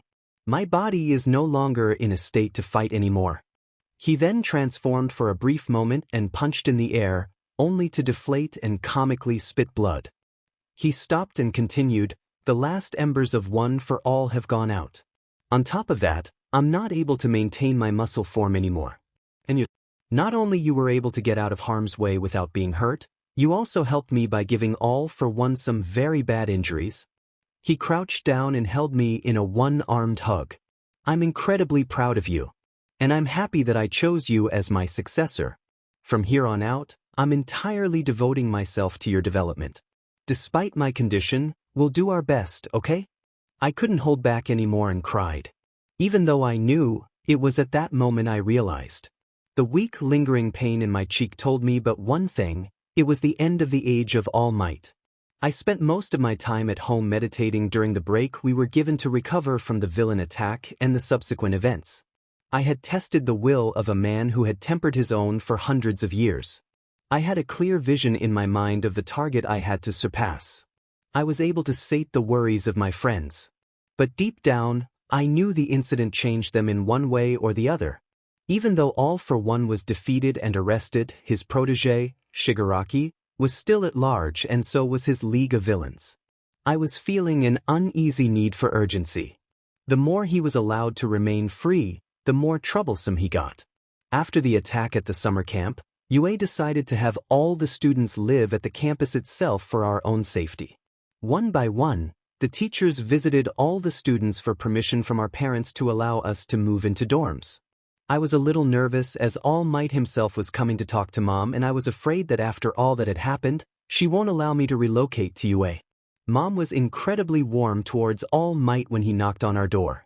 As I poured tea for the three of us, All Might modestly thanked me and began, "As you may already know, Mrs. Midoriya, that because of recent events, the principal of UA has decided to relocate all the students to the campus for their safety.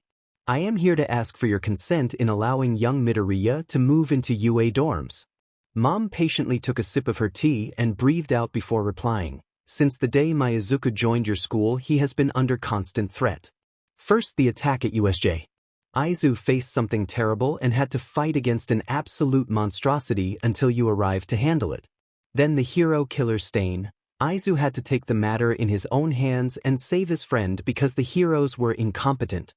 Staring into All Might's eyes, she continued, "Now this. Izu foiled the plans of Villain League to abduct Katsuki and was taken by villains. He took down a dangerous criminal by himself and even defeated a Nomo while the heroes were occupied by some crooks. He had to face their leader whom even you barely managed to defeat. That too after Izu gave him serious wounds. How can you expect me to believe that you or any other hero will keep him safe when he's out there fighting your battles? He, who isn't even a hero yet, has proven to be more of a hero than any of you." I was shell-shocked. Even though I wanted to, I had nothing to say to refute her.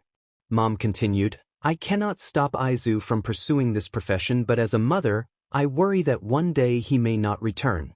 I have always supported him, but I cannot live in constant fear of losing him before he's even ready to stand on his own feet. Can you guarantee that he'll be safer if he moves to UA?" All Might took a few moments to absorb the damage done by Mom's words. He steadied his breathing and replied, "Mrs. Midoriya, I can understand if you have little faith in me and in UA for properly taking care of your son, and you have every right to deny his relocation." All Might got up from his seat, and before I could comprehend what he wanted to say, he got down on his knees and bowed in front of Mom, saying, "But, give me one chance of being a mentor of young Midoriya. He has the potential of being someone great, and I want to do everything in my power to nurture him into a great hero. I'll lay down my life before I let any kind of danger befall upon him. This, I vow to you." I was stupefied seeing All Might bow in front of Mom and hearing him make that vow. Too overwhelmed by her emotions and awe at All Might's bow, Mom fell on her knees and said, "No, the reason Izu ever wanted to be a hero was because he idolized you. You are part of what drives him to push himself so hard every single day. I cannot ask you to lay down your life. I cannot accept your vow. It's not like I have something against UA. All I want is for Izuku to be happy. You mustn't put your life on the line, no matter what. Please keep on living and nurturing him to the fullest of his potential. If you can promise me that, then I will not stand in your way." All Might immediately responded, "I promise." Without looking at me, Mom said, "And you, Izuku, be the hero you vow to be. I've seen it. You know? I've seen what you wrote down on the day Kaneda-kun died." She turned around and looked into my wide eyes, her hardened gaze resolute. "You've been holding back a lot, Izuku. If there are villains as evil as those of the League of Villains, you have to let loose of what holds you back and become the bane of the wicked." I stared back at her and grunted with purpose, "I promise, Mom. I'll be the bane of the wicked." In the middle of August of that year, I moved out of my home. Our dorm was named as Heights Alliance, which I built in just 3 days, thanks to Cementos. Most of my classmates were excited, but that excitement was squashed by a grave-looking Aizawa-sensei. "First of all, what's important is that all of you have managed to gather here safely. I'm going to give you a quick briefing about the dorms. But before that, just one thing. Bakugou, Kirishima, Ida, Todoroki, and Yaoyorozu. You 5 were present on that evening at that place. You took it upon yourselves to proceed to the site of Midoriya's rescue." His eyes swept across the faces of everyone else and he continued, "Looking at your classmates, they understand the weight of your behavior in deciding to go there. A lot of things have been set aside in light of what transpired. But I will say this. If it weren't for All Might's sudden retirement, with the exception if Midoriya, Jiru and Hagakure, I would have expelled all of you. Regardless of the reason, the fact that you betrayed our trust doesn't change. From now on, do me a favor and follow the established procedures and act accordingly. I'd really appreciate that. Having said what he wanted, Aizawa-sensei walked away, leaving us in a somber mood. The sad and guilty expression on everyone's faces struck the chords of my heart. Breathing out, I exclaimed, "He really doesn't know how to hold back." I walked ahead and turned around to face Katsuki. "What's got you so sad all of a sudden? You look less annoying when you're scowling like a dumbass." Katsuki's face immediately scrunched in a frown as he shot back, "You ungrateful butt. I shouldn't have bothered trying to save your butt."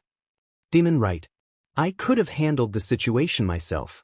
I don't need a weak butt sheet like you getting in trouble only for me to jump and save you. Confused and annoyed, Katsuki exclaimed, "Huh?" I smirked and raised my fist facing him. "The villains wanted you, but I ruined their plan by replacing you. You returned the favor by coming all the way to Kamino to rescue me. Let's call it even." Katsuki grinned and bumped my fist with his. Before he could begin gloating, I said, "Next time do me a favor and be more aware of your surroundings than acting like a dog without a leash." I ignored his, "What did you call me?" I grabbed Kaminari and him and took them behind the bushes. It wasn't hard to make the Pikachu fry his own brain. Jamming we was enough to lighten the mood of everyone. It was kinda needed. After all, we all had suffered from a terrible ordeal and the verbal thrashing by Aizawa-sensei hadn't helped at all. I had a lot of things on my mind. So, I didn't take much time to set my room up. It wasn't much, but, unlike what many would expect from an All Might fanboy, I didn't put a single poster of his on my walls. Most of the posters decorating the walls of my room were of, Midnight, Mirko, Ryukyu, Mandalay, Pixie Bob, Ragdoll, Sirius, A Lady, Iwabami and other heroines. All from my best collection, that is, the collection I couldn't take out at home. Can't really blame a teenager for dreaming. That was a small part of the reason why I didn't join that room visiting game the girls had proposed. The major reason was, well, I wanted to spend some time alone. With the posters. It was a fun night. The next day, I woke up with a clear head. The posters of CC heroines certainly helped a lot with uplifting my mood. As usual, the broody Aizawa-sensei arrived and addressed us. "Originally, you all were supposed to get your provisional hero licenses after the summer camp. Unfortunately, the villains disrupted the plan. So, now our first objective is earning a license for you all. The license will grant you permission to intervene when people's lives are at stake. Obviously, this qualification carries immense weight. It goes without saying that the examination required to qualify is incredibly strict. That is why, from today onwards, we'll be having you all come up with 2 of your very own special moves."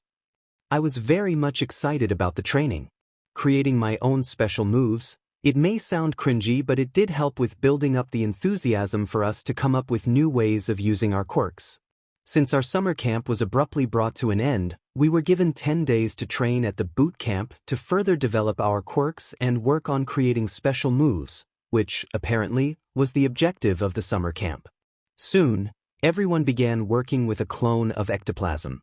The clone with me stood silently and listened as I explained what I wanted to work on. My quirk has numerous applications. One of them allows me to psychologically overpower others. I used it to knock out several villains during the USJ attack. But, during my encounter with All for One, I was able to physically affect my surroundings with it. I want to improve the strength of my psychic attack. Also, I want to work on my Bojutsu skills. The clone nodded. That certainly is a very useful ability, and developing it to that extent can help in a variety of situations. Alright, how do you want me to help? Stroking my chin, I thought for a moment and replied, "Well, you could walk towards me and I'll try to hinder your movement just by using the psychic ability. As I develop it, we can mix it up by you attacking me and I'll try to stop you while I evade your attacks." Ectoplasm nodded. Sounds effective. By the way, what will you name this ability as? I smirked. I call it Conqueror's Will. The clone grunted and began assisting me. After having tested All for One's will, I knew for certain that in order to defeat him, if in the future I somehow face him, I'd need to strengthen myself and improve my offensive abilities. Remembering how easily All for One was able to stop my fist of judgment, I was not at all ready to face the scoundrels of the society. 2 long hours of constant and unbridled training allowed me to make some improvements. The downside was that I broke my staff that had been specially designed for me to carry as my weapon.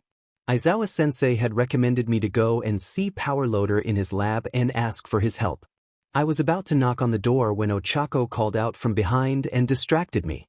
Suddenly, the door of the lab exploded and something incredibly soft and squishy struck me on my face.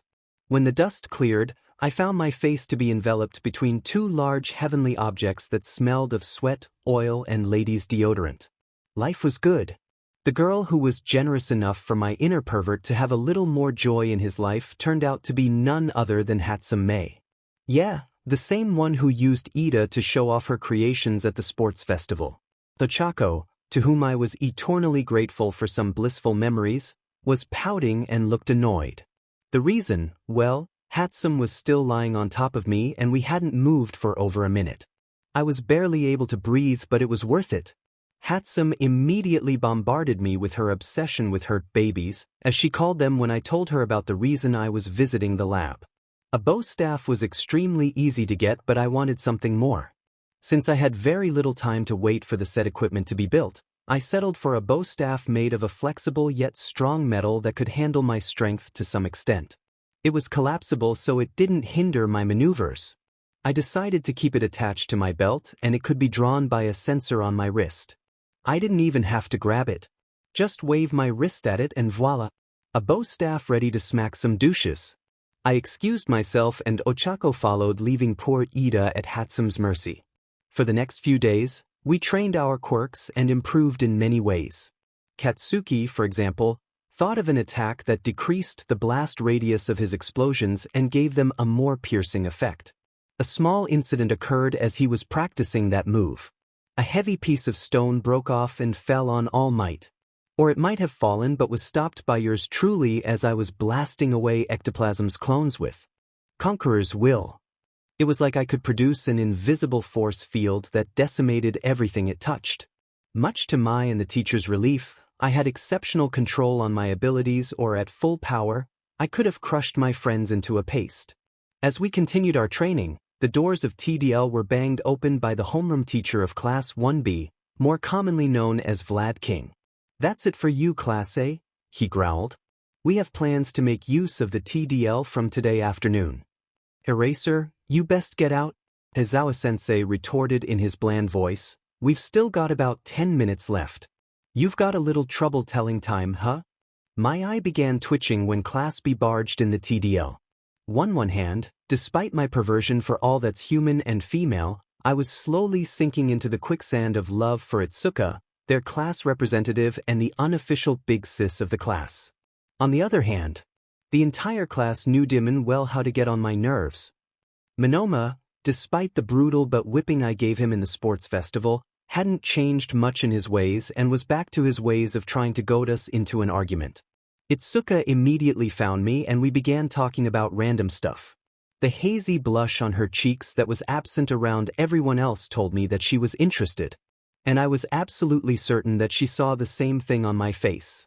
Right when we were about to leave, I mustered enough courage and asked, "Hey, Itsuka?" She perked up and turned around, her cheeks once again flaring up with heat. "How about we hang out for a while the day before our provisional exam? It'll help with the nerves. So, what do you say?" Her face heated up faster than Katsuki's temper. If I accidentally dropped water on her, I bet it would have evaporated the moment it came in contact with her skin. Okay, maybe that's a stretch, but I could almost feel her body temperature rising. She somehow managed to squeak out an okay before she robotically walked away. I breathed out a sigh of relief. After taking in the serenity of her figure as she calmed herself down and prepared to begin training, I walked out of the TDL with the rest of my class. 2 days before the provisional exam, I had a major breakthrough with my quirk. It happened when I training at the Dagoba beach. The sea was a little chaotic and the wind was harsh, yet I felt right at home. A storm was brewing up. I closed my eyes and let my body become one with the wind and the sea. I lost the sense of time, and before I knew it, the sun had begun setting. The wind was roaring and crashing against the chaotic waves of the sea, and the clouds were rumbling in controlled anger, ready to unleash their wrath as lightning and hail. But I noticed something off with the surroundings. The world seemed to be of a different hue than normal, as if a dense shade of green had been added all around me. When I realized what had happened, I gasped and felt the unimaginable power and potential my new ability had. I felt like the god of the storm. A day before the provisional exams, I got ready for something that was incredibly important to me. At 4 in the afternoon, I stood outside the gates of UA as I watched her approach with a smile on her appealing face. Itsuka was wearing a loose top over her spaghetti that exposed her smooth yet toned shoulders and a mini skirt. She was definitely dressed for something more than a casual hangout.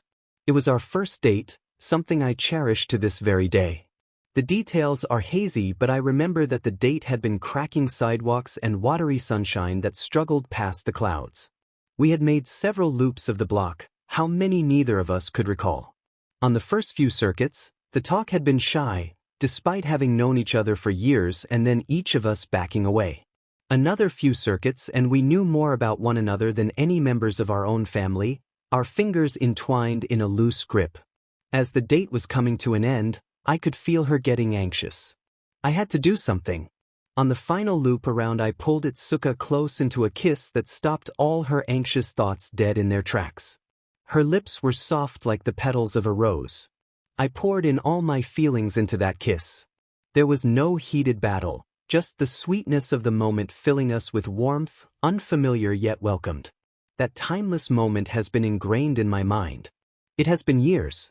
It was my first kiss with the girl I loved. Itsuka. The day for our provisional license exam had finally arrived. The exam was being held at Takoba National Stadium, so you could say that it was a DMN big deal. Good thing for us that Class B was at some other place.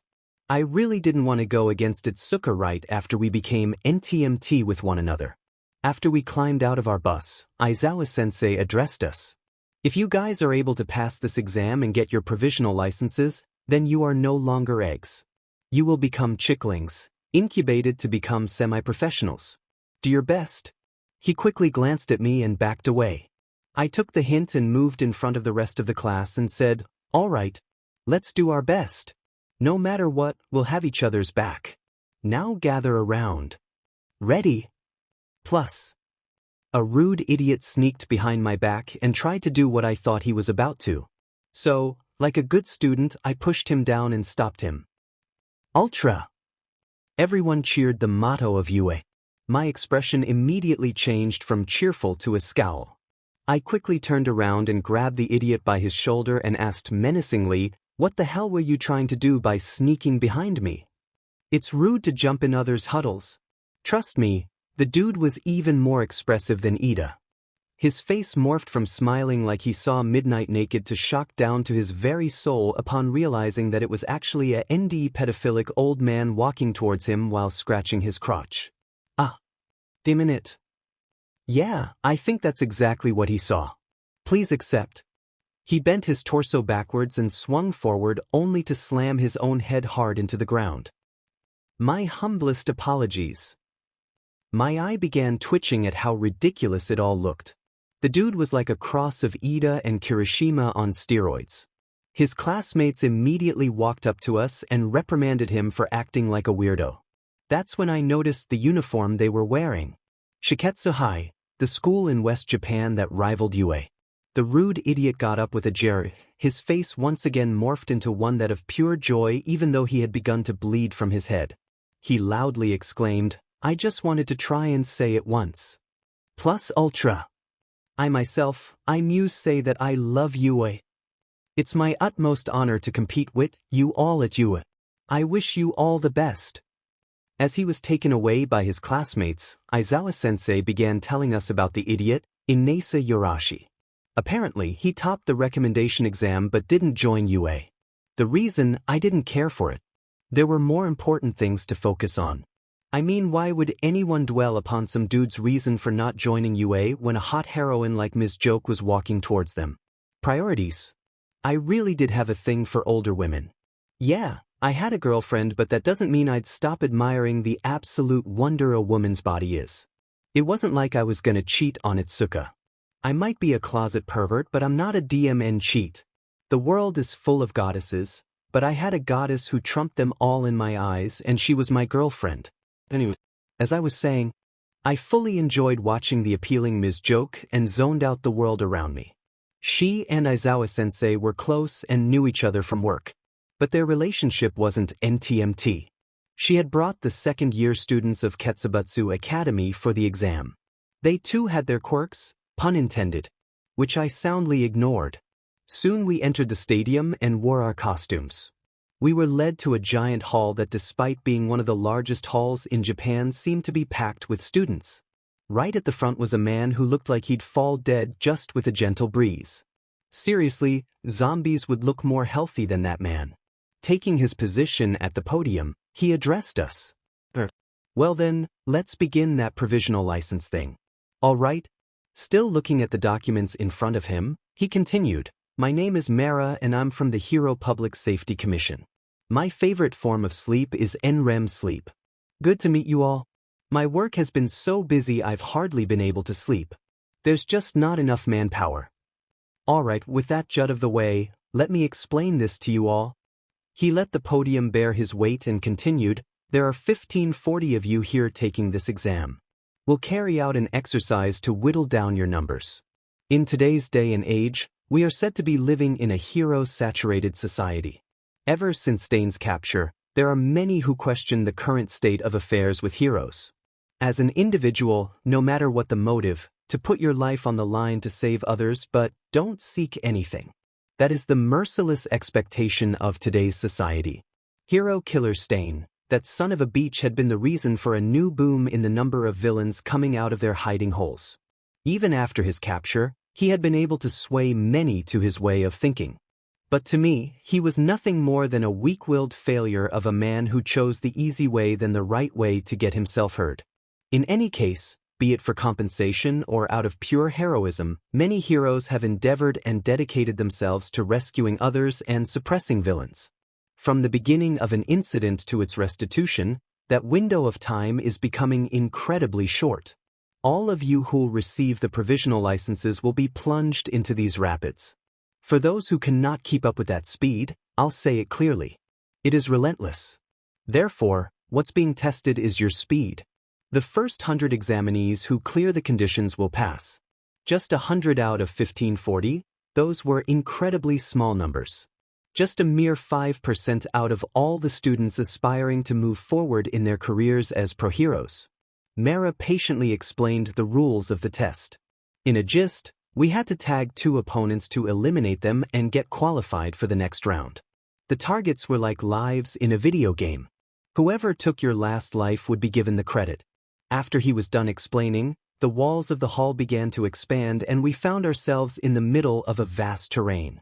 Within a few moments, everyone began spreading out, trying to find locations best suited for their quirks that could be used to their advantage. While that was happening, I took a deep breath in and closed my eyes. I recalled all the CC posters of big sisters and cougars on the walls of my room, the date with Itsuka and the kiss we shared. For you all, I'll pass this exam. As soon as the countdown ended, examinees from all around us rushed at us like hungry hyenas. With my lips twitching in annoyance, I said to my classmates, "Guys, let's show these dogs why it's a bad idea to mess with the kings of the jungle." With the ball being thrown at us from all directions, I sneered and threw my arms out, creating an invisible dome with Conqueror's will, and sent the ball back to their owners twice as hard. "Take these back, suckers. You'll need them to replace the ones we are about to bust." Class 1A, plus Ultra. It has been over a month since I released a chapter. I apologize for that. The thing is, a few days ago, my pillow crawled on top of my face and my arms pressed down on it, cutting my airflow. Then I remembered that I still hadn't finished this FIC and the other, Naruto X, got one. So the pillow jumped off my face. Now I'm keeping pillows away along with knives and other sharp objects. To think a pillow can be life-threatening. My doctor increased the dose of my meds when I told them what my pillow tried to do. But I'm still dealing with the psych issues and there isn't much improvement it seems. Writing this stuff and sharing it, I thought it'll be helpful. So I'm sharing this with you lovely readers. Hope you guys stay safe from COVID and other ailments. There are times in a man's life when he'd enjoy a good view in front of him despite the danger the scene posed. Yet, I couldn't get myself to enjoy the sexiness of the girl in front of me who seemed hell-bent on tagging me with the ball in her hand. She was showing an unhealthy amount of interest in me.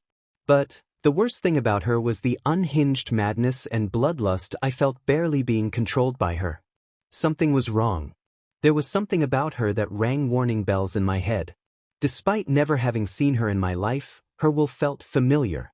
Ignoring the thought of familiarity, I let the warning senses dominate that kicked in my fight-back response. What? You really thought I'd have flight in response to danger? Never. A hero never runs away from peril. A quick response to her hopeless attempts was in order. Covering my body with armament, I dashed towards her with a sudden boost of speed that took her completely off guard. I wasn't taking any chances. Given the feeling of unease and lust for blood and spilling guts I could sense in her, I wanted her away from everyone. So, pushing down the twang of pain in my chest for hurting a CC girl who was generous enough to show enough skin on her chest to make Kaminari have a nosebleed, I rammed my knee into her abdomen like an unstoppable spear. The girl doubled over and screamed in pain. Lucky for me that all the noise created by Katsuki and his explosions covered her screams. I wasted no further time and tagged her with the ball in her hand and eliminated her. Given the way she was coughing bile out, perhaps I hit her too hard. But the thought quickly vanished when I sensed her letting go of her bloodlust, just for a second. I breathed a sigh of relief as she was taken out of the arena by the exam officials. Soon after, Mara, the main organizer, announced, 0 left. 100 people? That's it, folks. The exam has been completed. Well then, it pains me to say this, but those of you who have failed to pass will need to withdraw from the premises. We all were happy.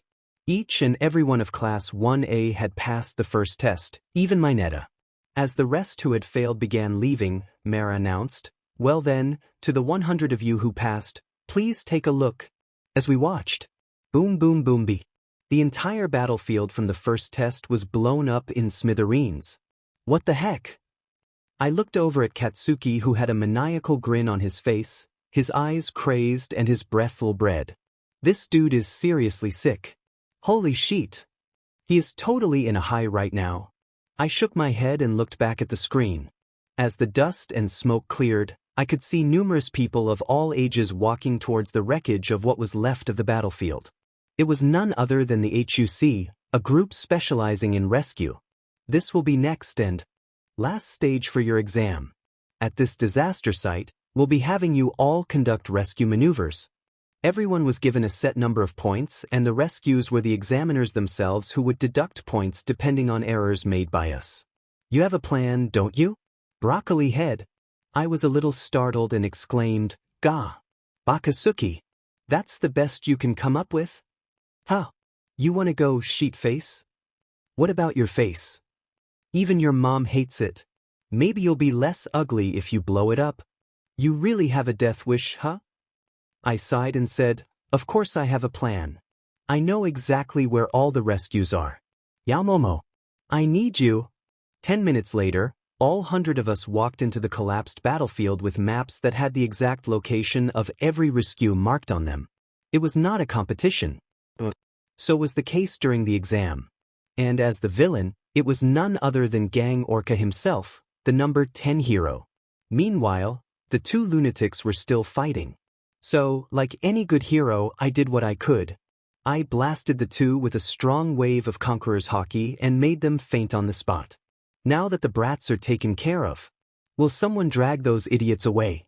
As the two were dragged away, I launched towards Gang Orca and engaged him in battle with the aim of pushing him away from the rescues. Slowly, the others also came and started defending against the villains. All in all, it was a success. I could see that Gang Orca's movements were incredibly slow. So, I had to pull my punches so as to not inflict too much harm.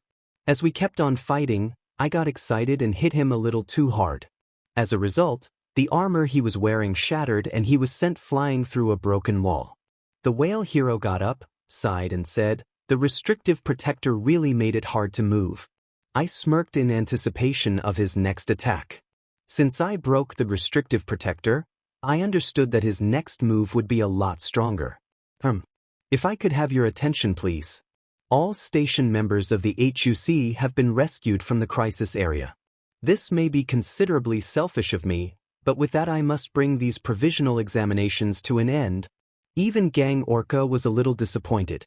I could tell he wanted to continue fighting. A while later, we all gathered around the big screen as Mara addressed us. "Hello everyone, and thank you for waiting. You've all worked hard. I will now begin by presenting the result of the examination. But before that, I have a few words to say. In terms of how we went about evaluating you. Between us, the members of Hero Public Safety Commission and the HUC, we had two systems of point deduction that were combined to evaluate your performance. In short, we were examining both the quality and the nature of your conduct in situations of crisis. The names of all those who passed will be displayed in alphabetical order. Please, go ahead and review your results. I passed, obviously. In fact, everyone from Class 1A passed except Todoroki. I was surprised that Katsuki managed to scrape by, but the boy had mellowed down a lot. At the end of the day, I finally had my provisional license. I was ready to step into the world of professionals and walk among them. After we got our results, we were given handouts as Mara addressed us for one final time. The handouts in your hands have the specifics of your scoring described in great detail, so please do look over them carefully. I had 89 points and there was a detailed analysis on what I did to lose 11 points. With Todoroki the only one failing, it was a success for 1A. But it wasn't over for the ice-hot boy. He could retake the exam in April. As we changed back into our school uniforms and were getting ready to board the bus, I felt a presence leave the group of students. They kept walking away, so I focused and was alarmed when I realized who it was. The really hot girl who screamed danger. My instincts told me that something was wrong and I chose to follow the girl.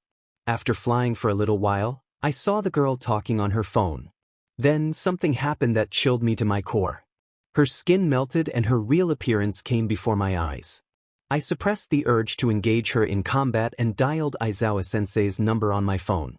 "What happened?" was the question he asked right away. "Villain infiltrator in the exam. Himiko Toga from the League. Possible abduction of a Shiketsu High student. Sending current location. Permission to apprehend." His tone immediately changed as he replied, "Stay on their tail. Backup is on the way. Do not engage. Requesting to reconsider. She may escape at any moment. They have Kurogiri. He may appear at any time." I heard him sigh in frustration, and what he said next made my day. "You have my permission. Run if the situation gets out of your hands. Got it?" I concentrated hard, and in the next moment, I was right behind her ready to kick her in the head and knock her out. But she wasn't caught off guard. "You have a wonderful smell, Midoriya-kun. Oh, how I wish to make you bleed and taste your blood."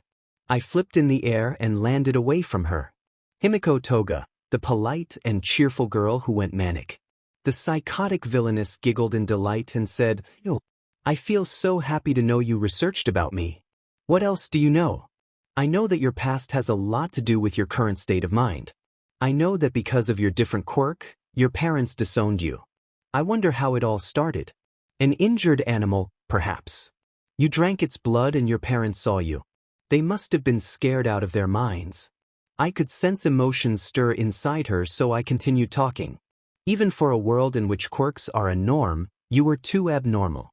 They must have forced you to act in a way so that you would be accepted in society. Fighting the urge to drink blood must have been hard, right?" There was no smile on her face. Instead, she was somber and resentful. "Then, one day it all got too much for you to handle. There's only so much one can tolerate before they break. You are just another victim of this society. No one understood you. None of it was your fault." She was crying. "You joined the League and found a place where people accepted you. A place where you could live the way you always wanted. It was never about blood, right? You just wanted to be accepted, to be understood, to be loved. Down on her knees, Himiko bawled into her forearms. I can help you, Himiko. The heroes can help you. Yes, we may have chased you around and seen you as just another villain. But now we know and we are capable of helping you. Surrender. Toga. Why you called me Toga? I smiled and extended my hand towards her. Come with me. There is a place for you among us. You don't need to be a villain to be free. This is the chance for you to redeem yourself. With her eyes sparkling with tears, Himiko looked at me with a little smile and I smiled back, my hands still extended. The next thing I know, her knife struck against my armament-covered hand and she jumped away from me. You almost had me. I sighed and said, well, it was worth the effort. I didn't want to hit a pretty girl.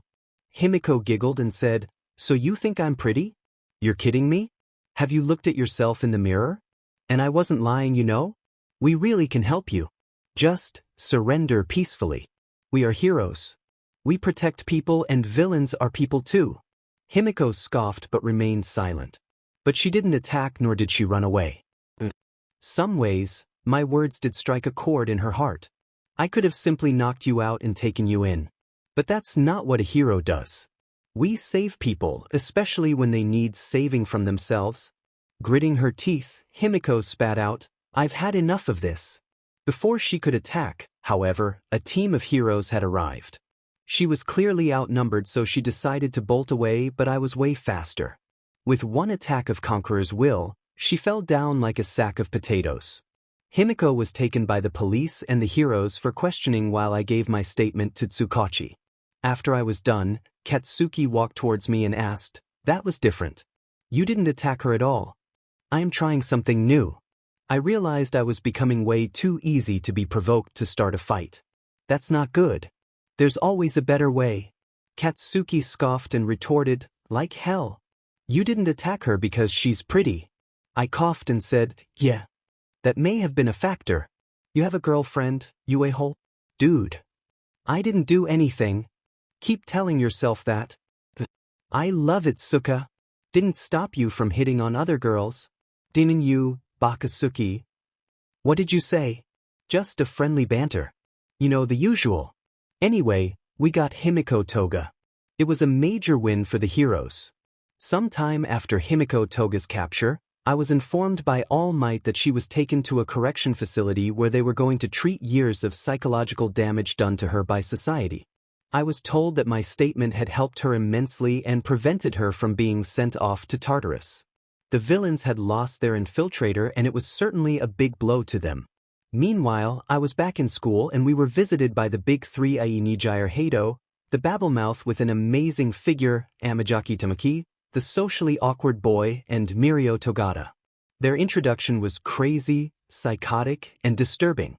Nijire rambled on about whatever came to her mind. It was mind-numbing to some degree. Amajaki was shy and didn't look at anyone.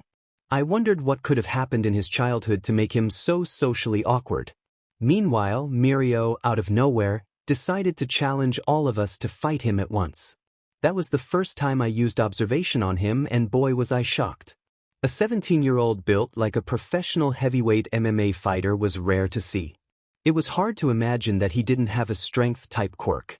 As everyone braced for the battle, suddenly, Mirio's clothes fell right through his body. We felt a mix of shock, apprehension, and embarrassment. The dude stripped naked in front of everyone. I paid special attention to not look below his waist and instead broke from my stupor and got ready for whatever he would have done next. The very next moment, he sunk into the ground and shot out like a mole at the back of the group, attacking the ranged fighters first. All it took was one blow to the gut for him to take everyone out. His strength was nothing to scoff at given that he didn't have a super strength quirk. When Mirio went after Katsuki, well, it was a fun short battle. Katsuki followed his instincts and fought back. He managed to evade the first hit to his gut while simultaneously creating an explosion next to Mirio's fist, forcing the older boy to phase. But no matter how good your instincts are, you cannot hit what's intangible. Katsuki didn't go down with just a punch to his gut. No, he was way too tenacious for that. Mirio had to drive his fist into the explosive brute's liver to incapacitate him. Next, he came after us, the close-ranged ones. I took no chances and used the maximum of armament on my body. No way was Mirio going to punch me harder than that maniac muscle manipulator, muscular. True to my belief, Mirio's fist landed clean on my gut, but it didn't do any damage. With a wild smirk on my face, I finally decided to retaliate and save face for Class 1A. It wasn't a hard battle. I hadn't found anything that could hide from my will of observation. No matter what state, I could sense Mirio's will as he shot out of the ground. I just had to catch him off guard. Also, he couldn't see until his eyes were out of the ground, so I could easily punt him over the head. As soon as I saw a semblance of his yellow hair out of the ground, I yelled, "I got you!" Hard enough for it to hurt, but not enough to make him bleed or give him any internal injury. I slammed my armament-covered fist into the top of his skull. Suffice to say, he clenched his head between his hands from the pain. "Are we gonna play whack-a-mole?" I said with a smirk. Mirio smirked back and immediately resumed attacking. Yet, no matter how much he tried, he got hit every single time while I remained unharmed. In the end, Aizawa ended the battle as Mirio wasn't backing down and I didn't want to hurt him anymore. After getting dressed, Mirio laughed uproariously and said, "Well done. You won, Midoriya Izuku." I inclined my head and asked, "Don't you mean we won?" This was a collective effort of Class 1A as a whole. Kirishima said, "What? It was clearly you who was able to fight him." "Yeah, we were all knocked out and couldn't do anything worthwhile." I shook my head and said, "You shouldn't see it in that way. We have our provisional licenses now. Officially, we can be heroes in the presence of professionals. It doesn't matter which hero took a villain out as long as the villain is apprehended. One hero's win is a win for all heroes. At least, that's how I see it." Mirio laughed again and exclaimed, "Interesting. Your words have power. Anyway, like Bakugou Katsuki was able to fight back by predicting my moves, you need prediction. It's the way to be faster than your surroundings. It's the most critical skill of all. Anticipate your opponent's moves and act accordingly for the best outcome." And so, our session was at an end. It was time for us to learn as interns under heroes and gain first-hand experience. I contacted Gran Torino to ask if I could intern under him. The grumpy old man refused me, saying he had too much on his plate. He did recommend me to try with Sir Night Eye, All Might's former sidekick. As I was thinking of approaching All Might, I decided to take a detour and hang out with Itsuka. We hadn't had much time to spend together given our busy schedules. I was hoping to arrange a date when I saw her talking among her friends. She was sitting on a bench with her legs resting on the opposite bench. Nothing unusual. Except there was a dude standing between those legs and he had his arm resting on her shoulder. As I watched, he reached forward and tucked her hair behind her ear. Then he affectionately caressed her cheek and I saw her blush and her eyes sparkled. There was a sudden shift in the air and suddenly, everyone in the classroom began to suffocate from the sheer pressure Mind Conqueror's Wilts was exerting on them. I could see the shock in Itsuka's eyes. She was caught red-handed. I stormed off as I got my quirk under control. Izuku, wait." I stopped and whirled back to face her. "How long have you been two-timing me?" It's not what you think." "Then what is it?" I shouted. I grabbed her wrist and observed her eyes very carefully. Then I asked, "Answer me truthfully, Itsuka. Are you also dating Tetsu on the side?" "No. I'm not." I wished. Oh, I so wished for her words to be true. But the slight shift in her pulse and the dilation of her pupils was all I needed to know the truth. "I see. You are a bad liar, Itsuka. You know me well, don't you?" Finally, she looked down and said, I'm sorry, Izuku." I released her wrist and sighed. I couldn't believe it. My first relationship didn't even last an entire year. "Goodbye, Itsuka. I loved you. But you clearly didn't." I stormed off without waiting for her to speak. I was dejected, but cheating and breakups are typical during high school life. You fall in love, you experience heartbreak, and then you move on. That's what I did. I loved Itsuka and got my heart broken. Our relationship was short and sweet. To this day, I don't regret it. I did maintain my friendship with Itsuka. Personal feelings had no place among pro heroes. I postponed visiting All Might to the next day and went to my room to vent against my heavy bag. Good that I had soundproofing foam. I could go crazy on the bag without anyone getting disturbed. Later that night, I was brooding on the roof of Yue Heights, looking at the stars as I wallowed. "Still here?" Katsuki asked as he came through the door to the rooftop. "Can't sleep." Katsuki sat beside me and handed me a cup with some piping hot liquid. Looking at him questioningly, I asked, "What's this?" "Kava. Lightens you up without all the effects of booze. It's legal, so I ordered it online a while ago. Seems like you need it right now." I took a sniff and sipped from the cup. "So, your girl cheated on you? You heard?" Katsuki scoffed and said, "Everyone knows. That Monoma has a big mouth." I sighed and said, "Yeah. I'm trying not to let it affect me." "Well, the world isn't gonna stop for you to get over it." I chuckled dryly and said, "I know." We sat in silence and drank kava.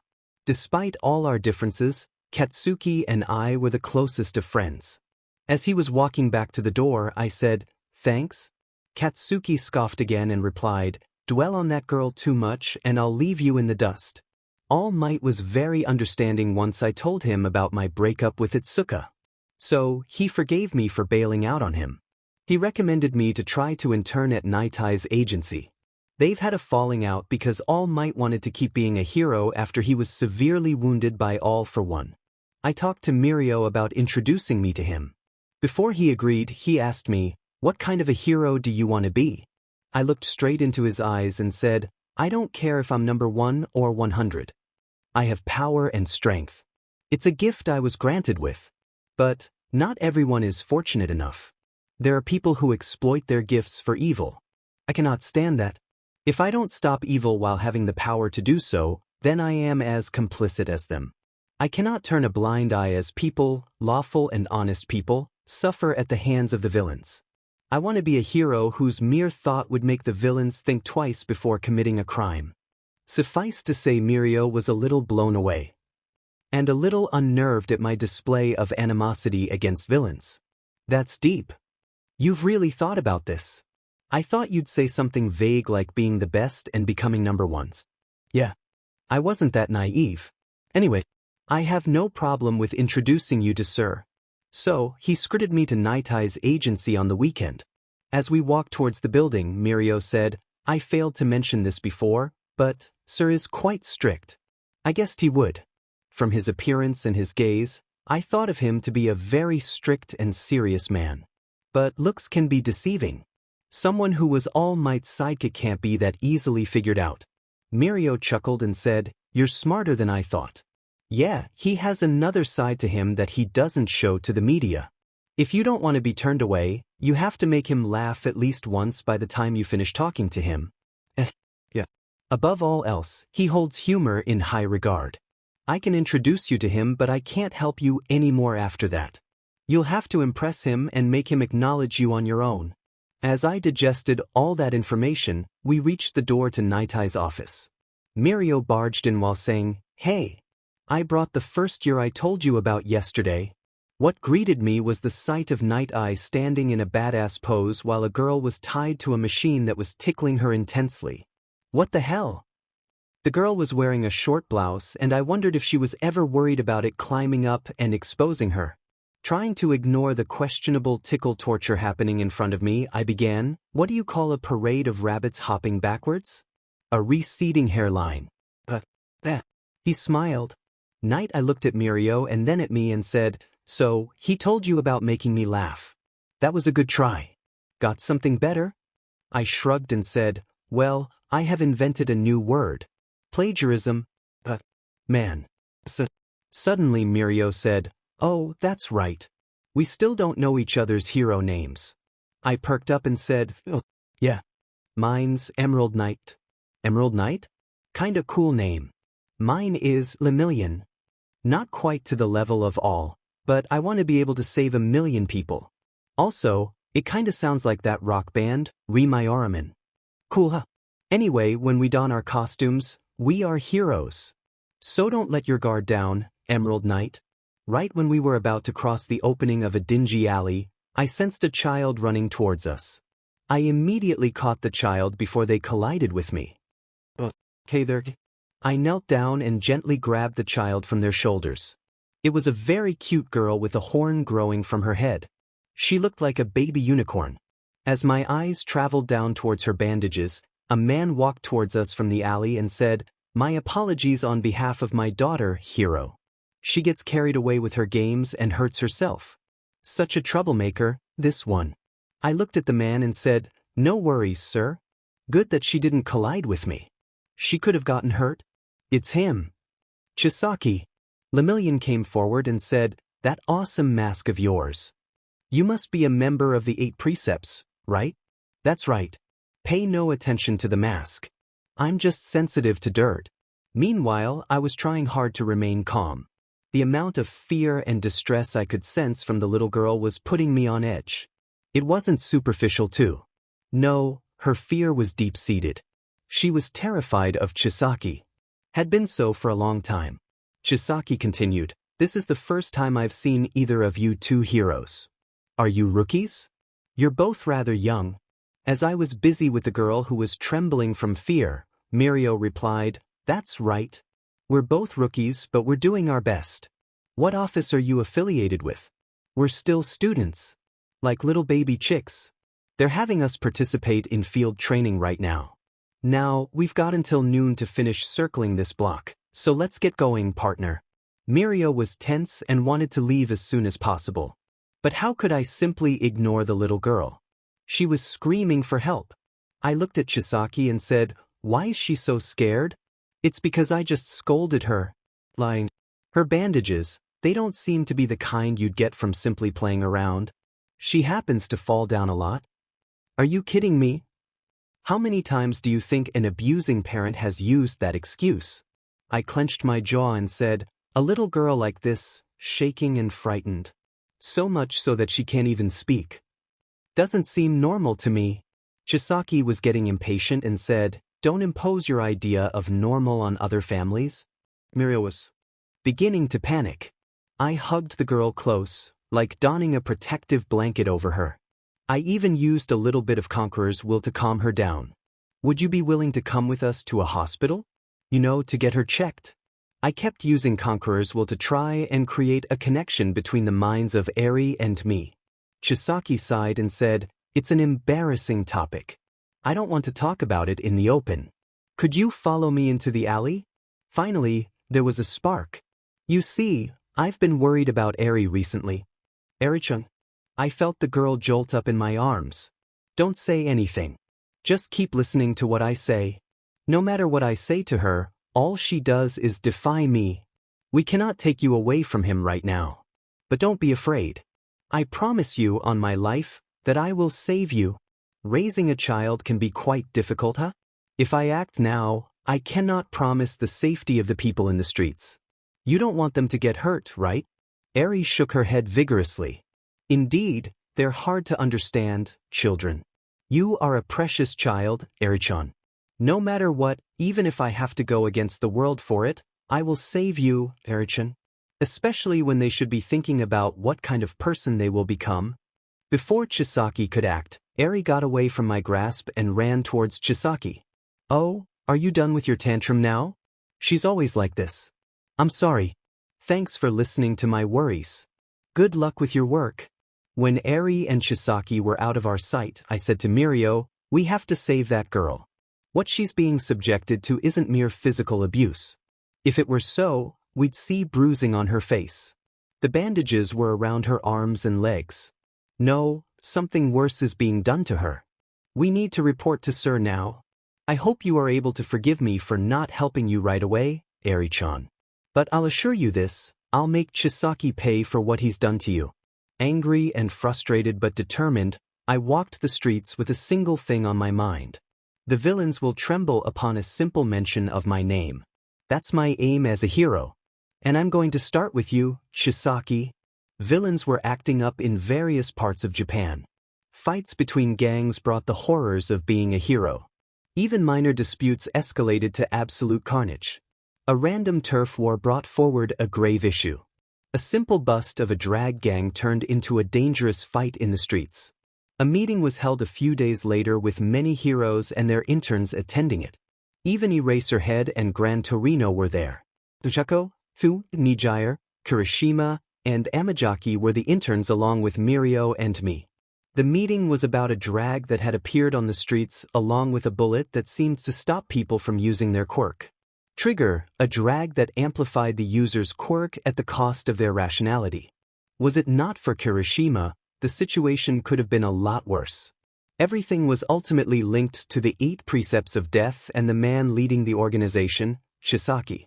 As if that wasn't bad, the contents of the bullet were found out to be none other than blood. Mirio and I immediately realized whose blood it was.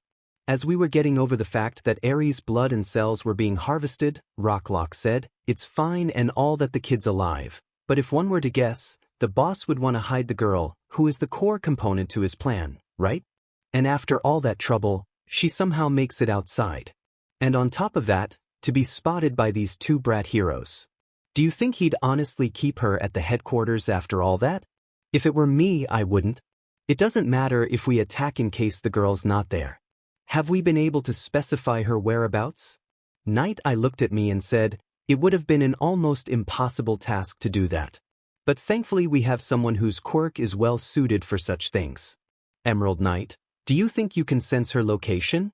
As all eyes turned towards me, I said, "I've been taking note of her location ever since we saw her. She was moved quite a few times. Also, Chisaki doesn't keep her at one location for long. They change bases every 4 days. Today is the 2nd day of their stay in one of their bases. If we want to act, then now's the time. Eri is alone and I can easily teleport to her location and get her away from Chisaki before anyone even realizes what happened. Once the man realizes that Eri is gone, he will surely try everything in his power to find her. She will never be safe as long as that man is allowed to be free."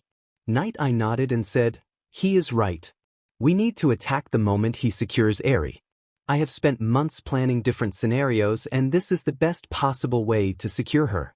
This ensures her rescue and safety and that is our priority. After that, it will all depend on us how we handle Chisaki and his men. I have tested Emerald Knight's abilities and his quirk is extremely accurate in determining the location and the exact number of men at the base we will be attacking. Does anyone have anything to say?" The plan was set. Soon, a warrant was generated against the base under suspicions of illegal manufacture and packaging of drags. The police department was leading the mission with heroes there to handle quirk-related resistance. Sharp at 8:30 a.m., everyone assembled and approached the base as I used Conqueror's Will to form contact with Eri. "Eri-chan." The said girl suddenly got up from her bed and looked around to see where the voice was coming from. "Do you remember me, Eri-chan?" The girl tilted her head and said in a low voice, "Hiro Oniai-chan? So you do remember me? Such a bright girl you are. Do you remember the promise I made to you?" Eri's eyes widened in excitement and hope and she said in her mind, "Why you mean?" "Yes. I am here to rescue you. When I told my superiors about you, they jumped at the chance to save you. Right now, the whole building is surrounded by police and the heroes who want to save you and protect you. Isn't that amazing? Weiss. Now, I will be appearing in your room. Don't panic or make any noise, all right? I will be taking you to a very safe place to a nice and cute granny who will check your health and give you lots of candy. Hiro Onion will have to return here to beat Chisaki up for being such a poopy head towards you." Eri giggled and thought, "Hiro Oniya-chan is silly. Fufufu. Yes. Yes. I am silly. Now, are you ready?" I concentrated and teleported directly next to her. "Hiro Oniai-chan." Eri exclaimed with joy. She was finally going to be rescued from her hellish prison. I hugged her and whispered, "Shoo. Don't be so loud. Ga." Then I smiled as she buried her head into my chest and I said, "You're safe now, Ergen. Hiro Oniai-chan will not let that bad man Chisaki ever hurt you. Let's get out of here." The smile of pure happiness on her face and tears in her eyes were enough to seal Chisaki's fate. Going out of the way to help someone, telling them that they are safe. Ensuring that everything will be all right. Saving not only someone's life but also their innocence, their smile. Their soul. That is what a hero does. That day, as I looked at Eri's smile, I truly became a hero. Eri was safe. Meanwhile, the police and the heroes were engaged in battle with Chisaki's henchmen. Somehow, Chisaki knew about the operation. His henchmen were ready and they came out of the gates swinging, literally. A huge idiot attacked first, endangering the policemen. Near the entrance, they were quickly rescued and the response from the heroes was instantaneous. The brute who had attacked was handled well by Ryuko and her interns. Meanwhile, Fat Gum, Aizawa, and the rest made their way through the entrance and were confronted by other Yakuza grunts. That was when I appeared on the scene. Chisaki had really pushed my buttons. If I were the same person as I was during my first internship, I would have gone berserk with rage. But I had grown a lot since then. I landed right next to Night Eye and the group and said, a man as careful as Chisaki, who had managed to remain under the radar for so many years, is bound to have contingencies to evade arrest. His henchmen attacked without provocation, so they were aware of our plan. They are attacking ferociously, and that could mean only one thing. Everyone looked at me as I said, Chisaki is buying time to run away. If we don't find him, then his men attacking us will not be directly linked to him. He will evade all the blame for the damage and possible injury and death. Fat Gum ground his teeth and said, we need to hurry. I looked at him and said with a smirk, leave that to me. I had grown. I had learned not to control my emotions but to embrace them and accept them. Embrace my rage. And channel it. A devastating wave of conquerors will blast it out from within me, spelling doom for Chisaki and the Yakuza. The ground underneath my feet shattered and whipped up winds that could uproot trees. The grunts fell down like bowling pins as my attack was simply too much for them to endure. All the villains who had managed to stay awake were down on their knees gasping and wheezing for air. They were barely holding on to their consciousness. Even the heroes were shocked.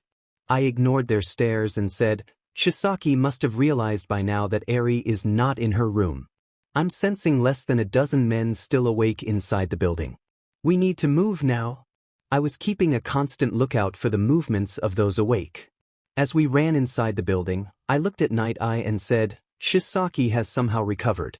He is running away. I can teleport to him and engage in battle. I got an immediate rejection to that. No, I cannot send a student to fight a villain on their own. You will take Lemillion with you. All right. There are fates far worse than death. Killing the villains isn't always the solution. I'll make an example out of you, Chisaki. Chisaki was prepared for the upcoming raid. He was ready to leave when the man whom he had ordered to keep an eye on Eri came running towards him and shouted, Boss. Eri. She's gone. Veins began popping up on his face as he looked at the man with extreme anger. What do you mean she's gone? You locked the door and when I opened it she was gone. It was like she'd vanished. Chisaki removed his glove and before the man had a chance to make his case, he was reduced to a puddle of blood and mush. This was unexpected. All my plans depended on Eri. Then suddenly an ungodly amount of pressure engulfed him. It felt like he was deep under the sea as he fell down and gasped for air. He tried with all of his being to remain awake, knowing that if he fainted, he would get captured. The men around him had fainted and were barely alive. To think the heroes had such a weapon against him. He placed his hand on his head and healed himself from the massive damage done to him. As he was about to run for his life, two boys appeared in the room with a flash of green. His presence at the base was finally proven. All of his plans came crashing down all around him. His only way out was to fight. Then he recognized the two who had appeared. It was the two nosy wannabe heroes whom he had almost killed, was it not for Eri? I should have killed you in that street and turned you into bloody smears on the wall.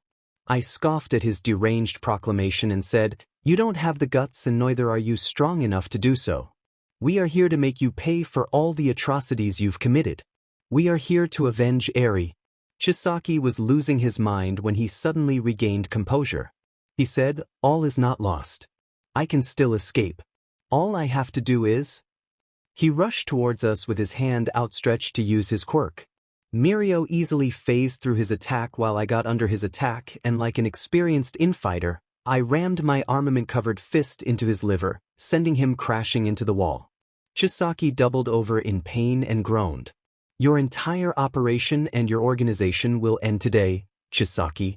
The man healed himself once again and stood up, frustration and anger clouding his eyes.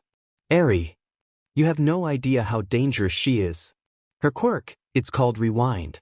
Such a powerful quirk. It can even reverse evolution and reduce a man to an ape. That girl is cursed. I have done a lot of research. Her quirk can rewind the species back to a time before mutation. Eri possesses such power. She can bring humanity back to normalcy. A power that can destroy the norms. But you took her away. Isn't she? A boy like you has no idea of her value. You are not qualified to use her. Knowing what was about to happen with my will of observation, I used my telepathic connection with the heroes and immediately said, run. Run outside the building. The next thing I knew was the entire building transforming before my very eyes. Chisaki used his quirk to disassemble the whole building and turned it into numerous spikes targeting anything and everything that could move. I will get her back. You heroes and your petty small justice. You can't see the bigger picture. I want to destroy the world of heroes, the structure itself. You, who act on sentiments, should get out of my way. There was destruction all around. I could not simply stand and watch. So, I charged ahead. Fist of judgment. I bashed through the spikes and hit him with all of my might. Chisaki was sent flying as his body tumbled over the rough remains of the building, blooding his body all over. Chisaki could not get back on his feet. But he then used his quirk to heal himself once again. He then touched his henchmen and reduced them to a mist to integrate them into his body. It was time for a final showdown. Again. And again. And again. You try. No matter who you are. I will get her back. Even if I have to bring this entire country down on its knees. He transformed into a behemoth of a being and flew towards me, his fists swinging ahead, ready to smash their foe into oblivion. But, much to his frustration, I was prepared. A ribcage appeared around me to tank the blow. Then formed a bony arm that slammed into him and sent him away. Slowly, the skeleton formed in its entirety with flesh taking form around it. I was done holding back. The country needed a new symbol. Fueled by my rage and determination, my willpower exploded out of my body. It manifested around me in the form of a godly emerald knight, bending the sky itself to it. For a radius of tens of miles, the sky had turned green as it yielded to my will. Emerald Knight, god of storms. For weeks I had held on to my rage. It was time to unleash it. Aido, Heaven Splitter, Rea Agig. As Chisaki flew towards me to attack again, the Knight Avatar drew his sword and slashed Chisaki, destroying whatever enhancements he had made to his body and reduced him to his original form. Broken and bloodied he fell to the ground below. And there I stood in my majesty, ready for the scum to make their moose. That day marked the end of the Yakuza and Shai Hasaikai. That day ended Eri's torment. She was finally free from the clutches of Chisaki. Chisaki and his henchmen were arrested by the police and were put in individual transport vehicles to directly take them to Tartarus, special prison for villain criminals. The damage done to the surroundings was massive. Fortunately, no lives were lost, except Eri's handler and those whom Chisaki had integrated with to make himself stronger.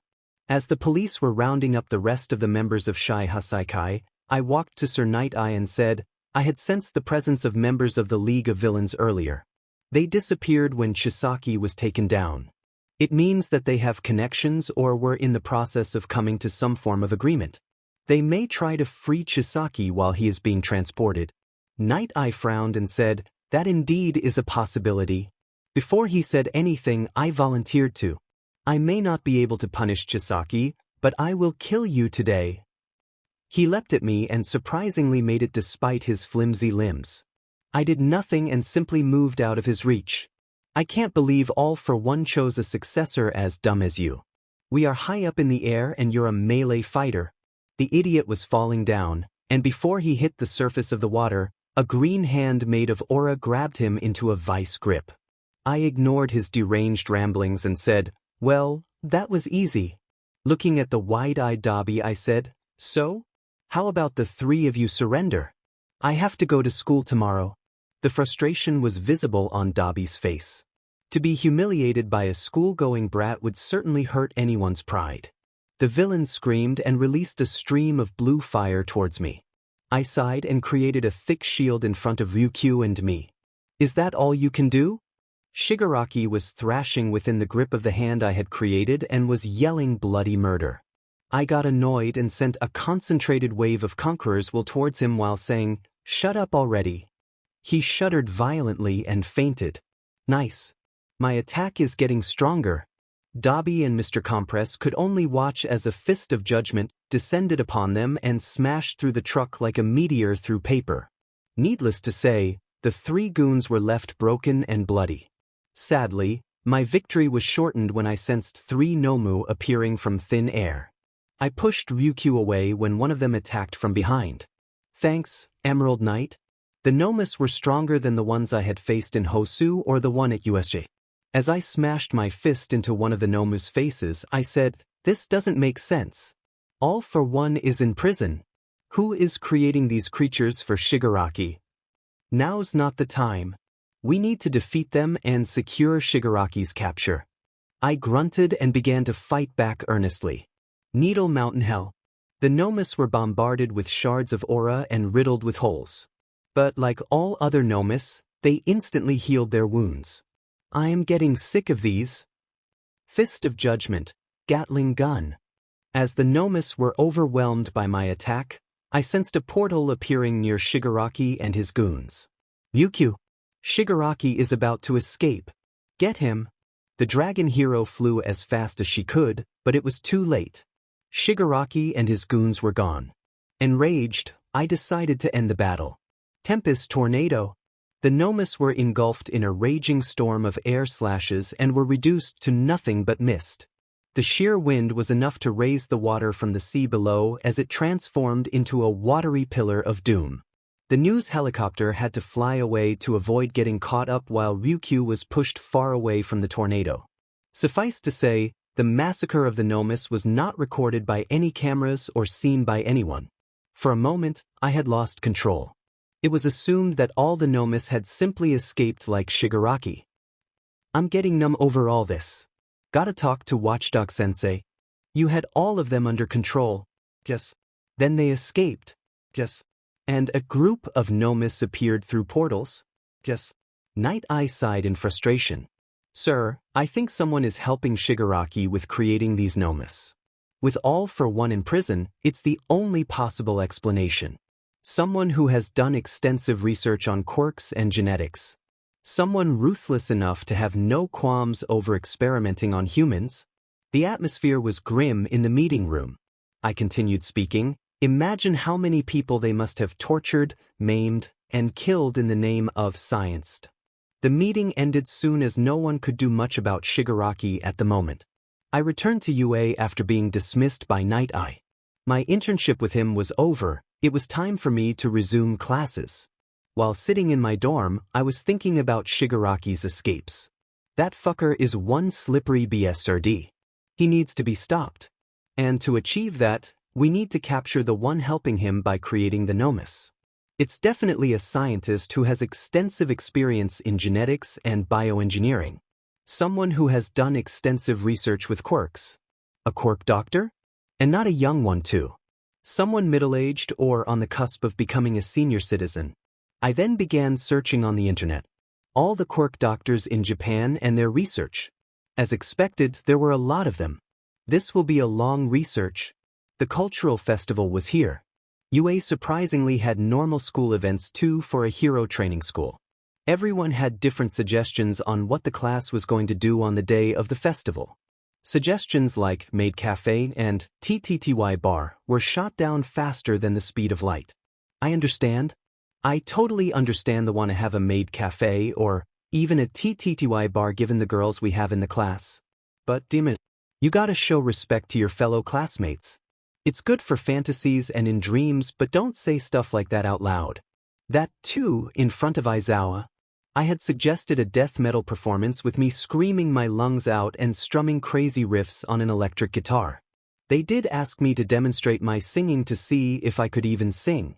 So, for their soft hearts, I opened my playlist that had the instrumentals for the song I was going to sing for them. Ward by Linkin Park. By the end of it, Kasturi, Karishma, Sato, and Tokoyami were pumping their hands up and screaming with me while the girls were horrified for such a mellow song. Teach girls. In the end, it was decided that we would be doing a concert and a dance. A concert, a sappy, cheesy, and cringeworthy concert. I had wanted to take names and show what my lungs could do with a minute of screamo. To satiate my bloodlust, it was decided that I would be given a short part in the song that was going to be sung by Jiro while I would be doing my thing, rap. They did put in a stipulation that I was not going to swear or say something dark. It was going to be an uplifting song. I racked my brain for days to write a few lines, just a few that did not have me swearing at people. For the rest of the song, I was going to be playing the guitar along with Kaminari. I visited Eri a few times with Mirio, and when I told her about the concert, she promised that she would visit. Everyone was doing their best.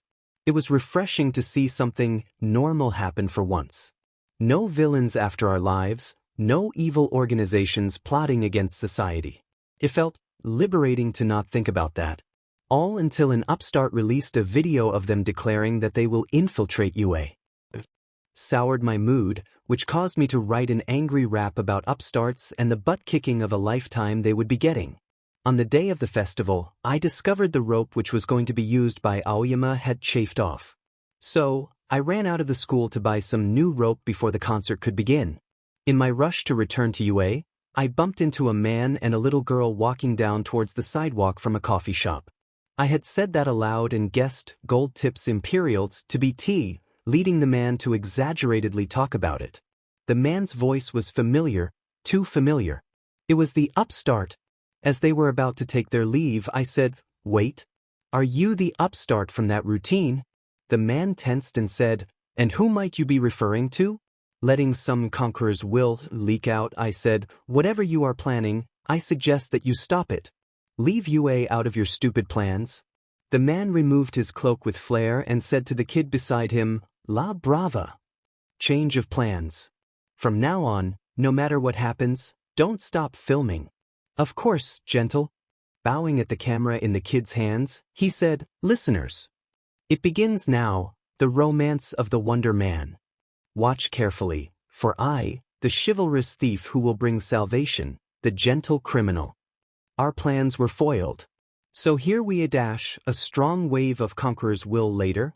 Dumbass criminals and their dumbass speeches. The said criminal was down on the sidewalk, twitching ever so slightly with foam leaving his mouth like that from a champagne bottle. "Brat, make sure you filmed that. What did you do to him?" I ignored the kid and called Ectoplasm, who replied with a promise for an immediate response. I looked at the kid who was trying hard to wake the upstart up and said, "It's no use. He won't wake up for hours. Just surrender when the police and heroes arrive." You know what? The kid also fell down next to the upstart. Better make sure they are captured. I looked at the camera that was still rolling and thought for a moment before saying, "You saw that, kids? Being a villain is bad. There's nothing cool about it. Don't be an idiot like these two." I returned to UA without any further fuss. It was time for the concert to begin. What am I to be? What is my calling? I gave up giving up. I'm ready to go. The future's left unseen. It all depends on me. Put it on the line to follow my dream. Yet tried all my life. I've tried to find something that makes me hold on and never let go. Oh, Hero 2, I am a hero too. My heart is set, and I won't back down. Hero 2, strength doesn't make a hero. True heroes stand up for what they believe. So wait and see. Then it was my turn. It's setting your eye on the hero inside, knowing you are fair to the game, knowing you've got what it takes to be tough no matter how rough life. Maybe I'm a hero, I know it. When my actions show it, it's because I'm a hero to me. What do they think of me? Who do they think I'll be? I could not care less. I don't want to know, am I doing right? Am I satisfied? I want to live my life like it's meant to be. Yet tried all my life. I've tried to find something that makes me hold on and never let go. Oh, Hero 2, I am a hero too. My heart is set, and I won't back down. Hero 2, Strength doesn't make a hero. True heroes, stand up for what they believe. So wait and see. People will judge for no reason at all. Yeah, they might try to say your dream's dumb. Don't listen, they may look down on me and count me out. I'm going my own way. They may look down on me and count me out. I'm a hero. I've got music. Hero 2. I am a hero too. My heart is set and I won't back down. Hero 2. Strength doesn't make a hero. True heroes stand up for what they believe. Yeah, I'll be hero 2. I am a hero too. My heart is set and I won't back down. Hero 2. Strength doesn't make a hero. True heroes stand up for what they believe. So wait and see. I have met so many heroes in my life. Gave me the strength and courage to survive. Gave me the power to smile every day. Now it's my turn to be the one to make you smile. The concert was a huge success and I had little complaints. Far in the audience, I could see Mirio and Eri. She was truly enjoying the concert. So much so that she was waving her arms high in the air and smiling with joy. My complaints vanished. Eri was free from the ghost of Chisaki. It was a memorable day. The League of Villains did not have Kurogiri anymore. Shigaraki's personal transport was captured elsewhere by Gran Torino while the raid at Shai Hasaikai's base was being carried out. Despite Kurogiri's capture, the League wasn't deterred in the slightest. They still had someone who could get them out of trouble. My search for the Quirk scientist brought some interesting results. Kyudai Garaki, the Quirk doctor whose hospital mother and I had visited when my Quirk had manifested. I had been researching entire careers of senior Quirk doctors. In such an advanced technological age, almost everything could be found on the internet. No matter which doctor's career I looked into, all had ups and downs in their files. All except one, Kyudai Garaki. From birth to the point he became a world-renowned Quirk doctor, his life had been perfect. Except the fact that he was quirkless. There was not a single blemish in his career. It was perfect. Too perfect. Perfection is idealistic. It's not true. Nothing is perfect. And if something seems perfect, then there are lies hidden beneath to make it perfect. I immediately picked my phone up and typed an email to Night Eye. Sir, there's a file attached to this mail. Please read it thoroughly. Perfection can never be achieved. If perfection exists, then it is false. Quirkinstructor.pdf. I did not receive any return mail. Just a text message that said, don't look into it anymore. I understood why Night Eye told me not to. Even though I had been doing all the searches incognito, there were ways to know who was searching about whom. My job was done. The doctor was under Night Eye's microscope and MST, our strategist like him, would choose the best time to attack. Meanwhile, I busied myself with further strengthening myself. All for One was being held in Tartarus and there was no other villain in Japan who could challenge me. But I didn't want to get complacent. As long as All for One was alive, the country and the world as a whole were at risk of anarchy. I had to get stronger. My teleportation ability needed further refinement. I needed it to be faster and ultimately include it into my fighting style. Along with that, I needed to channel my emotions the right way. I couldn't let them control my actions. I couldn't let what happened in Hosu City repeat itself. A hero's primary job is saving lives. Apprehending the villain is always secondary. The masses may dislike you for letting the villain go. You just have to keep saving lives because you are cursed with caring too much. I care. That's why I want to be a hero. A true hero is one who gives a DMN. Shigaraki, Kyudai, All for One. As long as I am alive, you'll never reach your ultimate goal. The weather was changing. With All Might having retired, Endeavor had risen to the top. He had changed. A little. With his goal achieved, he was less of a beach than he used to be. He was on the path of redemption. He came to light again with an attack from another Nomu in the city he was patrolling. There was something different about the Nomu. It could vaguely form words, which meant that it had some sentience. Along with that, the Nomu was stronger than any I had ever seen. Endeavor struggled a lot. It was truly a desperate battle for the new number 1 hero. Although he had help from Hawks, the number 3 hero, the battle proved to be Endeavor's toughest one yet. With a heavily injured face, he was finally able to finish off the Nomu. But out of nowhere, out came Dabi, a member of the League of Villains. Hawks and Endeavor were gassed out. They were too injured and exhausted to fight another villain. When Dabi attacked, He was intercepted by Mirko, who had seen Endeavor fight and had made her way to the city in order to provide assistance. With her there, Dabi chose to run away, and just like the time at the bridge, he managed to get away. In the aftermath of the battle, the response from the public was mixed. The disappointment was clear as day. Heroes had yet again failed to stop the League and only managed to get a Nomu. The continuous failure of heroes was weighing down upon the masses. It was just a spark. But the effects of All Might's retirement were beginning to show. Public distrust in heroes was beginning to show. Alright, today will be a busy day. Everyone, suit up your hero costumes and come to Athletic Field Gammon. Soon, we arrived at the field. So totally pumped for this. Aren't you cold, Hagakure? Totally freezing. Toughing it out, huh? As everyone talked about the changes in their costumes and their winter variations, I was staring intently at Katsuki, who was staring back at me. You've got something to say to me, nerd?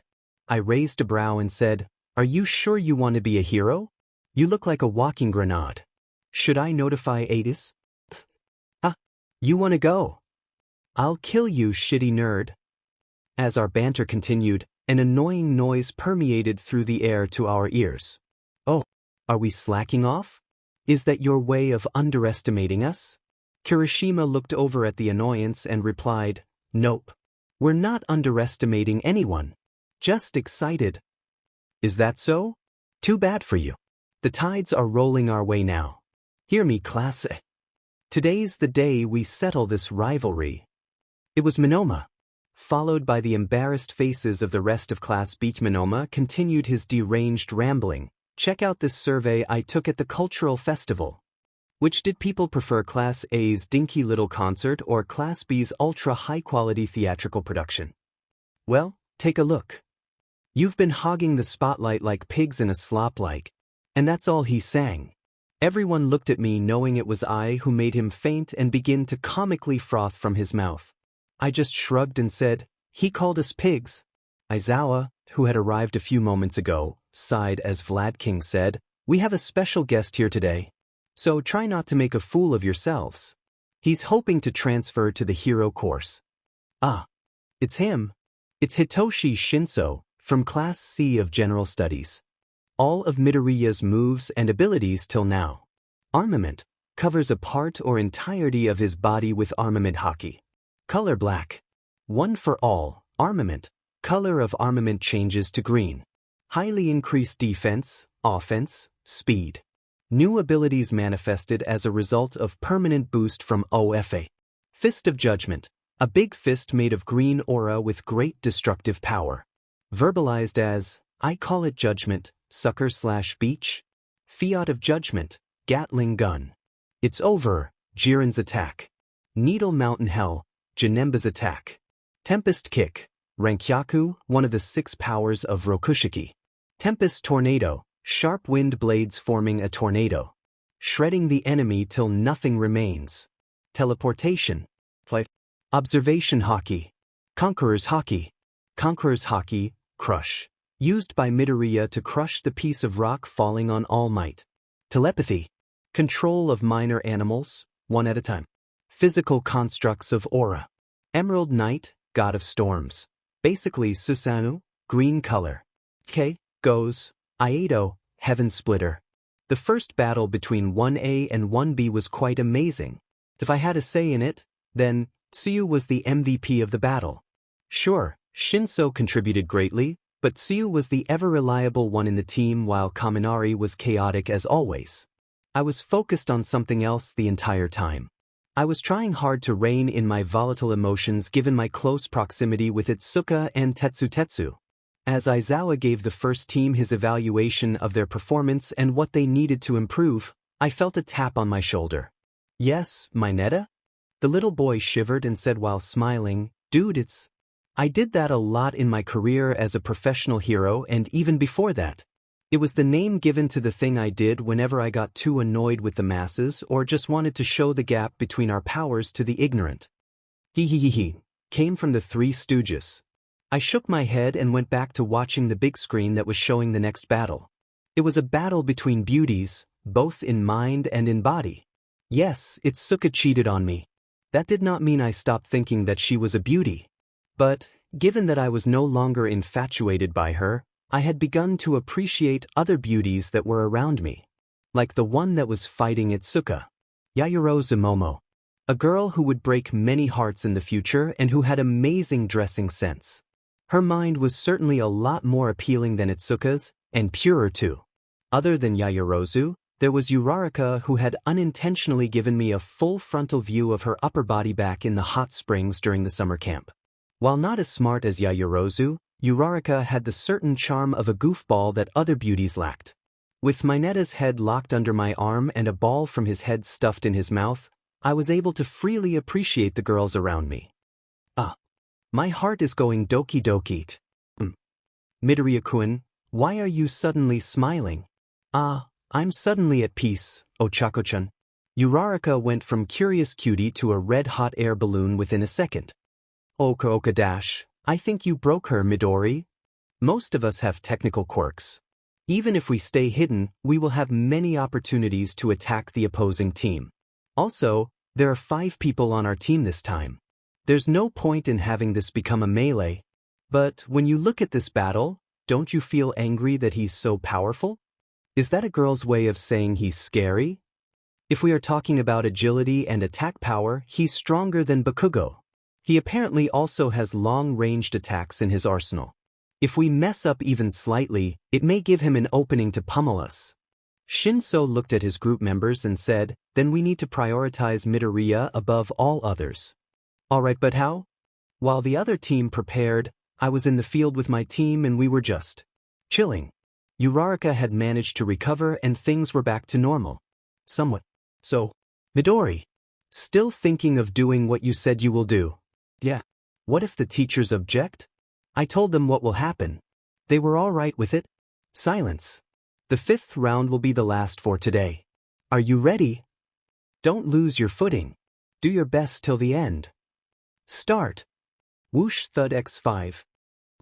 Team AS. 1. In just 1 second. Thanks to Midoriya. As everyone stared in my direction, I just said, what else were you expecting? It was an anticlimactic end to an annoying day filled with moments of bliss and peace. After the battle trial was over, Aizawa declared that Shinso would be joining the hero course next year. The boy was disappointed with his performance, to which Aizawa reacted by giving him a brutal dressing down. Sometimes, the odds are so against you that you can do nothing about it. What will you do then? Shinso had no reply. You will still face the odds and try your very best to save civilians. Running away is simply not an option for a hero. It may seem irrational, but walking the walk is a hero's job. Remember that. A hero who runs away from a villain and abandons the civilians to the villain's mercy is a disgrace. We entered a routine after that day. Classes and hero training was the norm. 1B became a lot more friendly with us after that battle trial, and my pain over being cheated on by Itsuka gradually lessened. As winter rolled in, I began waking up dark and early and making myself a cup of latte. My new routine did not go unnoticed, and soon, I was joined by none other than Uraraka. We would just sit in silence and drink our coffee or talk about something absolutely random. I did not mention the hot spring incident again, as it made her red and hot like lava, but there was this tension developing between us. I'd wait in anticipation for her to come to the common area every morning. The slight nervousness that I would sometimes feel as my eyes would linger on her for a moment longer, the sweet agony of the closeness of our bodies as we sat on the couch, the slight rise in my heartbeat, and the heat that rose in me much more frequently during those months. It was pretty clear what was happening to me. The icing on the cake. I could sense similar things happening with her. Even if it was winter, it felt like spring when I'd be close to her. I tried to create distance between us, fearing something similar happening with her as did with Itsuka, but I just couldn't bring myself to do so. Slowly but surely, the flower named Ochako had blossomed in my heart, bringing life to that which had withered away in the harshness of betrayal. The comfort of normalcy was much welcomed. But, along with the comfort came the edge of not knowing what the villains were up to. Silence is always followed by noise. Stability is always followed by chaos. The balance had shifted, which meant that chaos was going to come with a ginormous bang. I tried to talk to Night Eye and inquire about his investigation into Kyudai's career, but there was little he could tell me as the communication method was not safe. Better be safe than sorry. I could tell the heroes were close, but I didn't know how close. As December ended, Todoroki finally got his provisional hero license. I did my winter internship with Endeavor to finally settle the beef we had with each other. Let me start with saying this. You were a douchebag and I unapologetically hate you for what you did to your own family. The only difference between you and those abusive American husbands who beat the shit out of their wives and children when drunk is that you are Japanese and did all that while you were sober. That makes you worse than those losers. I am trying to change. I am trying to be a better man, a better father, a better husband, and a better hero. I deeply regret what I did in the past. Everything you have just said is true, even though it was very crass. I nodded and said with disgust, you tried to sabotage my internships after the sports festival out of pettiness. Yes. And I deeply apologize for doing that to you. I kept staring into his eyes and said after a moment, I present forward that we act neutral towards each other and act like two professionals. It will take time for me to give you any modicum of respect. You have a long way to go. Your son is my friend and he seems to be getting more comfortable with having you as his father. That gives you the benefit of the doubt. Agreed. That was how we settled the beef. Talking like men. Not fighting like hooligans. I focused on the telekinetic aspects of Conqueror's wilts during that internship. Blocking fire and ice without using barriers, crushing cinder blocks and concrete, weighing bodies down to make them fall. Kinda like focused increase in gravity or atmospheric pressure. Also, I trained my teleportation to become faster and easier for my head. The difficulty was that I'd feel dizzy after teleporting too many times too quickly. It gave me vertigo. For the first few times. I bypassed that by using will of observation instead of my eyesight to keep track of where I teleported. I spent my mornings meditating and sensing everything around me. My choice to do so in the mornings was deliberate. I did that in the evening once and the result was highly disturbing. I wasn't a voyeur and couples tend to get frisky and tickle each other a lot with different body parts in the evening. My body had fully adapted to one for all. So, what I boosted will of observation with OFA, its range went off the charts. Also, the sheer power of Conqueror's wilts increased to the point that I could crush a station wagon to the size of a soda can. The biggest result of my training. I had found Shigaraki. I rushed towards the training room where Endeavor was by himself and barged in without warning. Endeavor! The man was busy burning a bot to crisp as he turned around and said, "Don't you know how to knock? I found where Shigaraki is hiding. You need to call in an urgent meeting with other heroes and the police chief." I thought it would be the final showdown. But it was only the beginning. It was quite a gathering. All Might, Nedzu, Endeavor, Hawks, Best Jeanist, Edgeshot, Mirko, Kamui Woods, Wash, Crust, Ryukyu, Gang Orca, Eraserhead, Gran Torino, Night Eye and all their sidekicks were present. Then there was little old me, shaking in my boots, awed at all the heroes. It really did not help that Mirko was there. I had done a lot of stuff in my room with her in mind. Oh, how I wanted her to choke me with her legs. Anyway, I cursed my teenage mind. It was a serious situation. Midoriya, everyone is here. Now say whatever you found out. I nodded and said, ever since All for One was captured, I've been wondering who was creating all the nomis for Shigaraki. It couldn't be the man himself as he's not sane or smart enough. So, I figured it would have to be a scientist, a geneticist, or a bioengineer. A specialist who had done extensive research on quirks. A senior quirk specialist. I did some research on the internet and found one quirk specialist with absolutely perfect record. I immediately got suspicious and sent the file to Sir Night Eye so that he can look into it. His name is Garaki Kyudai. So, you think he has been working for Shigaraki? Do you have any proof? I shook my head and replied, it was just a suspicion. Until now. Everyone leaned forward as I said, I found where Shigaraki has been hiding. I trained my sensing skill, trying to increase the range and found him under a hospital. It's Jaku General Hospital, in Jaku City. Guess who founded it? It's Garaki. He's also the head of the hospital. That caused a lot of eyes to widen and brows to rise up to the hairlines. The heroes then began to discuss plans to raid the hospital and arrest Garaki and Shigaraki. Night Eye immediately banged his hand on the table and said, "We cannot launch an all-out raid on that hospital." "Why is that?"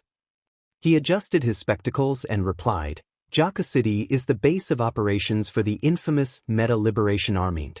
That caused an uproar among the heroes. It's still active and is led by a man who calls himself Redestro, after the alias of their founder, Destro.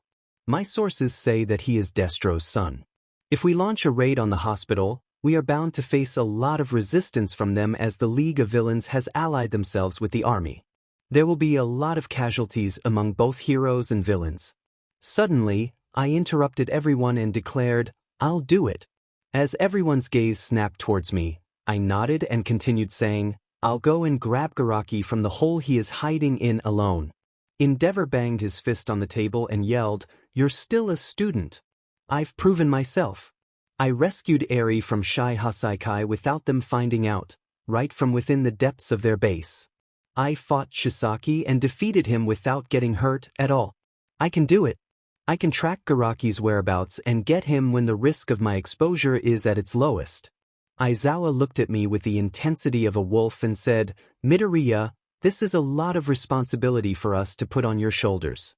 You're still a student, that too a first year. Despite how capable you are, we cannot put this much burden on you." He was right and I understood why he was saying that. But I was adamant. "Sensei, please let me do this." Young Midoriya is right. All Might's voice pierced through the noise. Age, gender, or size does not matter. It's the capability of the person that counts. Young Midoriya has proven, time and again, that he is very reliable despite being a student. At USJ, Hosu, the summer camp, Kamino Ward, the raid against Shai Hasaikai, the confrontation against the League after that and now. I have my faith in him. Trust my word for it, he can do it. All Might's confidence in me was enough to convince the rest. It was decided. I was going to get Garaki. The preparations were made. A group of carefully selected heroes were gathered at UA as backup if there was any retaliation from my attempt. Along with them was Tsukachi Naomasa and his police squad, ready to make the arrest. But I was going to be alone on the mission. We couldn't risk exposing the plan to the villains, so the police in Jaku City was kept in the dark. Once everything was ready, I closed my eyes and disappeared in a flash of green. Meanwhile, in Jaku City, Garaki was on the rounds, checking if everything was all right. He couldn't wait to see the progress he had made with Shigaraki. The boy had surpassed his expectations. Even though Garaki thought that Shigaraki's dreams were childish, he had proven his conviction to the old man. It was hard for him to see All for One's defeat and subsequent capture. Garaki had been a sincere friend to him, and it was only because of All for One that Garaki allowed Shigaraki to use some of his nomus. It was going to be a while before Shigaraki's body was ready to handle the strain of the quirk All for One. It was a slow process, but surely he was getting there. As he walked towards the room where Shigaraki lay sedated, a sudden flash of green brightened up the passageway. The next thing he knew, something touched his head, and within the next instant he was surrounded by some of the best heroes of Japan. "Well, that was easy," I said as I looked at the panicked old man. For an evil genius, he was surely losing his composure too quickly. Naomasa then said to Garaki, "Garaki Kyudai, you are under arrest for professional misconduct, medical malpractice, and crimes against humanity." Yek. I frowned when the old man pressed a button on his watch. The next thing I knew was chaos. Nomus appeared from absolutely nothing and an all-out battle ensued. Should have incapacitated him before bringing him here, was my thought as I blasted a Nomu away that was going for the doctor. "There's no way I'm letting you get away, Garaki." If the situation wasn't so chaotic, I would have laughed at the man's reactions. I didn't know what else he had up his sleeves, so I did what I thought was the best decision I'd ever made. I used Conqueror's Will and attacked Garaki with it. He fell on his back like a bag of cement. A green sphere to prevent anyone from grabbing him, and his escape was prevented. Now I can focus on the nomes that are able to talk. Yeah, the nomes were sentient.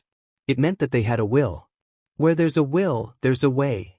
I blasted the nomes with the full force of Conqueror's will, and it disoriented them so much that all of them fell down, clutching their heads in pain. The heroes then made quick work of them. But I was still vigilant. I had mind will of observation active just in case something unexpected occurred. That's exactly what happened. A scenario that no one had thought of. I immediately removed the sphere that encapsulated Garaki and shouted, "We need to get to Jaku City immediately." It's a whole army of villains rising to arms. What do you mean by army of villains? There are tens of thousands of them. And they are gathering near Jaku General Hospital. We need to evacuate the city. I'm going. Midoriya. Wait. I did not want to waste any time in arguing with the heroes. There were a million people who could be attacked and killed at any moment. I appeared high in the sky above Jaku City and spread my senses to get the exact location of every civilian and policeman.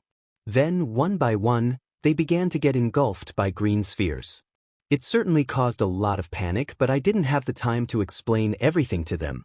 The villains had already seen what was happening and they were on the warpath to Jaku City. None of them are dying today, not on my watch. I pushed myself with an animalistic roar and teleported all the civilians away at once. Back at you, more than 1 million people suddenly appeared and were gently placed on the ground before the spheres around them disappeared. The people were panicking, but the heroes and the police were already working on explaining the situation to them. Endeavor yelled, "That crazy brat is all alone in Jaku City. We need to go now." While they were rushing to mobilize the majority of the heroes of Japan to Jaku City, I was down in one of the streets, breathing heavily and clutching my head from the pain. Teleporting 1 million people at once was too much for me. Despite that, I couldn't allow the villains to disperse and wreak havoc all over the country. A behemoth had risen from the ground and was speeding towards Jaku City while the rest of the villains were left in his dust. I created a massive dome of aura that caged all the villains except the behemoth. I flew towards the approaching behemoth and with a yell, I released a wave of Conqueror's will that was enhanced by One for All. It was a devastating attack. More than 70% of the villains fainted from the attack while the rest were on their knees. One for All, God of Storms. I wasted no time and immediately released my will, allowing it to manifest into the giant warrior that had made its appearance during the Shai Hasaikai raid.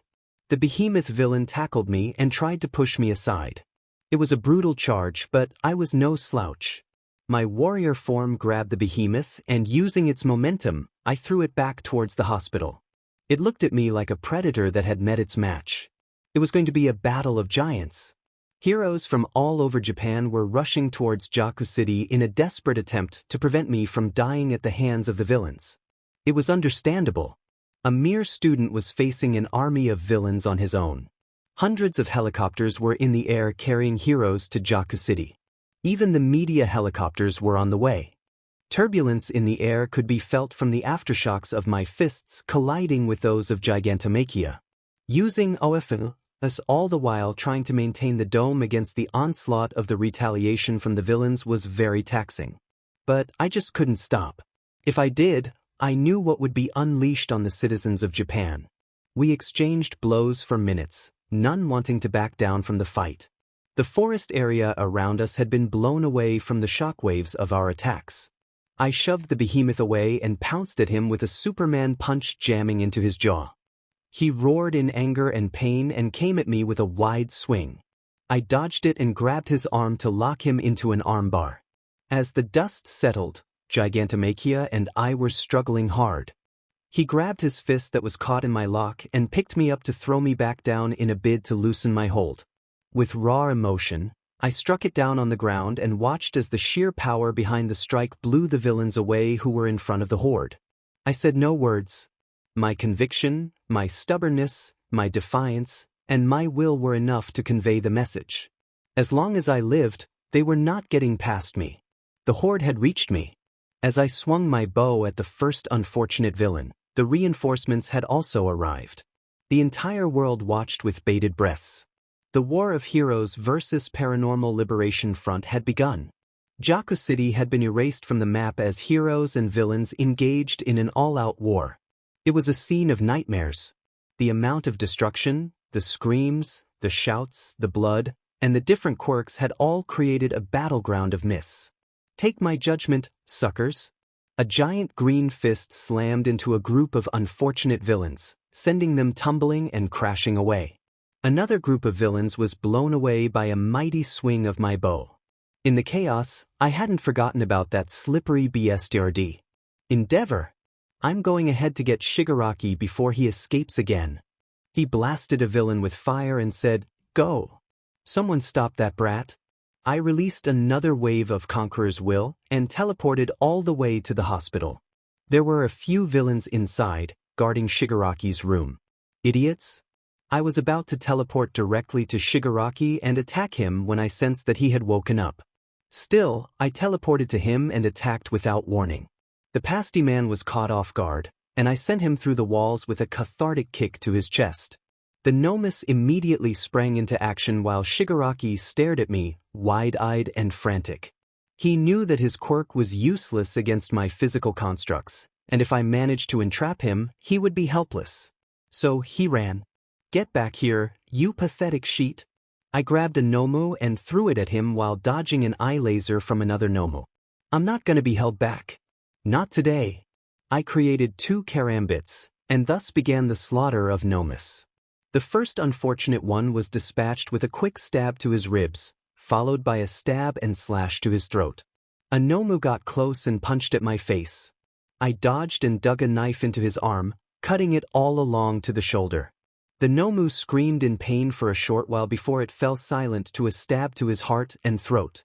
I dodged another laser that struck the Nomu behind me and blew his head up. Glaring at the Nomu who had attacked me with the laser, I teleported right in front of him and minced his torso before gouging his eyes out with the karambits and ending his misery by pulling his trachea out. Shigaraki, who had seen the slaughter, was terrified out of his mind, and he ran because his life depended on it. I was not going to kill him. Unlike the Nomus, he was a human. Heroes do not kill humans because it was frowned upon. Suddenly, an army of lookalikes came rushing at me with no regard for their lives. Twice, real name, Bakugou. He's a DMN annoyance. I had no time to waste on his clones, so I dispatched them with a wave of Conqueror's Will. I then made quick work of the rest of the Nomus, splitting their throats and cutting their hearts, breaking their necks and spilling their brains before teleporting to Shigaraki and slamming him down on the floor. I slammed his face against the hard concrete again and again until he was a bloody mess and barely awake. He lifted his arm towards me, and I yanked it out of its socket and crushed his forearm with a sickening crack and crunch. When I was about to knock him out, a portal appeared under us, and I had to get him away. I thought Kurogiri was captured. They have another one. Another group of Twice clones appeared, and while I destroyed them, Shigaraki tried to use his quirk on me, which caused me to throw him away from reflex. A hot stream of fire was hurled at me by Dabi, who had just arrived at the underground lab. Twice, "Get Shigaraki away from here," he yelled. I snarled and said, "Get the F out of my way, you Endeavor wannabe." Dabi suddenly gained a deranged countenance and shouted while attacking me with fire, "You just had to compare me to him, didn't you? Do you even know the true face of number 1 hero?" I was not going to dignify him with an answer. Of course, I knew what a douchebag Endeavor used to be. I merely teleported behind him and grabbed him by the hair before slamming his head into the floor. Thingy villains and their deranged ramblings. I battered his face with my elbows, undoing the staples on his face and splitting it open. He then attacked me with fire, and I had to get away. "Just stay down and get arrested like a good little dog." Dabi snarled in pain and anger and attacked again. I ducked under the fire and teleported right in front of him. "It's over." A glowing fist rammed into his gut and knocked all the air, bile, and whatever he had eaten out of his body. It was too much for him, and he fainted. Now, where did that pasty but walking corpse go? The said pasty but walking corpse was about to step through a portal. I was about to go and stop him when I sensed that Gigantomachia had woken up. His fist was about to squash a group of heroes. My disappointment was immeasurable. A hero's primary job is to protect. Shigaraki had escaped with a lot of injuries. I ground my teeth in frustration and teleported in between Gigantomachia's fist and his would-be victims. With an angry roar, I created a giant hand that intercepted his fist, preventing the deaths of heroes. Midnight was among them. He was going to kill Midnight. Further angered by the events, One for All, God of Storms once again made its presence known to the world as the gigantic warrior rose from within me, pushing Gigantomachia's fist back with raw power. The behemoth roared and punched at me with his other arm. I dodged and grabbed it before flipping him over my shoulder, far away from the heroes and the villains. It was OFA's versus Gigantomachia. Round A battle between two giants is quite a sight to behold. The sheer strength behind their blows is enough to decimate buildings. Our initial exchange involved a ton of punches and headbutts. I dodged all of his wide swings while I bashed his gut in with a well-timed body blow, followed by a devastating liver blow. It was so powerful that my fist seemed to dig halfway into his body. But he didn't recoil from the pain. I got very suspicious because of that. A liver blow is an extremely painful attack as it directly hits the liver. It's an attack that can incapacitate even the hardiest of individuals from the sheer pain that it causes. Shrugged it off and bludgeoned his face with my elbows so hard that his nose caved in and it was a bleeding mess. He roared and charged at me with his arms raised, his muscles roaring with power, ready to maul me. I stepped aside and raised my leg to bring it barreling down to thwack the back of his head. I could vaguely hear the buzzing of the helicopters in the background. Our fight was being broadcasted all over the world. I grabbed Gigantomachia in a rear-naked choke. The behemoth flailed about to free himself, but my hold on him was too strong. He tried to hit my head with his elbow, but he couldn't as I kept dodging the blows. He finally managed to grab my head and pounded the side of my head with his boulder-like fists, forcing me to free him. That bought him a moment of respite from the onslaught of my attacks. Gigantomachia got up and banged his arms on the ground and charged at me with aggression. As he speared my body, I dug my feet into the ground and ruthlessly bashed his back with my elbows. While I was certainly damaging his body, as it was evident from the large bruises over his kidneys, the beast was not letting go of me.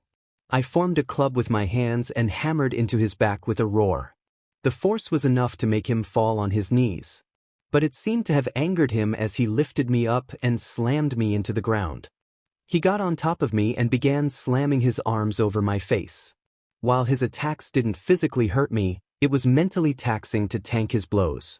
I grabbed his face by the side and bashed it into the ground, followed by an elbow to the back of his head. He didn't seem to feel any pain like I had expected him to in our earlier fight. There's only one way to deal with someone who feels no pain. I was going to asphyxiate him while dealing as much damage to him as I could so that he wouldn't be able to get up again.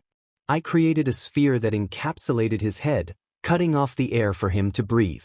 Gigantomachia knew that if he didn't break the sphere, he'd faint again, so he roared and bashed the sphere with his fists. I did not let him do that for long. I grabbed his arm and pulled him towards me. I then rammed my knee into his chest, followed by twisting his arm and pulling it out of its socket. Then, I clobbered his triceps hard with my elbow while putting pressure from his forearm.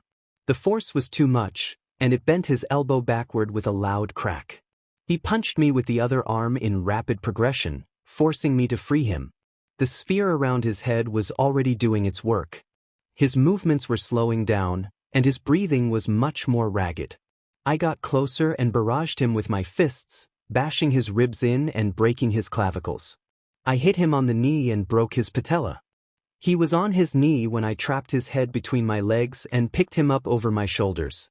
With a cathartic yell, I whammed him into the ground, knocking all the air left in his lungs out of his mouth. Finally, after such a brutal fight, Gigantomachia was defeated. He had fainted. The rest of the villains were much easier to deal with for the heroes. I was way too exhausted. All of these disappeared in a show of bright green embers, and I slowly lowered myself to the ground. Physically and emotionally drained from the eventful day, I used Conqueror's Wilts for one last time, pushing all of my remaining strength into it. It was enough to overpower the remaining villains, and they fell like Skittles one after the other. The heroes had finally won. Most of the villains were captured and arrested while a few had managed to escape while I was busy dealing with Shigaraki and Gigantomachia. Shigaraki, Dabi, and Spinner were among them. Twice had been killed by hawks. Mr. Compress was captured, along with Redestro, Trumpet, Geaton, Slide and Go, Gigantomachia, and around 17,000 members of the Paranormal Liberation Front. I had vowed to not let anyone die that day. But I had failed. Eel Boy, Native, Funk Man, and many other pro-heroes were killed in action along with a score of villains, some from injuries sustained while some during the battle itself. Because of my quick action, the lives of millions of civilians were spared. Despite the deaths of our comrades, it was an overall win for the heroes. Later that evening, prisoners from 7 different prison facilities were broken out by Nomus. The worst of all, Tartarus was destroyed. All for One and a number of the worst humanity had to offer had escaped from captivity. I had thought that the worst was behind us. I had thought that with the battle over, Shigaraki would be easily taken down and crime would be reduced to an all-time low. How wrong I was.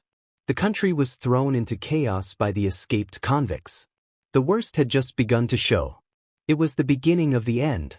I was so terribly exhausted after the battle that I was in a coma for 4 days. And in those 4 days, the country changed for the worse. With so many convicts on the loose, crime was at the highest ever since the dark era of quirks, when all for one reigned supreme. Villains prowled on the streets attacking innocent civilians at their whims. Such a rise in crime also caused a rise in vigilantism. Local groups had risen to arms against the villains to defend their localities. Their trust in heroes had waned drastically. It was because of Dabi, who had revealed the corruption of the Hero Public Safety Commission after hijacking a broadcasting station and the failure of heroes in stopping the villains in time. All the while the villains caused mayhem, Shigaraki and All for One were nowhere to be found.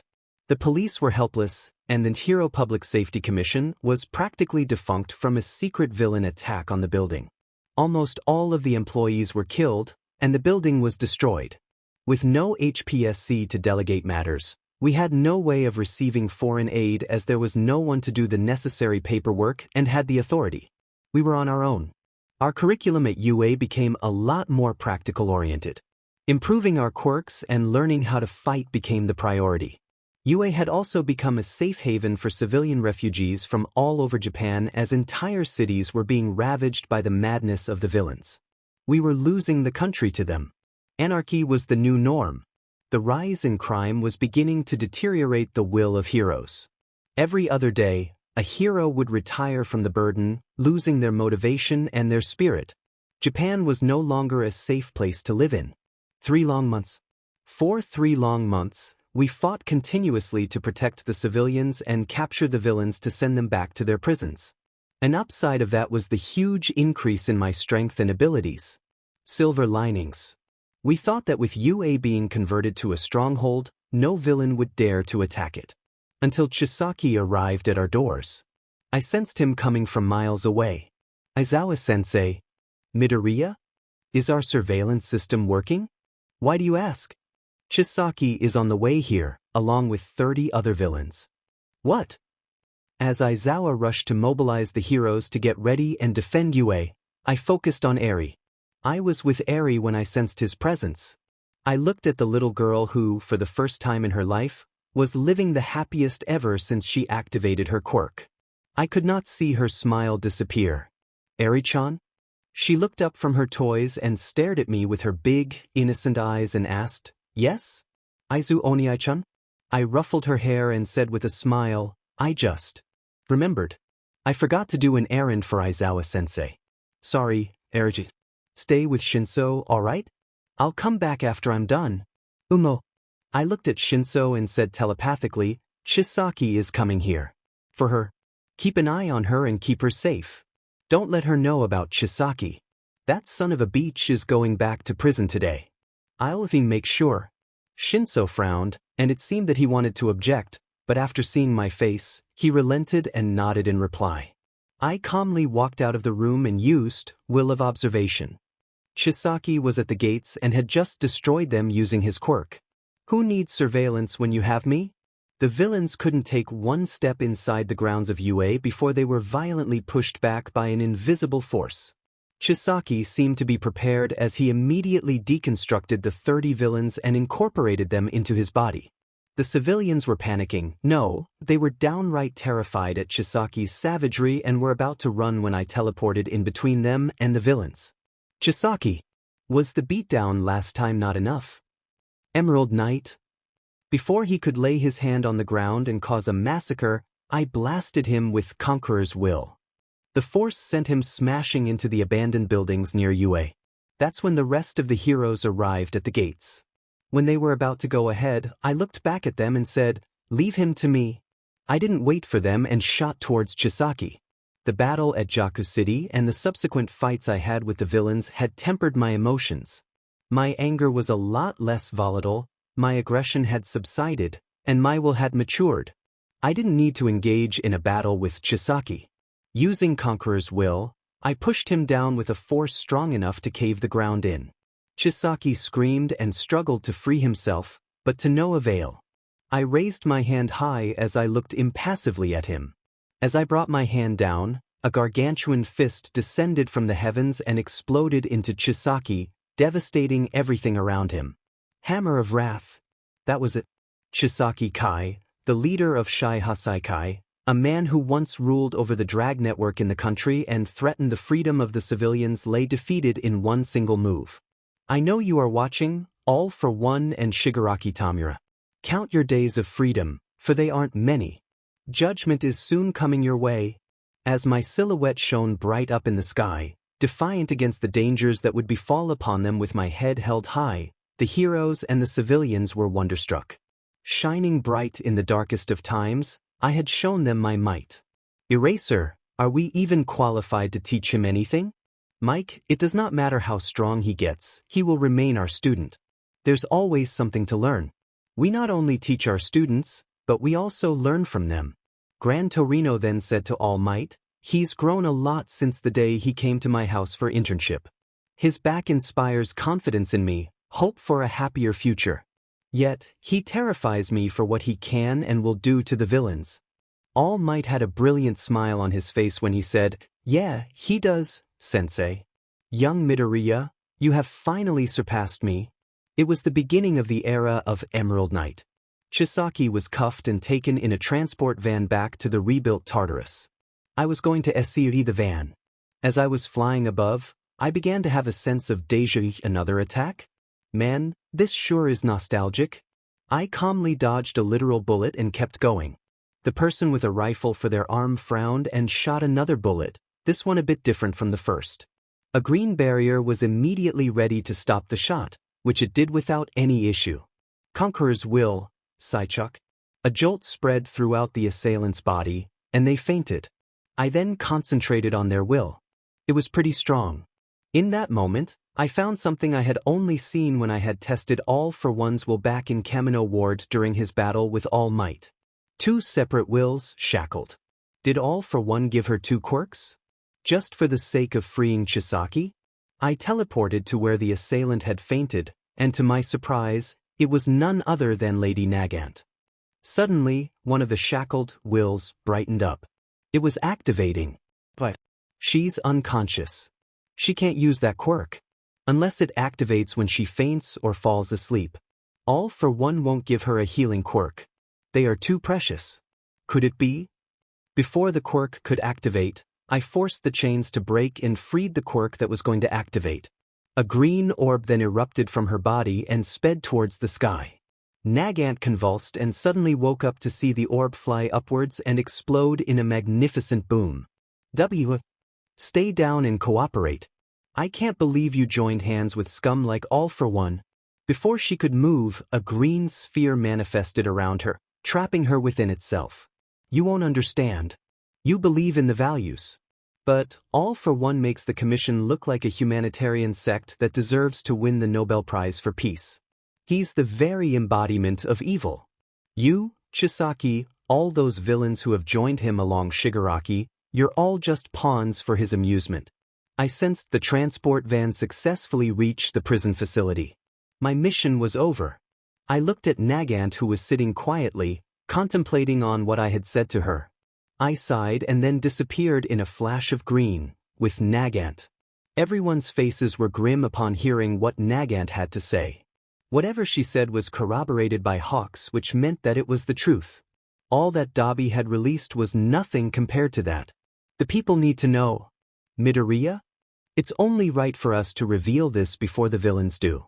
The commission was corrupt and their actions created a fragile society built on the image of heroes that was bound to implode in the future had All for One and Shigaraki not been there. All Might then said, young Midoriya is right. The truth should come to light. Our society is failing. The idea of heroes has become too idealistic, which was the reason behind the Commission's attempt to maintain it.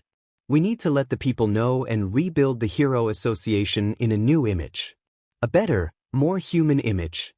Netsu then popped out of Aizawa's capture bandages and said, I can arrange a press conference. But there's a high chance that the villains will interfere. So, first we get All for One and Shigaraki. Then we dismantle the Hero Association. As the heroes were discussing the plans, I thought back to what had happened with the quirks that All for One had given to Lady Nagant. A quirk given to someone in such a way leaves an imprint of the original user's will, which means that the given quirks will always be separated from the user's will. All that has happened in the past year, the USJ attack, the attack in the forest during our summer camp, and the intel about Chisaki being sent back to prison, everything points towards a mole. A mole planted by All for One. He must have set some contingencies in case the mole betrays him with a self-harming quirk. I once again used the combination of observation and conqueror's will to test the wills of everyone at UA. And out of hundreds of thousands of people, one person stuck out like a sore thumb. Disbelief, anger, and finally acceptance. I went to where my classmates were, and when Katsuki saw how serious I looked, he asked, what happened? I said loud enough for everyone to hear, I know who the mole is. What? Who is it? I looked directly at them and said, tell me why. Aoyama. W what? And Midoriya. I can tell, Aoyama. Burdened by everything that had happened, the boy couldn't stop himself and tears rolled down his face. Aoyama, tell us this isn't true. If Midoriya-san hadn't detected you out, what else were you planning to do? My classmates were in disbelief. Aoyama had been through everything with us. He lived with us, ate with us, laughed and cried with us. It was so painful. All this time. It took every ounce of my willpower to prevent me from exposing myself. I was crushed by immense guilt. I did everything to appear brave. When All for One was captured at Kamino, I thought I could finally be like everyone else. I just wanted to protect my mother and father. I didn't want to let them die. Midoriya-kun. The USJ incident, the training camp. I helped them, Midoriya-kun. I'm a scumbag villain. His parents were soon made to appear engulfed in green spheres. So that Aoyama did not use his quirk out of desperation, injuring someone and worsening his situation, I encapsulated him too. As his parents looked at the crying Aoyama and the somber looks on everyone else's faces, they understood that they had been exposed. Absolute fear surfaced on their faces as they began to lose their minds over what All for One would do to them. Lady Nagant, who was still in the room inside the sphere of her own, looked worried and shocked at what was happening. Then the Aoyamas began explaining everything to us. How their son was quirkless and how he was ridiculed for being different. How they got into All for One's clutches. Once you have something to do with AFO, there's no escaping him.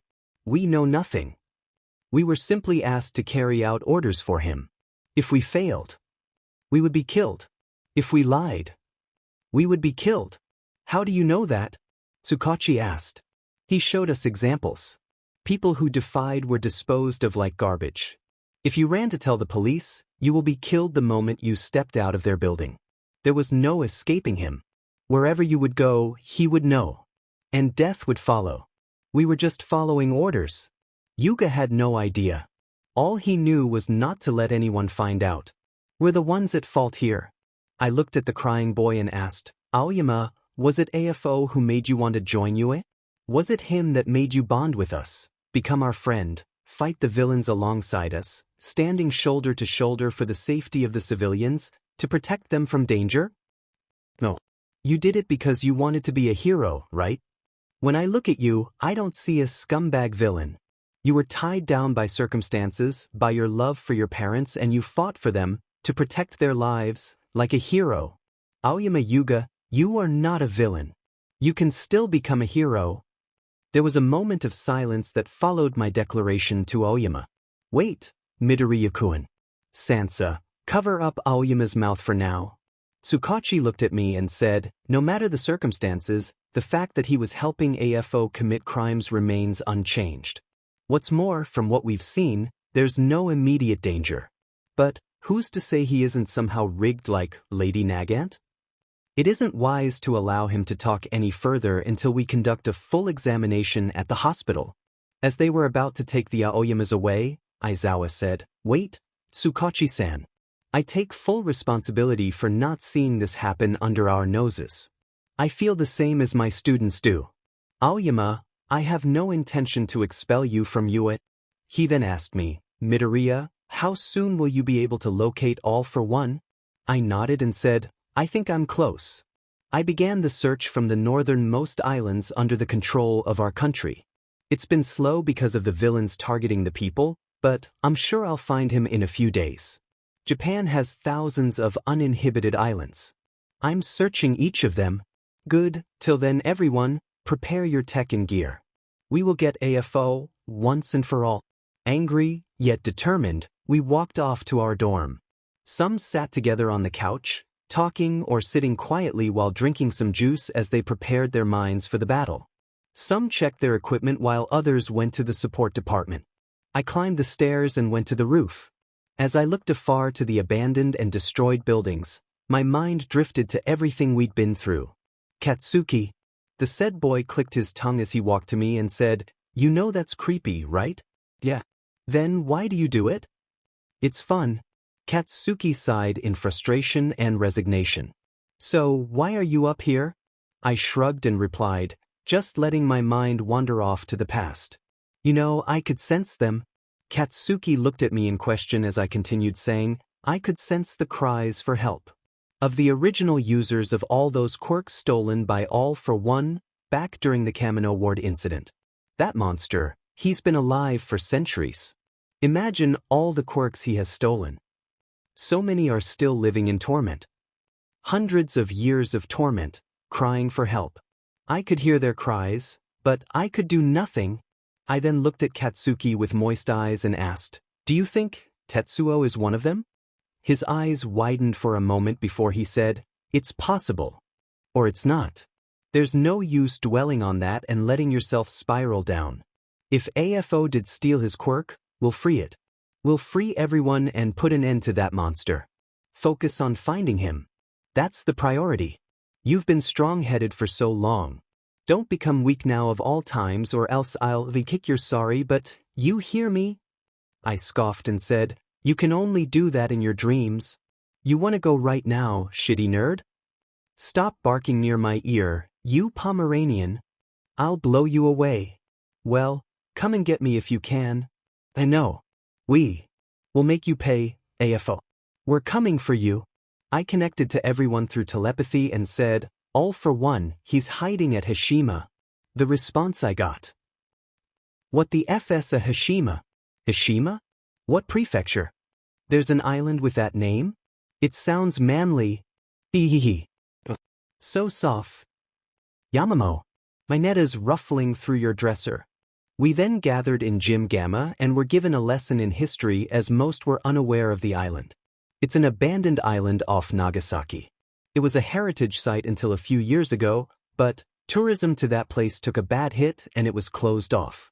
The government even tried to refurbish it, but the buildings there are far too weak. Midoriya, how many villains did you sense on that island? A background noise of Kai. Not my ball. Not my ball. Crack A was heard that was soundly ignored by literally everyone present. I looked at Tsukachi and replied, the island's very isolated and has underwater coal mines. It's going to be tricky fighting the villains in such a place.